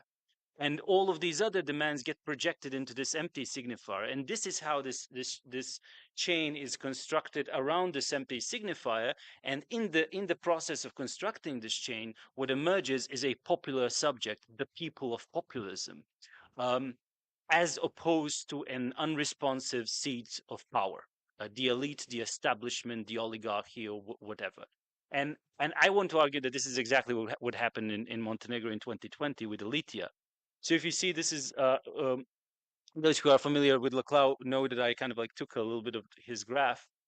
The idea of defending the shrines, the demand to defend the shrines, was emptied of some of its particularistic content, and it started to mobilize a bunch of demands that had nothing to do with the property of the Serbian Orthodox Church. So, for instance, one of these demands were identitarian demands. A lot of people in Montenegro felt, and those were especially prominent in the Serbian population, felt that the kind of Montenegrin nationalist platform promoted by the Democratic Party of Socialists, the party that lost the elections, was threatening their identity, and it was threatening to stigmatize and marginalize the Serbian elements of traditional historical Montenegrin identity. So in this particular case, the shrines really meant the tradition of Montenegrin Serbhood, as much as they meant actual buildings that were supposed to be defended. Then you had socioeconomic demands. One of the greatest grievances, most widely seen in Montenegro, is that the Democratic Party of Socialists had effectively captured the state by infiltrating and privatizing all of the kind of institutions of state, by feudalizing the economy, and now they want to do the same thing to the church. So really, the shrines came to kind of symbolically incorporate some of this kind of protest against this totalizing pretension of the state capture enterprise of the Democratic Party of Socialists. And then there was also a third kind of class of demands that was prominent in this chain of equivalence, which were demands for reconciliation. Namely, there was a sense in the Montenegrin electorate that the Democratic Party of Socialists was extremely efficient in polarizing society and using strategies of effective polarization in order to keep itself in power. And if you look at the rhetoric of the Litia, and this is some research has been done in terms of discourse analysis, it was all about reconciliation of estranged brothers around the paradigm of Montenegrin Serbhood.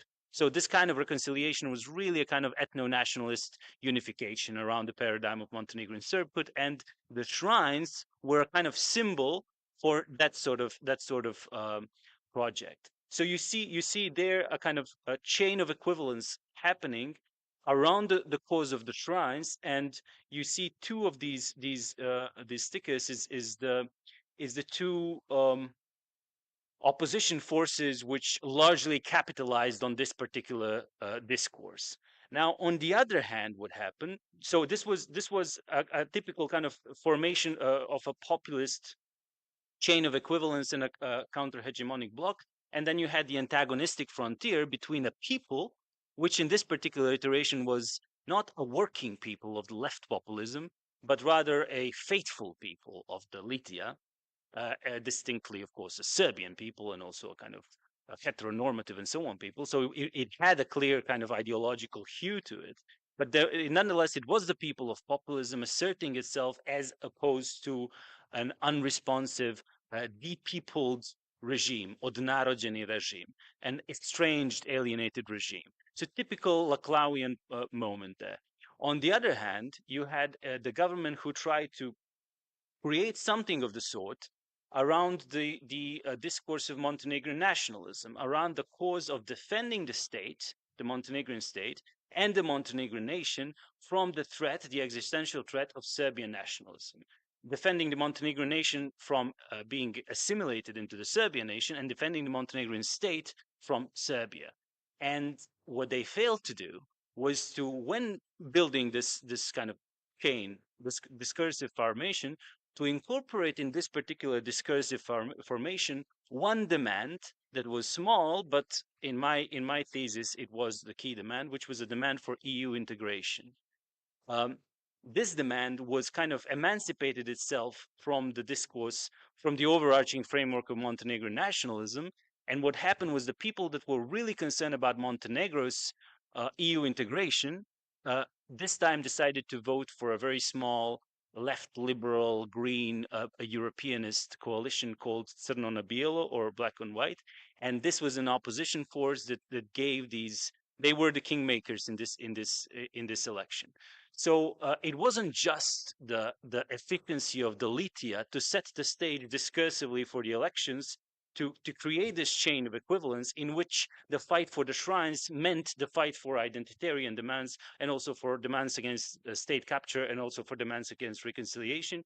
but also it was a failure of the government to effectively incorporate the demand for EU integration in its own chain. And I think Laclau is very, very interesting here. It's very helpful to us to understand the kind of the second part of my point, which is this was a successful populist rupture, but it was partly successful. Thank you. Because it failed to consolidate in the post-election period. And what happened in the post-election period is that the discursive formation that was created by the Litya, by the Serbian Orthodox Church, that was populist because it was centered around the defense of the shrines, it incorporated all of these demands. Instead of consolidating, it broke apart in the post-election period. So we can speak of an organic crisis for 3 years, in which, on the one hand, here's what we saw, and I will be very brief. Maybe I can answer I can expand on some of these points in the questions. We saw a breakdown of the chain of equivalence that sustained the new ruling majority. Number one, the central demand, the empty signifier of the chain, was no longer viable because the shrines were saved. One of the first things that the new majority did was to reform the law of the freedom of religion in accordance to the church's interests. So there was no more need to save the shrines.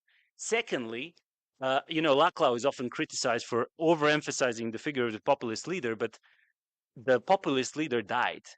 Amphilochia passed away, and the vacuum of leadership accelerated some processes which might have been inevitable, but might have been stopped if there was a strong leader. Thirdly, the new ruling elite had a very disappointing conduct. It very soon became evident that they also wanted to capture the state. It was just like 17 or 18 little factions of them instead of just one party. So in the mind of many people that bought into the populist chain of equivalence, to fight for the shrines and for the identitarian demands no longer necessarily entailed to fight against state capture. You can be for the shrines and also for state capture at the same time. So the conduct of the new ruling elite kind of furthermore loosened the chain. And then finally what happened was the crisis in Ukraine, where the dominant kind of paradigm of Montenegrin Serbhood turned out to be not as pro-Western as necessary in order to be a sustainable anchor of some kind of ruling majority in Montenegro. On the other side, and this is I'm concluding, on the other side, while this populist chain of equivalence was dissipating, the Montenegrin nationalist platform was also very weak. Having been defeated in 2020, it was defeated in the next 2 years. The nationalist protests had failed.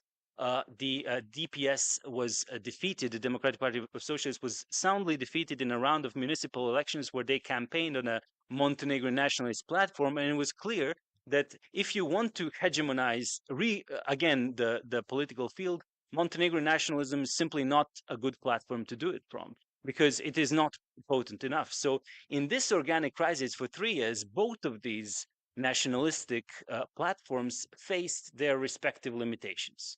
And what happened was something that Laclau maybe had anticipated, but had never really kind of spelled out, which is that the floating signifier of a demand for EU integration, which was a floating signifier because it was claimed by both of these discursive formations, emancipated itself. It became a core kind of central empty signifier of a new chain of equivalence that was created. So really, the way that this conflict was resolved is that the demand for EU integration became the anchor of a new kind of hegemonic formation that until now rules Montenegro. So in the battle of the shrines, the defense of the shrines versus the defense of the state, of Serbian nationalism versus Montenegrin nationalism, the real winner is neither of these discourses. The real winner, I would argue, is the discourse of EU integration. And really, those are the three governments that were actually the two governments that were formed and one president. All of them right now are fundamentally anchored in the discourse of EU integrations. Some were a little more pro-Serbian, some were a little more neo-Montenegrin, but really fundamentally the discourse of EU integrations has emerged out of this crisis and hegemonized the political field. And I think Laclau is a really great gives a good theory where we can not only understand how the church did what it did with the Litia, but also why it turned out the way that it did. So thank you very much.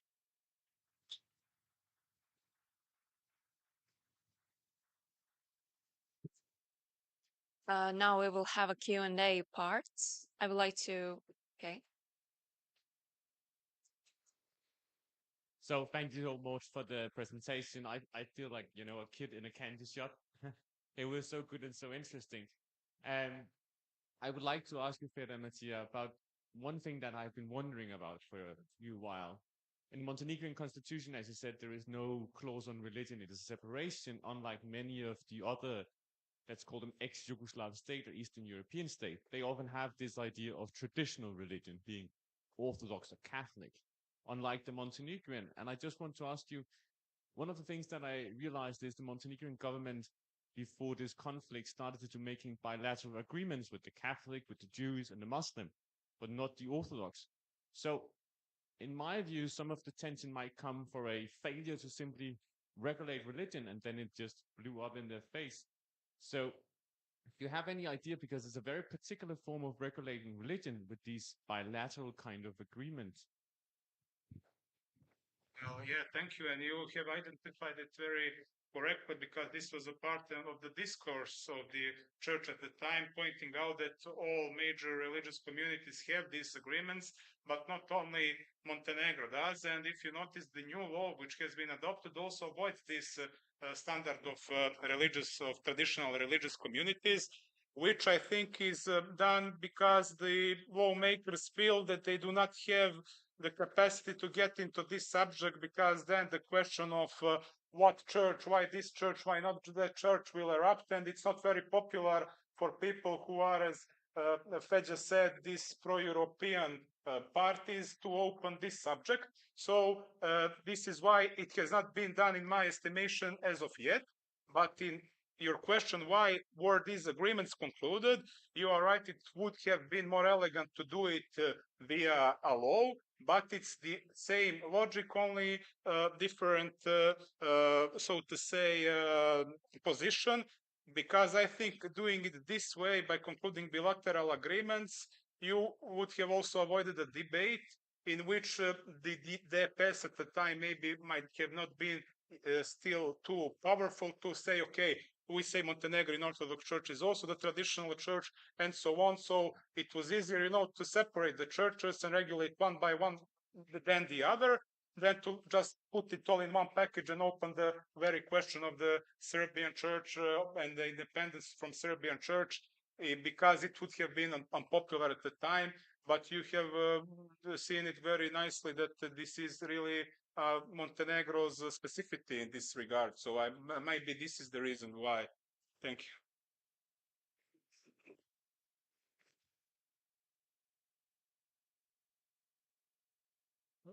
Well, it could be relevant to any of the speakers. I remember back in the days of communist Yugoslavia, reading an article by a Yugoslav sociologist claiming that the proportion of atheists was higher in Montenegro than any of the other republics. So my question really is, if this is true, why should this be? And secondly, if it is true, what's the relevance of this fact for the subsequent history which the speakers have been narrating? So you are correct. Montenegro, next to Albania, was the most atheistic countries. And there were several reasons. One which must not be underestimated was this communist terror which was conducted on clergy. It was very unpopular to be religious at the time.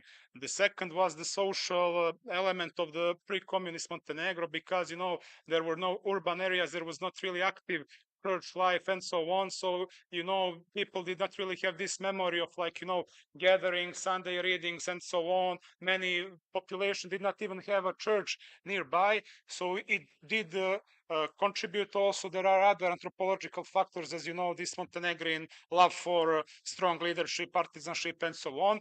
But what is interesting is now that Montenegro, from maybe one of the most atheistic countries, when you see, is one of the most religious countries, but also in terms of participation, not just believing, but believing and participating.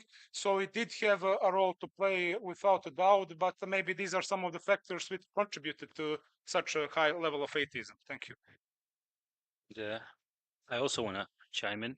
So I have two quick kind of remarks off of what you said.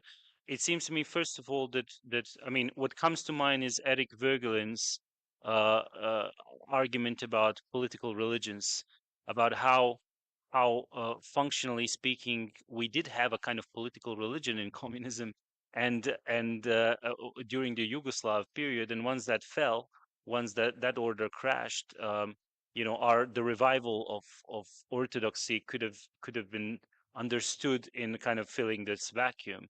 But secondly, in Montenegro specifically, because this of course applies to the whole Yugoslavia, but in Montenegro specifically, it seems to me that not just the Serbian Orthodox Church, but one diocese, one eparchy, the Metropolitanate of Montenegro and the Littoral.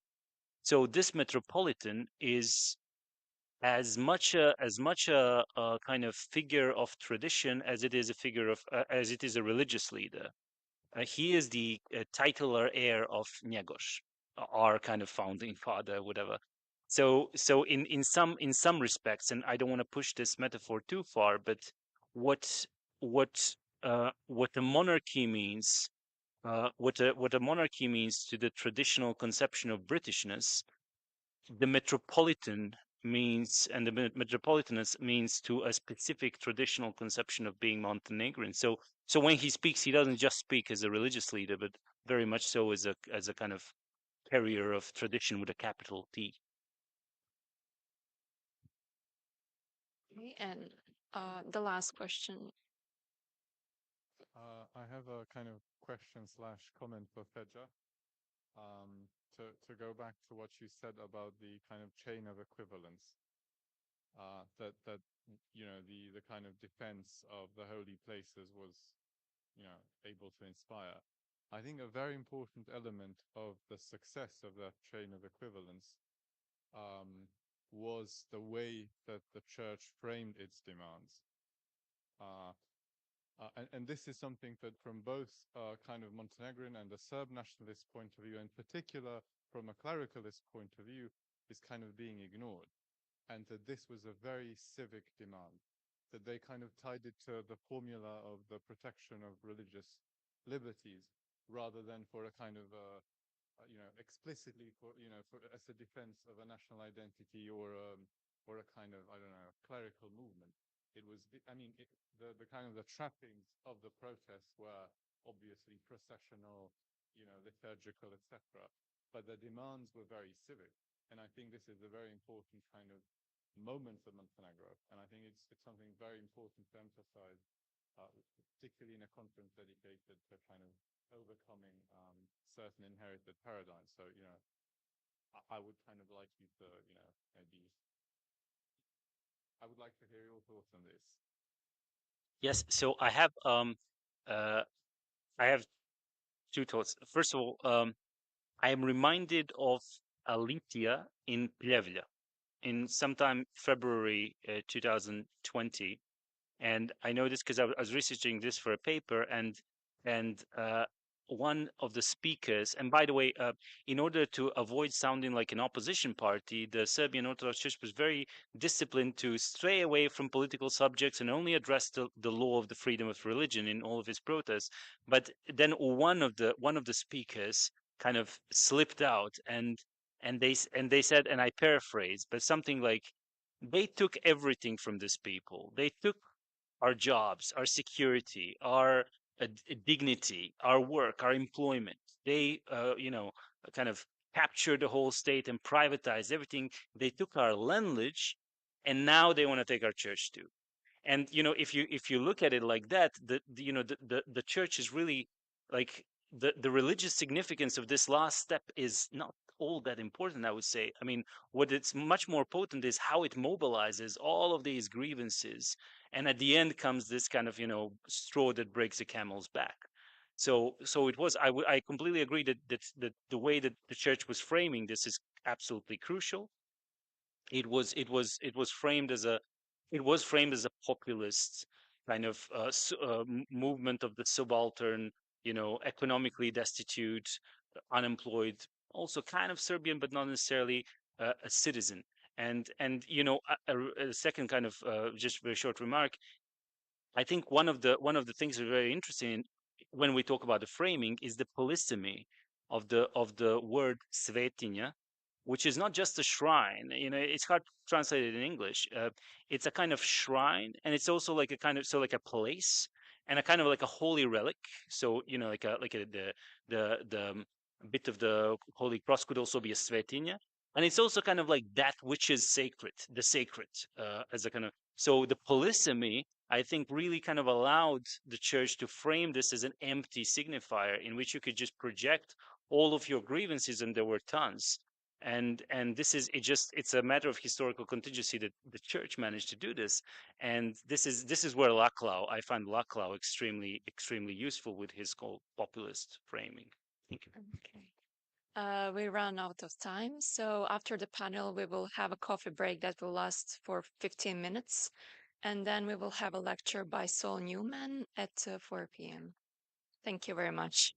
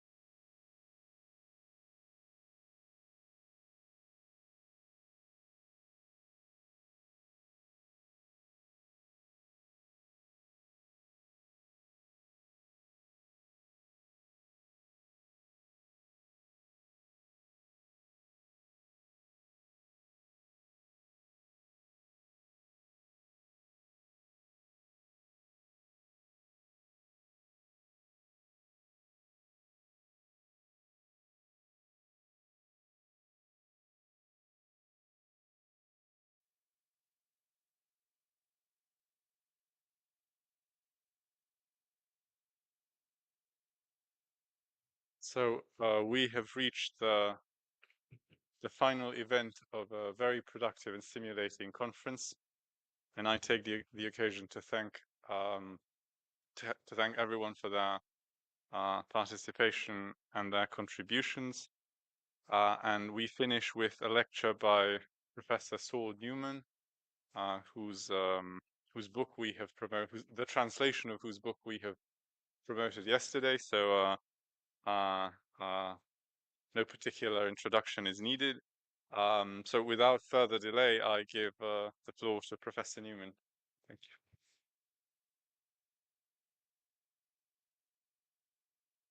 you. Right. So thank you very much. I just wanted to extend my thanks to the organizers of this very interesting event. It's a great honor to be here and to give the keynote address, or one of the keynote addresses.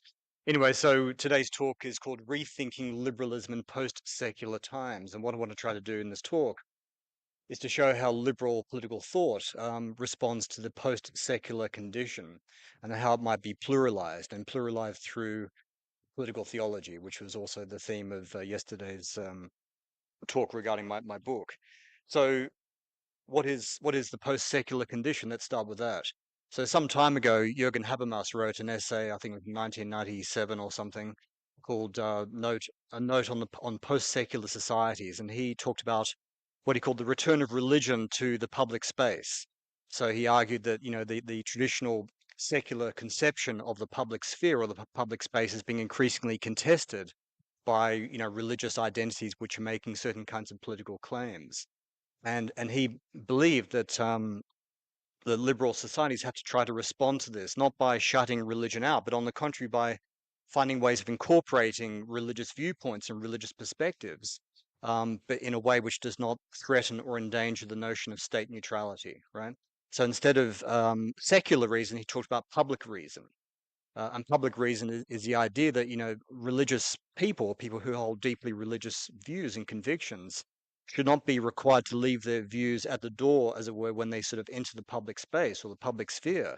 But they should be allowed to articulate their religious viewpoints in ways in which all reasonable people can understand, right? So it's about translating their religious viewpoints into a certain kind of sort of discourse, such that it's acceptable not only to believers or to people of other faiths, but also to non-believers as well.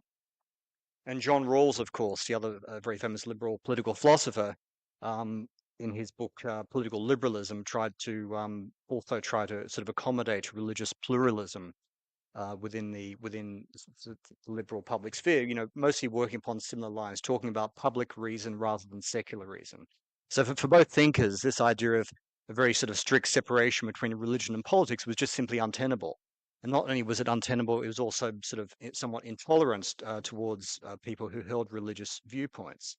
So the whole point about this post-secular sort of turn in liberal thought is to try to sort of accommodate religious pluralism. Now, nevertheless, I mean, this attempt by these two thinkers didn't actually answer all of the predicaments of liberal political theory. And what I want to try to suggest in this paper is that some engagement with political theology, which I'll try to explain in a moment, might actually shed some light on some of these dilemmas. So, I mean, there's no wonder perhaps that political theology hasn't really been engaged in that much by liberal political theorists, because political theology is a very polymorphous term. There's political theology done by theologians, and there's political theology done by political theorists. And sometimes there's a real sort of non-dialogue, if you like, between these two different perspectives. And political theology refers to a whole wide range of debates within, German legal theory in the 20th century, within, the history of religion, within, studies of sort of medieval, medieval political theology. I mean, it's a very sort of diverse field, right? So what I understand by political theology is a certain kind of way of thinking politically, which tries to explore the theological underpinnings of modern secular concepts like sovereignty, like the state, like legal authority, and so on. So it tries to kind of reveal if you like, the theological trace behind modern secular concepts. And I suppose the point that I would make is that, from the perspective of political theology, secularism has never been entirely secular. right? So the way that secularism emerges from the 16th century onwards involved the incorporation of religious authority into secular political institutions. So if you think about the sovereign state becomes the replacement for the church. The political body becomes the replacement for the spiritual body. The corpus mysticum, if you like, gets incorporated into modern secular political institutions. Think about Thomas Hobbes and his notion of Leviathan as being the mortal god.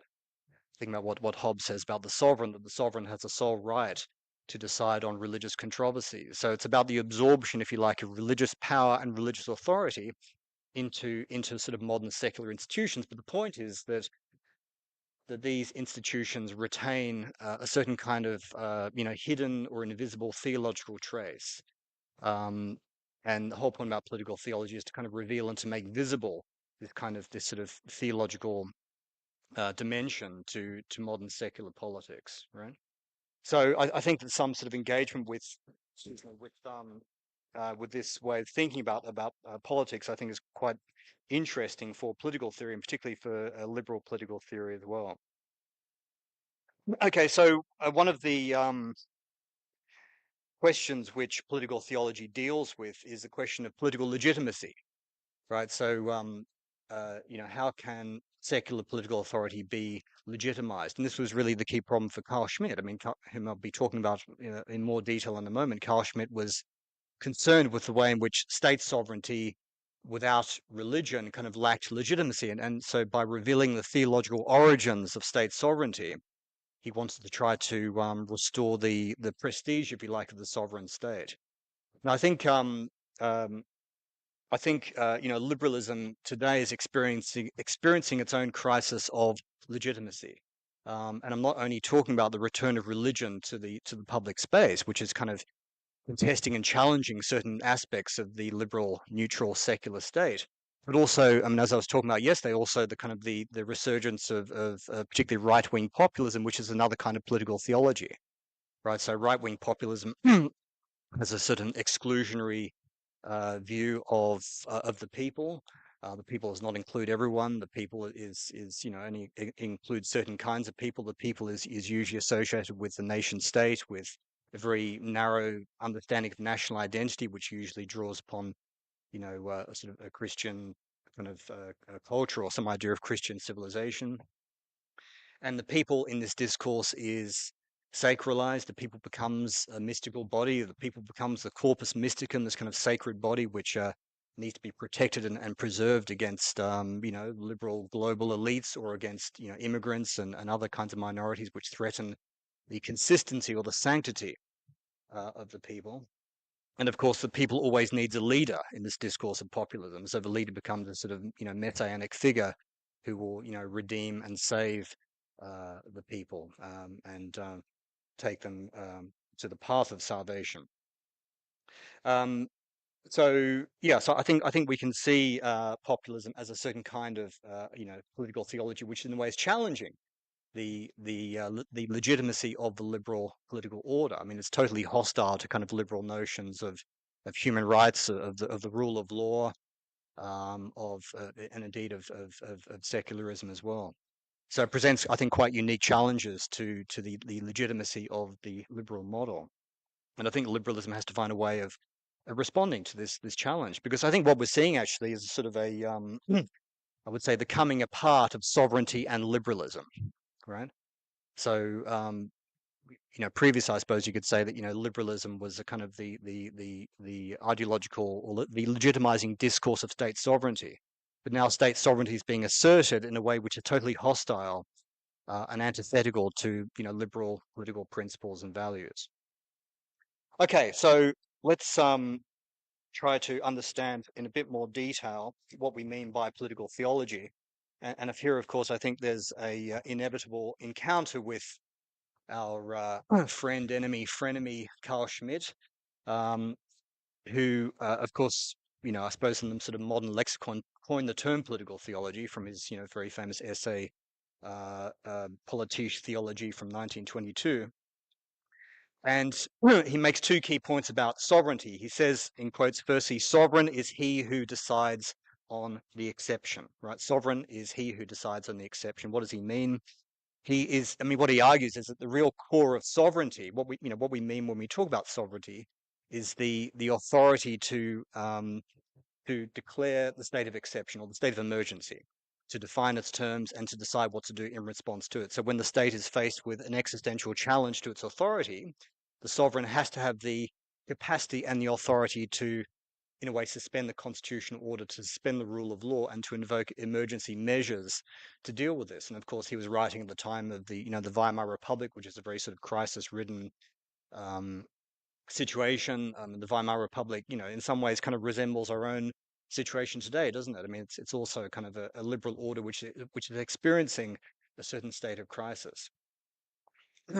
So, I mean, here he's engaged in a debate with neo-Kantian legal theorists like Hans Kelsen, who sort of insisted upon, I mean, Hans Kelsen basically argued that the law has no outside. The law is simply a series of self-referential norms, whereas Schmitt is saying that what really gives the law its authority is the sovereign who can decide to suspend it. So the paradox is that, for the law to work, for the law to have authority, the sovereign has to have the ability to suspend the law and to declare the sort of state of exception, right? So there's always this kind of outside of the law, which Kelsen was refuting. But for Schmitt, this is really what this is what gives the law its efficacy and its consistency. And of course, is also engaged in a debate with liberal constitutionalists who believe that sovereignty has to be sort of reined in, as it were, by law. Sovereignty needs to be controlled by law. He would say this is simply contradictory. If you want the law to work, you have to be able to suspend it. And the second aspect of Schmitt's political theology is summed up in the quote, "All significant concepts of the modern theory of the state are secularized theological concepts." All significant concepts of the modern theory of the state are secularized theological concepts. What is he saying here? He's saying that there's a certain kind of structural parallel, a series of analogies, metaphorical analogies, between theological concepts and modern secular concepts. So he says that the sovereign is a bit like God, right? Just as God rules over the universe, so the sovereign, the political sovereign, rules absolutely over society. And just as the miracle in theology suspends the natural order, suspends natural law, so the state of exception is a bit like the miracle in sort of modern secular terms, because the state of exception, or the exceptional decision taken by the sovereign, is precisely that which suspends the constitutional order, or man-made law, as it were. Okay, so what is Schmitt trying to do here? I mean, I think I would argue that he's not simply trying to understand what sovereignty is, but he's actually making an argument for a kind of an absolutist, an authoritarian understanding of sovereignty, right? So he's trying to say that this is how the sovereign has to be in order to respond to the crisis of the republic. So he's making an argument for a kind of a sort of an authoritarian understanding of sovereignty. So he believes actually that the problem was that in modernity, under the combined pressures of secularism, atheism, technology, bourgeois economics, philosophies of immanence, and above all liberalism, which is his real enemy and his real target. But what's lacking, what has been eclipsed, is this kind of transcendent dimension of sovereignty. So the state for him has simply been turned into an administrative machine, something without life, without any kind of spiritual energy, right? It's become subordinate to parliaments, to the rule of law, to the modern kind of secular culture of liberalism. So for him, for Schmitt, liberalism is an anti-politic, right? It's an anti-politics in which the sanctity of sovereignty has been sort of drowned out, right? It's drowned out by rules, laws, procedures, norms, interminable debates, technology, and so on. So what Schmitt, I think, is really opposed to is pluralism, right? I mean, Schmitt doesn't believe in a kind of a pluralistic view of social relations. In pluralism, you have this idea that, within society, there's a whole series of associations and institutions aside from the sovereign state. There's churches, there's trade unions, there's sporting clubs, there's civil society associations. and the people have, you know, conflicting loyalties to different kinds of groupings in society, right? So for Schmitt, this is a kind of an anathema to his notion of political sovereignty. So for him, you know, the sovereign has to be, you know, has to be preeminent, has to be the sort of the ultimate decider, the ultimate arbiter in political disputes, and the sovereign is the one to whom we owe our kind of unquestioning loyalty, and to which we sort of put aside our other kinds of commitments to other associations. Okay, so yeah, so what, I mean, what should we do with Carl Schmitt's theory? I mean, I think on the one hand, I mean, you know, it's, you know, his understanding of politics, I think, which is authoritarian, which is essentially a form of political monotheism, I would say, that this is kind of really irreconcilable with liberalism's commitment to pluralism, to individual rights, to the rule of law, and to constitutionalism. But also I think we can't simply, you know, sort of shut ourselves off from the kinds of questions which Carl Schmitt raises. And I think we do need to take account of this kind of inextricable relationship between theology and politics, which characterizes both secular and post-secular societies. So I would say that liberalism has to, you know, rather than sort of shutting itself off from theological questions, I think has to actually, to some degree, kind of take account of this, you know, politico-theological conundrum which Schmitt is really drawing our attention to. And I think it can actually draw upon theological modes of thinking as a way of establishing some degree of legitimacy, and also as a way of kind of pluralizing itself, making itself sort of more open to different kinds of positions and perspectives as well. So my aim here is not to develop, as it were, a liberal political theology, but rather to show how an alternative rendering, a non-Schmittian rendering of political theology, can actually yield quite interesting conceptual resources, which can make, which are more compatible, if you like, with liberal norms and principles, and which can actually contribute towards a new framework for political legitimacy in this post-secular age. Now, I think it's worth commenting, of course, that political theology, even in Schmitt's time, was actually quite, rather Schmitt's version of political theology was actually quite controversial even in his own time. So it was contested by, you know, philosophers like Leo Strauss, within the field of political philosophy, within the field of the philosophy of religion by Hans Blumenberg, and as well, and perhaps most interestingly and importantly, by the theologian Erik Peterson, who argued that Carl Schmitt's kind of monotheistic account of sovereignty was actually incompatible with Christian Trinitarianism. And he basically accused Schmitt of kind of adopting a certain kind of political paganism. Now, more recently, the field of political theology has become much more diversified, particularly during the 60s and 70s. So you think about, you know, new radical theological movements such as liberation theology. And these kinds of approaches have actually sought to bring Christian theology increasingly into line with the secular orientation of Western societies. So the Italian philosopher Gianni Vattimo argued that the destiny of Christianity is secularism, right? So Christianity actually leads to secularism. And that once Christianity has actually been stripped of its doctrinal orthodoxy and its reliance on church authority, that what's left of Christianity is this kind of message of love, charity, and tolerance. So in Vattimo's account, God performs his own kenosis. Kenosis means sort of like an emptying out of itself or himself, emptying himself of his own sovereignty and leaving the world entirely to us to determine. So in this account, the secularization of Christian theology leads to very different conclusions to those drawn by someone like Carl Schmitt. So rather than providing a basis for a new system of order and authority, as Schmitt gives us, it gives rise to radical forms of freedom and ontological contingency, which are characteristic of the postmodern condition. So rather than establishing a new kind of social unity and homogeneity, which is what Carl Schmitt was after, this new version of Christianity leads to a greater awareness of pluralism, a greater appreciation and incorporation of pluralism, and therefore to a greater sense of personal liberation and freedom, in which one is free to kind of interpret one's life as one chooses. So what we have with Vatimo, for instance, is the notion of sort of hermeneutic freedom, which I think, is actually more compatible with a certain kind of reading of liberalism.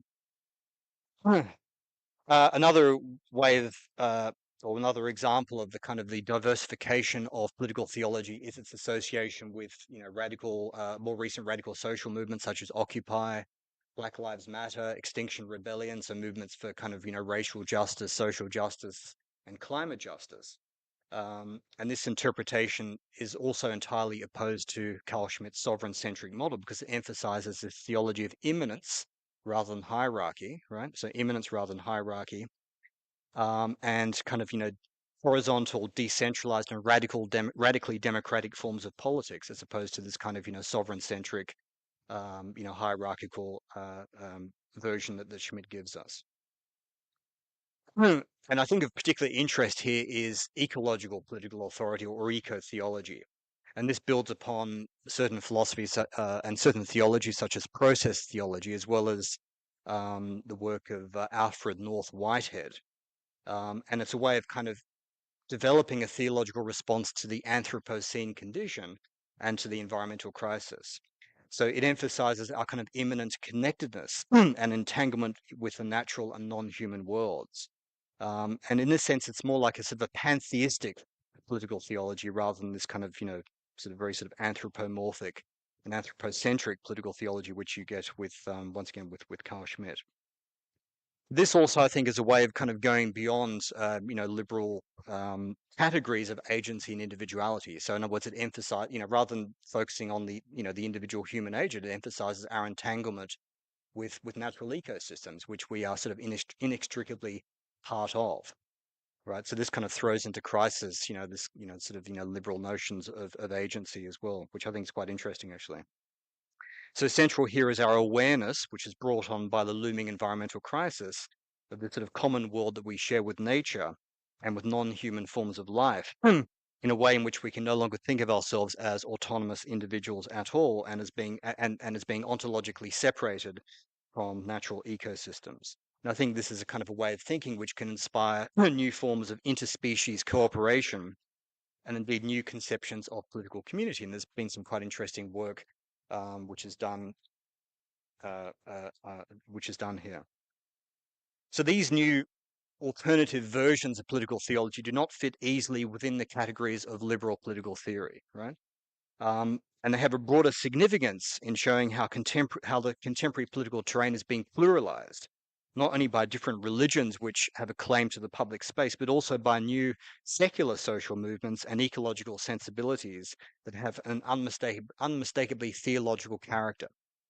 So, for instance, if you look at modern climate justice movements, Extinction Rebellion, which is quite prominent in the UK, this could be understood as a modern secular form of millenarianism, right? For which the imagery of the apocalypse and the end of times narrative is the main mobilizing force. I mean, the very notion of extinction, this is the kind of the rhetoric which is used by Extinction Rebellion to kind of remind us of the environmental crisis and to kind of prompt us into a kind of more urgent course of action. So there is something quite deliberately apocalyptic about this sort of discourse, and it does have overtones of theology and sort of Christian millenarianism, as well as the fact that actually that church groups and religious organizations are actually often quite involved in sort of climate justice protests, right?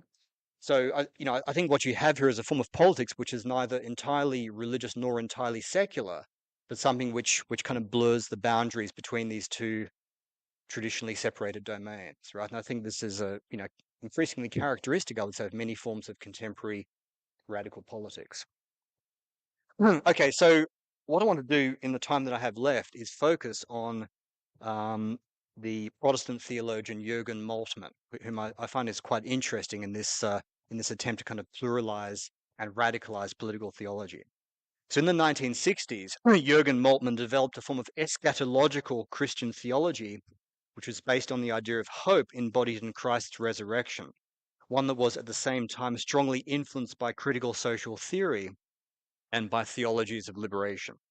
And I think what makes Moltmann particularly relevant here is that he develops a distinct political or public theology, which is radically opposed and quite explicitly opposed to Carl Schmitt, and which in its defense of human rights and constitutionalism, I would say has a very strong attraction for liberalism. So we should look more closely perhaps at how Moltmann's political theology contrasts with that of Carl Schmitt. Firstly, in Moltmann's eyes, Schmitt's sovereign-centric political way of thinking is not really a political theology at all, but it's a political religion. It has nothing to do, he would say, with any kind of genuine Christian theology. It's a political religion, right? And particularly it's a religion of power. In other words, it's a way of thinking and invoking, religious and theological motifs as a way of justifying state power, essentially. So dressing up state power, if you like, in theological garb. So just as Hobbes invented a new religion of the state personified in the figure of Leviathan, according to Moltmann, Schmitt formulates a political religion based, as we've seen, on the translation of theological into political concepts. But according to Moltmann, in the wake of Auschwitz, in the wake of the failures of the totalitarian state, a new kind of political theology has developed, which is based upon renewing the vocation of the church as a sort of a critical voice in society, right? So this is really what Moltmann is about. It's about saying the church has to play a public and political role, but one which is not about like aligning itself with state power, as many churches did during the Nazi regime, but on the contrary, using its authority to critique it and sort of sound this sort of dissenting voice within society. So in Moltmann's view, Christianity asserts its political existence as part of this new political theology by maintaining a critical distance from both society and the state. It resists any kind of incorporation into or alliance with the state. Rather, its role here is to radically disassociate from the state and to condemn its abuses of power, and to thereby contribute towards the democratization and the pluralization of society. So Christianity, he says, should be something more than a privatized belief system which simply fits in within the existing order without challenging it. The church could be something which is, should be something more than simply a private organization within society.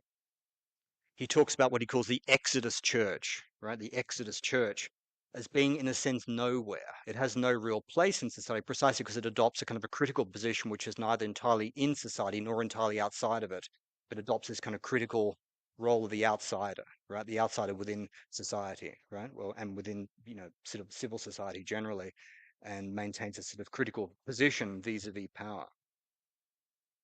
So the privatization of religion, he argued, secularized politics and opened up the way for this new sort of, monstrous political regime such as the National Socialist regime to emerge.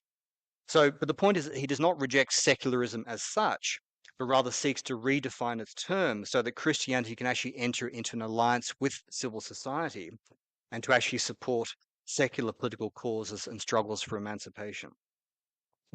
Yet this newfound public and political role for the church simply, according to him, simply means remaining faithful to the core principles of Christianity, which are those of social justice, right? Okay, so this is why he believed that Christianity has and the Christian church should assign itself with struggles for human and environmental liberation, so struggles for social and economic justice, anti-racism, anti-colonialism, as well as ecology. And so for him, for instance, Christianity would be about the defense of human rights, the defense of cosmopolitanism, because it's not confined to certain national communities. It's sort of genuinely sort of international. So insofar as human rights invoke the idea of human dignity, human rights, he would say, are genuinely universal. Human rights, he would say, embody the fundamental concepts or the principles of liberty and equality. And according to Moltmann, these liberal principles and values were entirely reflective of many religious traditions, particularly Christianity, Judaism, and Islam, which all believe in the kind of, the innate dignity of the human. And this notion of human dignity is something which can be asserted against political power, against political authority. So at the same time, Moltmann argues that liberalism, in its focus on individual rights, neglected questions of economic equality and the social dimension of freedom, which can only be realized collectively. So yes, he's in favor of human rights within a certain kind of liberal framework, but he also believes that this framework needs to be supplemented with struggles for social and economic rights as well, right? So there's no, I mean, human rights, he would say, are meaningless without social and economic rights, okay? So individual human rights and social rights must therefore be seen as inextricably linked, each deriving their meaning and significance from the other. Moltmann's political theology of human rights proposes a discursive and political interlinking, a kind of an intersectionality, if you like, of rights and of different struggles and horizons of politics. And it tends towards a genuine universality. And this is how he puts it. He says, firstly, no individual human rights without social human rights, right? So it's not, negative rights, freedom from is not sufficient in and of itself. It needs to be supplemented with, if like, positive social rights, the right to welfare, the right to work, the right to an income, etc. Second principle, no human rights without the right of humanity to protection from mass annihilation and genetic change and to survival in the sequence of generations. So we have a right, remember he was writing, during the time of the Cold War. I mean, we have a right to be protected from nuclear annihilation, from genetic manipulation, etc. This is all about the preservation of human dignity. Principle 3, no economic human rights without ecological obligations towards the rights of nature, right? So, liberal human rights are linked with economic rights, which are then linked to natural rights. And what I mean by natural rights is the rights of nature, right? And principle 4, no human rights without the right, singular, the right of the earth. The earth has its own rights and its own rights as well. Okay, so these are the four kind of interlocking principles of rights which Jürgen Moltmann lays out. And as you can see, they kind of go beyond the sort of the liberal political framework, I think, in quite interesting ways, and yet also use the language of liberalism as well, which is kind of interesting. So the schema of interlocking applications of human rights is aimed at human survival and at the protection of human dignity. Human beings, he says, must be protected not only from political domination, but also from nuclear annihilation and genetic manipulation. Their economic security must be guaranteed, which means that negative individual rights must go hand in hand with positive social and economic rights, such as the right to work and the right to an income. But none of these rights, he would say, are achievable or even imaginable, even conceivable, without an accompanying understanding of the rights of nature, of the earth, which impose upon us very serious ethical obligations for its protection. So Moltmann develops an ecological theology of creation that rejects the anthropomorphic view of the world for a theocentric one. So it's not a man-centric view, it's a God-centric view of the world. The earth is not man's property, but God's. The earth is a house of God. And while human beings have stewardship over the earth, they do not have a sovereign right to exploit it irresponsibly and without regard to the other non-human inhabitants of the earth, whose equal rights and status, he would argue, must be recognized. Moreover, this non-anthropomorphic or anthropocentric way of thinking also decenters the idea of the sovereign, anthropomorphic, and transcendent God. Right, so rather God, he would argue, should actually be seen as being immanent within nature, as living within his own house and as part of his own creation. So God does not stand above nature, but lives within it and is immanent within it. I think it's a very interesting idea of God, actually. So the emphasis of Moltmann's eco-theology is on our contingency and our entanglement with the earth and with natural ecosystems upon which all life and all survival, notably our own survival, depends, and to which we therefore have obligations and whose rights must therefore be respected. Importantly, it's also a form of political theology which, unlike Schmitt's, is not sovereign-centric, not only because it rejects political monotheism and affirms instead a more pluralistic or federal model of rights, democracy, and constitutional rule, but also because it rejects the anthropomorphic ontology that forms the basis of man's domination of man and man and nature. Right, so you can see how you can see the parallel here. So just he rejects not only the sovereign's domination over society, but also man's domination over nature. The two things are kind of aligned, right? Okay, so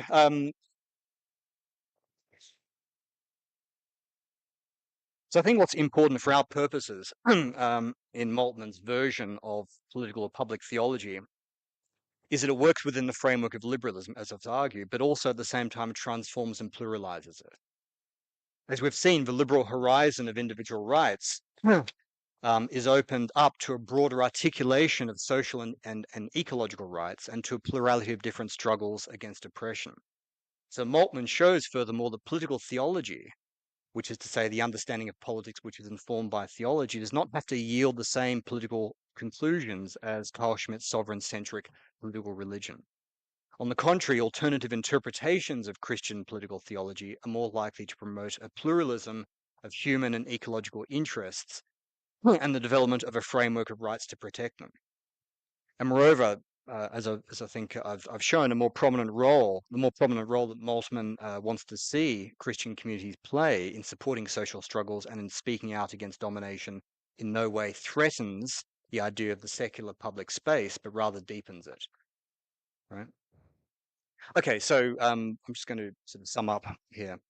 So political theology as a mode of theorizing that investigates the intertwining of theology and politics, I think clearly has implications for liberal theory, very strong implications, I would say, particularly in terms of its response to the post-secular condition and to the question of religious pluralism, right? So it's all about, how do we actually accommodate pluralism within the secular framework? And I've investigated some of these implications, especially the issue of legitimacy of the liberal political order. And my argument has been that a more pluralistic form of political theology, such as that offered by Jürgen Moltmann, provides us with a compelling framework in which to rethink liberalism's commitment to rights by linking human rights to social and economic rights, as well as to the rights of the environment and to non-human species. Moltmann not only proposes a theological basis for ecological politics, but also expands the discursive parameters of liberal theory in ways which might at first seem difficult to accommodate, but which I believe are necessary if liberalism is to remain relevant to contemporary political struggles, including and especially those for racial and climate justice. Now, it has to be acknowledged that Moltmann's eco-political theology, if we can call it that, which he tries to make compatible with a certain kind of theocentrism, is generally at odds with most kind of anthropocentric and humanistic political traditions, including liberalism, right? As well as with most aspects of the Christian tradition, which itself has been a largely anthropomorphic religion. Yet the ecological crisis places the experience of both the secular and the religious in a new light, okay? And it reveals the limits of liberal and Enlightenment ideas of progress, and suggests that we need a new kind of spiritual re-enchantment of the world. Right? And here I think that a new kind of theologically inspired form of pluralism, such as that which is conveyed in Moltmann's eco-theological approach, can offer, I think, quite interesting and important conceptual resources, or at very least the ethical imperative for precisely this kind of project. So my overall claim then is that liberal political theory has nothing to fear from the blurring of the line between the religious and the secular, right? And as a matter of fact, I would say this is, the survival of liberalism as kind of political ideology depends precisely on this blurring of the line and the accommodation of the post-secular condition. It has nothing to fear from the politicization of religious groups or even from the theologization of secular politics, as long as this new politics is aligned with movements for human and ecological liberation, and as long as it emerges as part of a critique of political power. So indeed, political theology, if thought about in these kinds of terms, can actually help us to make sense of various new radical social movements and to make sense of modes of political entanglement that are coming to define our post-secular societies. I think I'll just leave it there, actually, and I'll look forward to your questions. Thank you.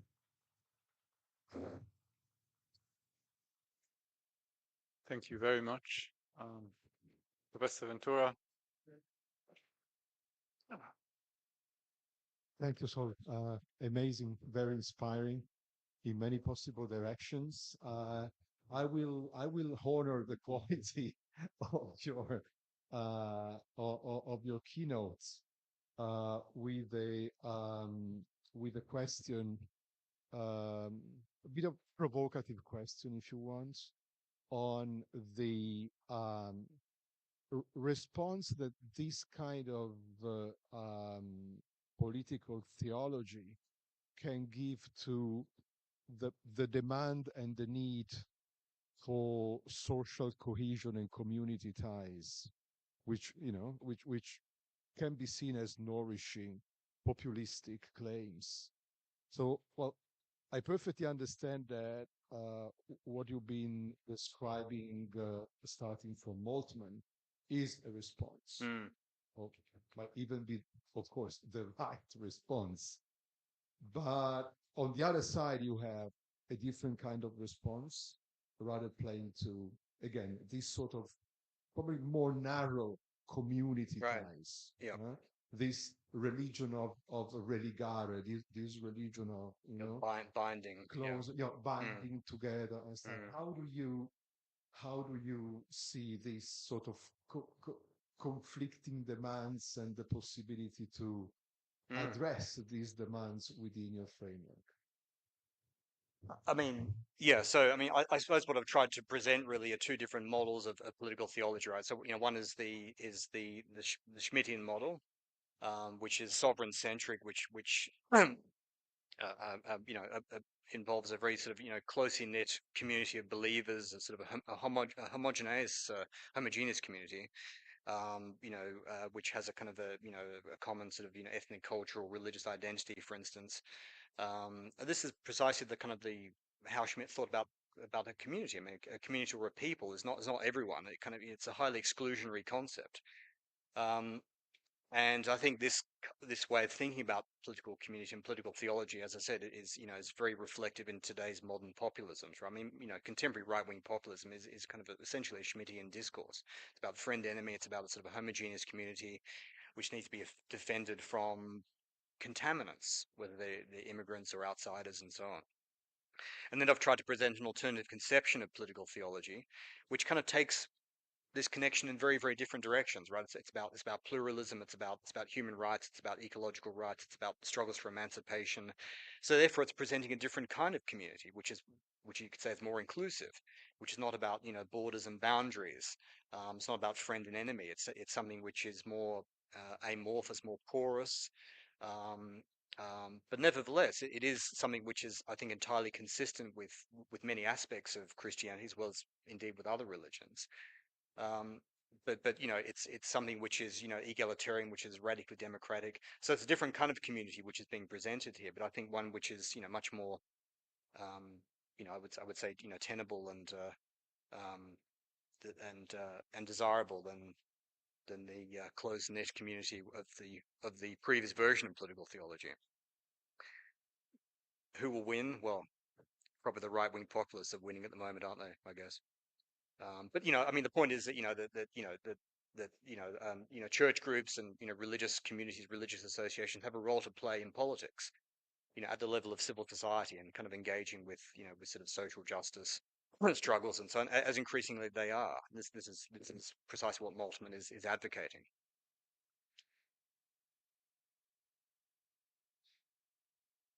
Thank you very much for your most inspiring presentation. You interpret intellectual normative texts from Carl Schmitt and Moltmann, which are not empirical texts, but normative texts, and make another normative concept out of it. And about what could political theory be nowadays. And we all in this all might find that desirable, your suggestion. But whom do you address? I mean, whom do you reach? I'm a social historian, and I'll look a bit on the sort of like real political theology out there, even in liberal societies like the United States of America.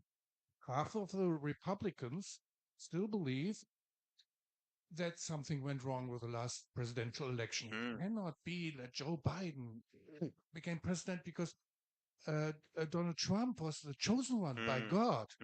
And if everything is correct, he should be president because he's like, you know, making America strong again. He's the chosen one. This is this is a political theology, and that's why they stormed the White House, the Congress. They never heard of Carl Schmitt. They never heard of Jürgen Moltmann. They have just their own political theory. Do you think, this is my first question, do you think you can reach them? The second question is, in 1942, the Pope condemned publicly in his Christmas speech racism and the killing of innocent people. He didn't mention explicitly the Jews, but he did something for humanity. Now, I guess that Jürgen Moltmann, born in the 20s, has this in the 60s, has this National Socialist criminal past in his mind that the church should do more. But isn't what the Pope did in 1942 blurring the boundaries between what the church should do and then politics again? Is that sort of like Jürgen Moltmann's political theology avant la lettre? Yeah, but I mean, that's just the second point first. I mean, the Catholic Church was basically collaborating with the Nazis. I mean, it's, you know, I mean, well, there was that understanding, wasn't there, that they wouldn't criticize the Nazi regime. There was this collusion, quite evidently. So I think, I mean, this is precisely Moltmann's point. This, you know, when genuine political theology, he would say, is not about any kind of collaboration with the state. It always adopts a critical position to state power. So, you know, he would regard, you know, this collusion as completely sort of antithetical to what he was trying to say. So it's a different kind of activism. It's a different kind of engagement in politics. It's an engagement, you know, quite deliberate, explicit alignment with movements for emancipation. Not so much with institutions, but with kind of civil society movements for emancipation, right? You know, whether it's, you know, anti-racism, ecology, human rights, etc. So I think you know what the Pope was saying in 1942 is you know very different from what Moltmann was proposing in the 60s and 70s, right? I mean, your first point, I mean, you know, supporters of Trump may not have read Carl Schmitt, but actually Steve Bannon has. He's, you know, one of his chief political advisors, and actually, you know, the discourse of Trumpism, it really comes out of Carl Schmitt's playbook, essentially. So these people, I think, who perhaps play in these sentiments, are actually much better read than you think. And it's also true, by the way, I would agree with you that you know, Trumpism is a certain kind of political religion. It's a political cult, isn't it? And you know, followers of Trump follow him because they believe he's the Messiah. It's the same kind of religious devotion which you know, which a religious adherent would have to you know, to their own sort of leader, right? So it's a political religion for sure. I mean, how do you reach these people? Yeah, well, actually, I mean, increasingly, I mean, interestingly, you know, some evangelical groups within the United States, you know, for whom, you know, the politics of Trump you might have thought would actually be, you know, something which is very favorable to them, are actually increasingly sort of rejecting that kind of politics. They're just regarding this increasing as a perversion of genuine Christianity. The evangelical groups which do follow Trump, I mean, are they serious Christians? I'm not quite sure. I mean, I think they're much more interested in political power rather than any kind of, you know, theological consistency, I would say. So, you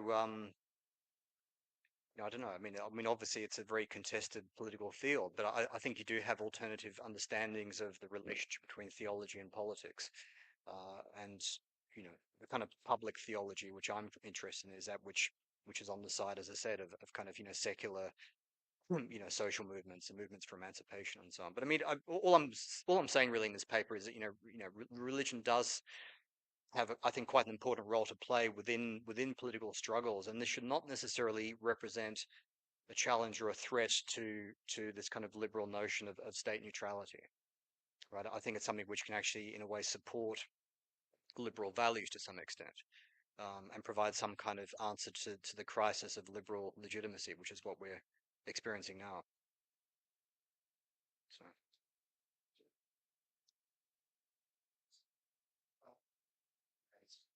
Well, thank you. I have a question. So I'm interested in how the theoretical perspective which you have elaborated in your lecture can help in what I assume would be an important task in rethinking liberalism, namely rethinking its central category of freedom. It seems to me that you said in this lecture and yesterday that populism, especially the right-wing populism, is an intensely Manichaean sort of hyper-moralized discourse. The good versus evil in cosmic terms. But, the political forces that we study under liberalism, again, the liberals are very vocal about it too. We are constantly bombarded with rhetoric that portrays the, say, war in Ukraine as a kind of a free world versus autocracy, good versus evil. And so in that department, they're also very kind of moralistic. But it seems to me that the kind of central category of freedom is ever more problematic, ever less convincing, narrowed down to a very particular sliver of personal, private, sexual and gender freedom, while as, freedom from algorithms of social media or freedom from Amazon are completely neglected in this picture. And I wonder, I wonder what, I hope that there is that this could maybe open an alley to reconstructing the liberal category of freedom. What do you Yeah, no, absolutely. I mean, no one really knows what freedom means anymore. It's become such a ambivalent and ambiguous concept, I would say. Excuse me. So, what's also interesting is the way in which the far right, weaponizes the notion of freedom. They say, we're on the side of free speech, whereas the left is on the side of, political correctness and the restrictions on free speech. And so it's, I mean, the way that, Elon Musk uses the idea of, being a defender of free speech to kind of propound conspiracy theories and, and so on, I think is, suggests that the very concept of freedom is in a kind of a real state of crisis at the moment. No one really knows what it means. I suppose what I've tried to do in this paper is try to show that, individual freedom is kind of meaningless without, you could say, sort of economic freedom. And by economic freedom, I'm talking about, social rights and economic rights and so on. The freedom too.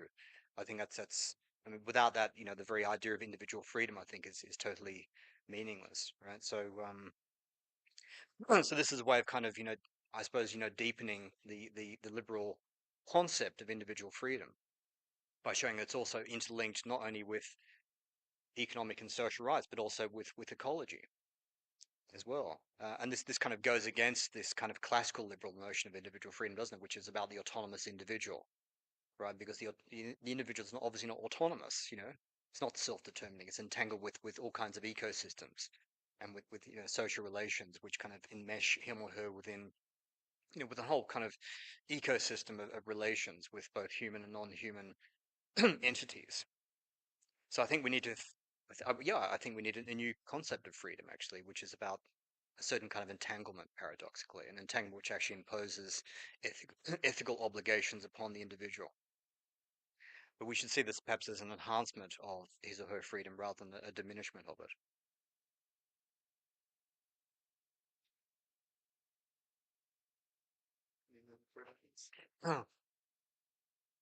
If I may just take advantage of my position as mediator to ask one question myself. Do you think that this kind of new concept of freedom needs to be kind of launched as a sort of challenge to kind of come back to the friend-enemy distinction? Because what I kind of, there is something common to both kind of liberalism and the kind of theology that Moltmann represents, and that's this kind of horizon of hope that things can change, and that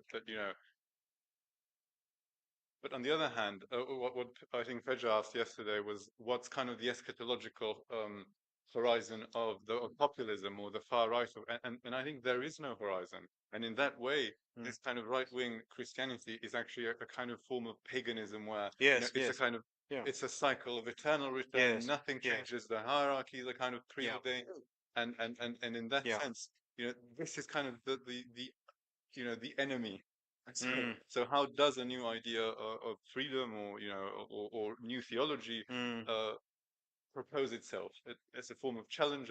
So you're saying perhaps it needs an enemy in order to define itself in this kind of. How would how does it proceed to about this? I'm just out of curiosity. Yeah, I mean, well, it's through social struggles of some kind. I mean, that's really all I can say. I mean, I think so what I would say is that this new understanding of freedom that I'm proposing, based upon Moltmann's view and based upon this idea of entanglement, is very different from this sort of highly individualistic conception, and it's also very different from the sort of the friend-enemy model which Schmitt proposes, right? Which is about it's about borders and boundaries. It's about sort of oppositional forms of politics. Whereas I think I'm proposing something which is about entanglement.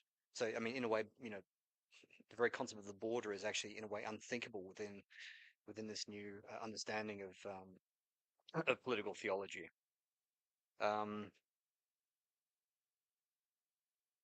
Yeah, but I mean, obviously, it has to involve some form of social struggle, I would say as well, at the level of social movements, which I think are very important. So, sort of anti-racism, ecology, social justice, and so on. Well, any further questions? All righty. In that case, thank you so very much. Thank you all. It was a pleasure to participate in this event. And again, thank you so much.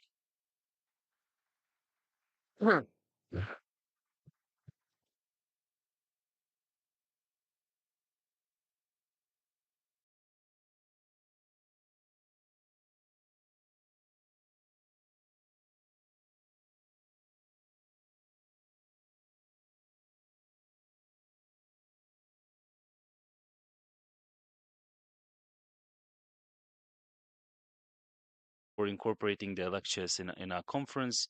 We have a few ongoing projects which are to be extended in the next few years, and we are certain that we will have other opportunities to engage with all of you in the future in some form. And yeah, so once again, thank you very much on behalf of the Institute of Advanced Studies.